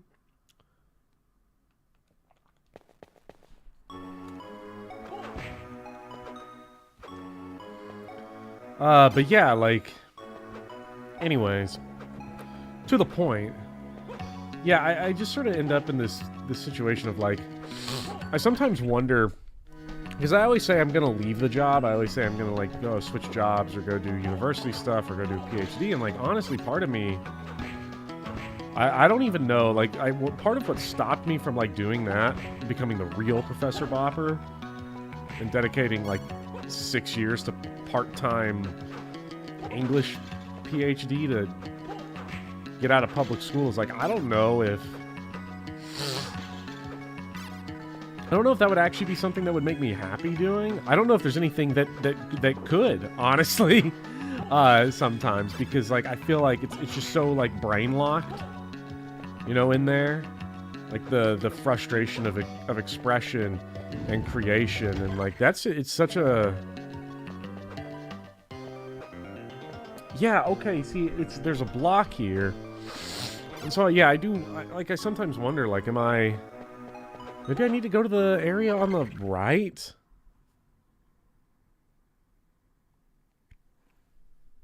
Like, right here? Underneath the teleport point? That might be where we actually need to go to do it. Maybe?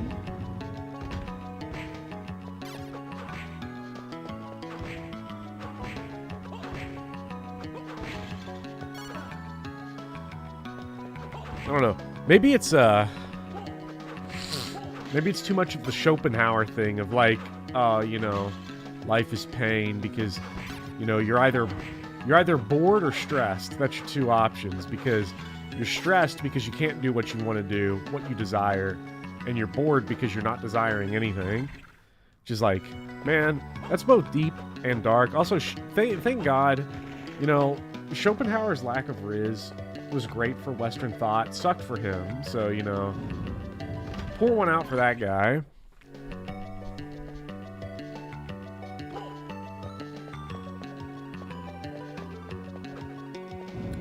I don't think this is the way. Yeah, no, ours is down here.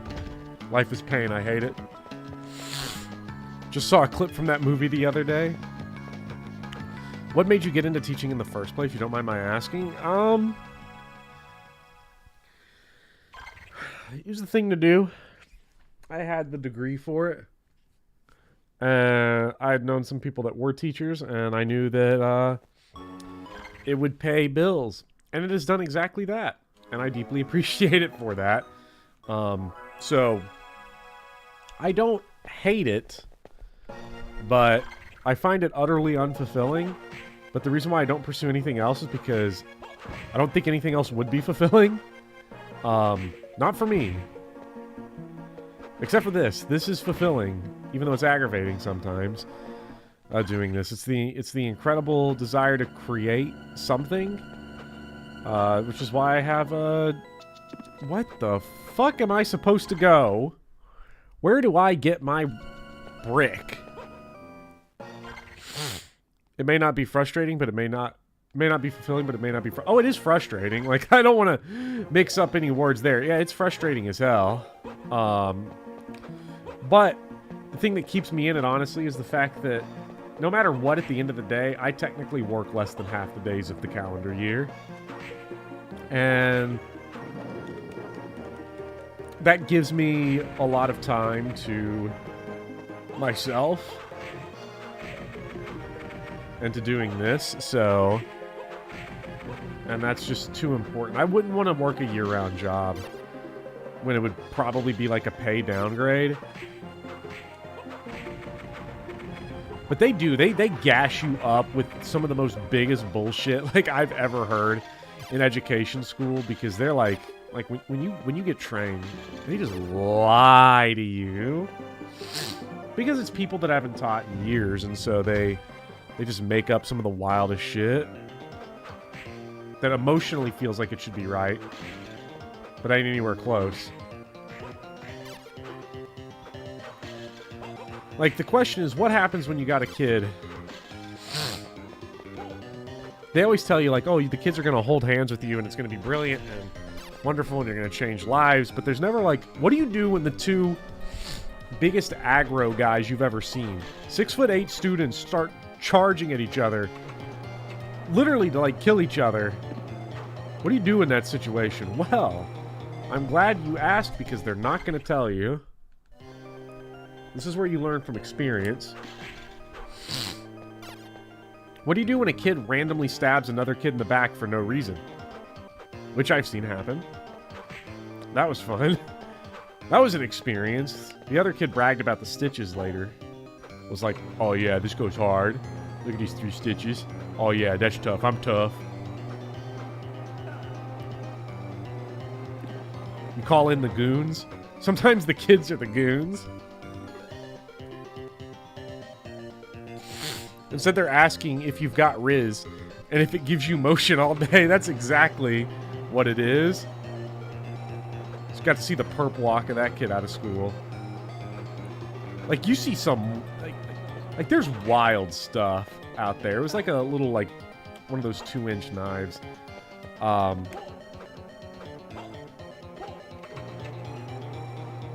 That kid was fucking crazy that did that. He liked to start fights with everyone. And, like, the worst aftermath of a fight I had ever seen was one he was involved in that was honestly just so horrifying as to be, like, undescribable without getting demonetized. And sometimes that happens. They do absolutely nothing, though, to prepare you for that. Like, this is one of those things where a lot of people that go into education are like, I don't want to hear that, because I don't teach for the outcome. I don't teach for the income, I teach for the outcome and whatever bullshit. Like, I don't want to deal with that. And then they... I mean, it's like anything else. They're trying to sell you something. They're never going to tell you how to deal with that. Like, rule number 1 for me is, like, you got to deal with the fact that no one's ever going to listen to you. No one gives a fuck. Like, that's just the way that it's going to be. Like, there are a lot of kids that you'll meet that are dumb, and they'll grow up to be smart, but they're not going to get smart in your class. They're not going to get smart in high school, because high school is a cesspool, and it's designed to be bad, and it's designed to make everyone depressed, including me. But they pay me to be there, and that's the difference. Oh, the things I do for money. The things I have to do for money. Because if I didn't, well, you wouldn't be hearing from me anytime soon. Please tell me you at least don't have a shit ton of student debt for this. $17,000. But I teach at a school that's so piss broke that if I complete next year, it'll all get wiped from the public service thing. That's the other thing that's keeping me in it. All my student debt will get wiped at the end of next school year. So May 2025 is going to be badass. Oh yeah, 5 years at poor schools going to do that. Let's just say I know someone who took their teaching student. Oh yeah, it's so bad because you have to get the master's too, and there's just no scholarships for that sort of thing either. That's when we'll hold BopCon. BopCon's gonna be so real. Like, I would never advise anyone against going into education if you're looking for a job that will give you enough free time throughout your year. Because, like everything that's awful about it, it's like... I don't know. You gotta get a hard. It's weird. You have to be a big softy, and you also have to have really tough skin. Not just for the way people treat you, because honestly, if you're just generally nice, no one's ever gonna treat you bad.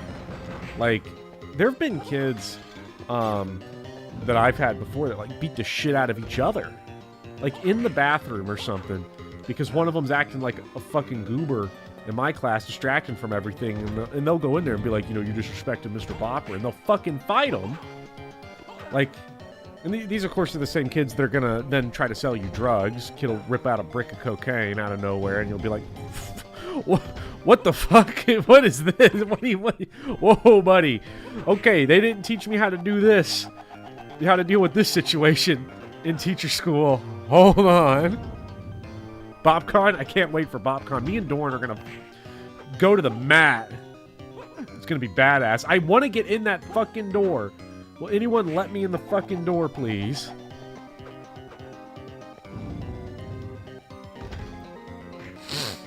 Shouldn't speak as you're a physical hothead in school. Well, that's the thing, though. Is like people are people, and people are gonna act like people, and like,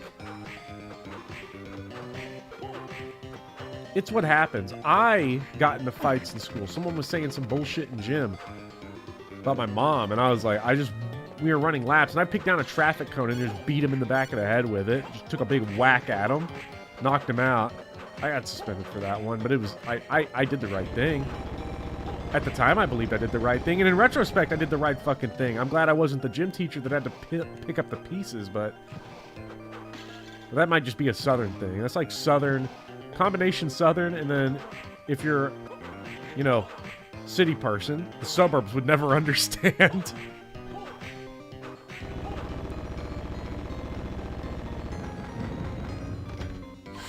Assume as a teacher you test the quality of the brick and lecture them if the price point doesn't match. Yes. Did your mom say thank you? Or she was mad, but like... But also, it was one of those things where, like, I have, like, 4 uncles, so she had, like, a bunch of brothers, so, like, it was like, yeah, this was gonna happen. And also, you were in a 5th grade art class brawl, so it happens. Man-eater. What about woman-eater? God, Castlevania. Problematic yet again. Okay. I'm losing sense of direction here.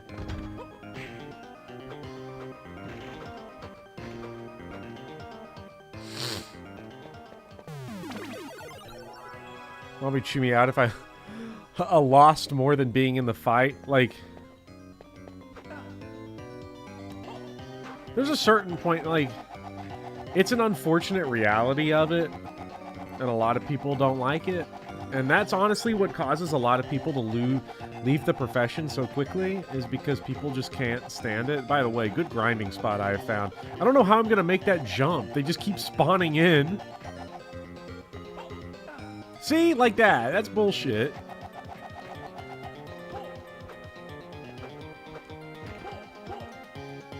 Okay, we got him, though. Oh, man. Oh, piece of shit. We got us a little boss. Okay.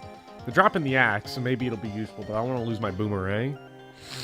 Oh, no! Oh! Oh, buddy. Oh, buddy. Okay. Was not expecting this one here.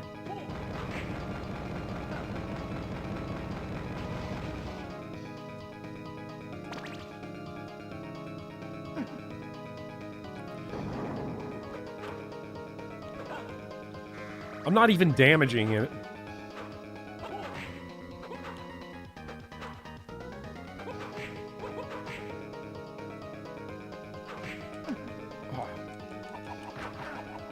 Yeah, I can see why the axe is good here. Ooh, ow! Okay, so the neck is an active hitbox as well. You're going to start a Brutal Bosses YouTube series, and this would be your first. Okay. So. Damn it. Honestly, what the fuck is this 48 damage going to matter? I'm going back in. Yeah, I'm not like... If I was like 400 XP away, I'd probably go get the level, but...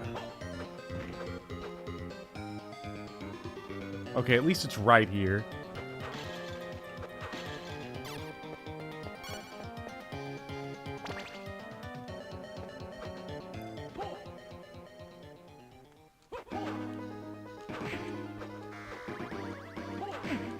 Oh, shit.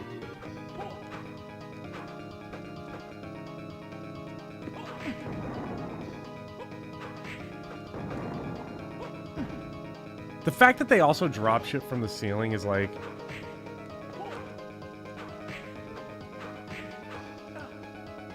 also the worst.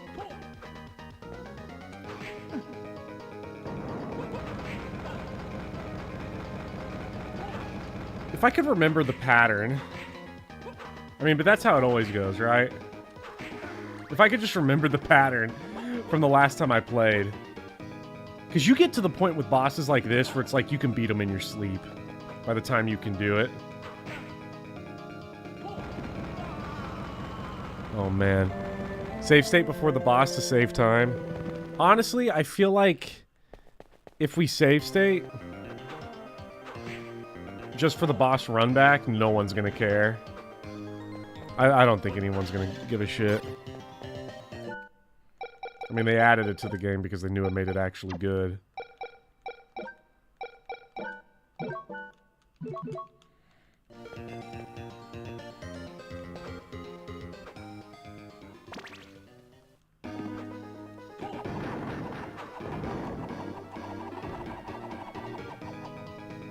Come back!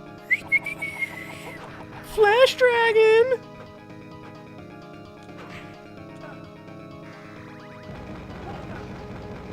I think you want to focus on one of the heads, from what I remember. Like, the way the HP of this fight ends up working out is just focus one head as much as possible. Like, you don't want to... You never want to give head to two at the same time. Like, that's just a bad idea. You're just gonna... It's gonna overburden you, overtax the system.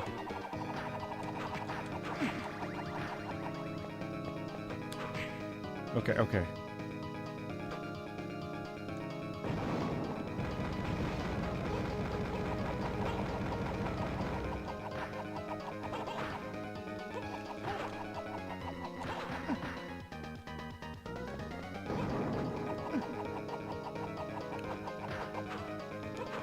I hate how the other one, because this one's the one. The other head does more damage when the other is down and gains 300 HP. Yeah, but I think if we can just get rid of one... Yeah, I'm going to ruin the sanctity of the run because it's getting late and I don't want to do boss run backs all night.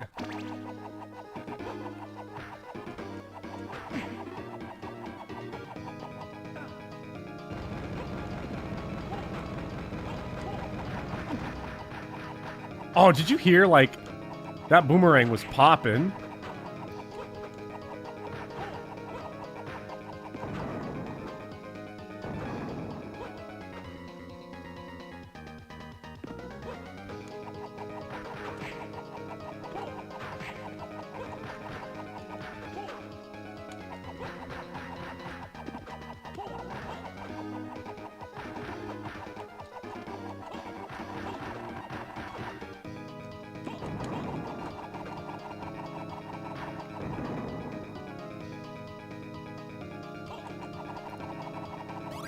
Yes!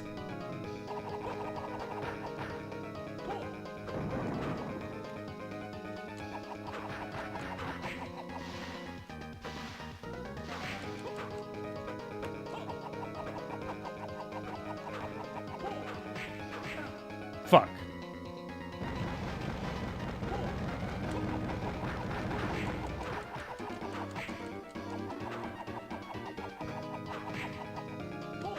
It's our last cross, unfortunately. No! It's okay, just dodge it. No, it missed.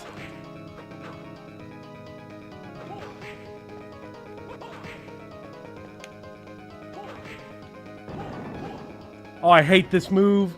That move is such bullshit because you can't see where it's coming from.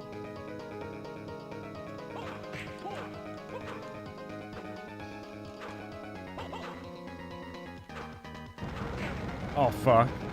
I gotta keep in mind that it does that. Man, not... Being out of Boomerang is so bad. Oh, shit.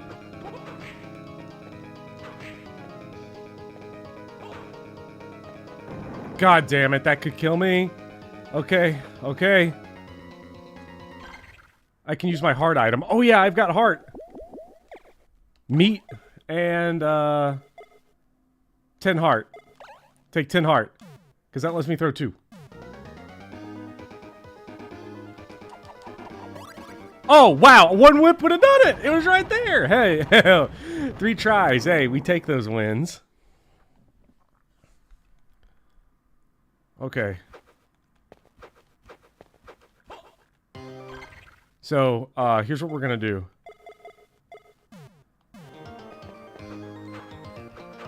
The increase your damage by 25%, the fact that it just also works on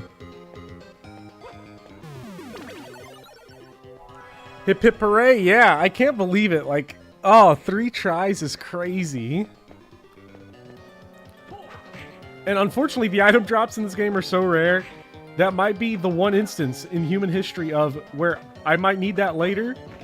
Could end up panning out and being the case. Oh no, don't want that. Okay, let's see what is our reward? Do we get to push box now? Heavy ring. Yay, box. We can box now. Nathan Graves loves box.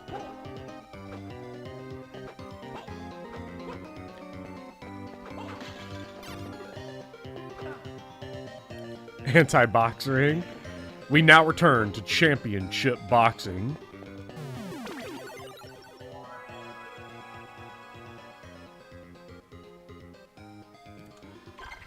Whew. Man. Time. Wait, how is the time on the game only 3 hours and 7 minutes, but I've been streaming for 4:23? Have I really had an hour in, like... I know the first 7 minutes was trying to get it to work. Huh. Weird. Maybe it doesn't count menu time. And then the several game overs we had. So. Whew. Deaths plus menu time. Okay, so menu time doesn't count. Interesting. But I feel like we've made very amazing progress. This might be a... What? This might be a 3-part series, I would guess. Looking at this. There's no way we beat it next week. Just because those late game bosses, like Dracula himself, could be a whole stream, but... Stream's gone 4 hours and your lows still aren't ready to bake? Oh, that sucks. Say 3 parts, probably, and then, like, it'll be the big bad bosses on that last week. Dracula isn't that bad. Dracula's not bad, but we got to get the right DSS setup to do, so, like, that's going to be, like, kind of grind dependent, so... You know how it goes. Did we get 2 level ups, actually, from the Draco boss? I don't know. I felt like we did. But anyways. Whew. Thank you all so much for joining. This stream was an absolute blast. This is the most fun I've had streaming a game, honestly, since Xenoblade Chronicles 3 on Tuesday. So, I think we're in the full spin. So, we're going to get back on Sunday to some Path of Radiance randomized. That'll be fun. More Rolf Gaming. You all have a great night. I'm going to go read Berserk and have my dinner. So, thank you all for joining. You all are the best, and I will see you guys next time. Good night, and have a great Friday.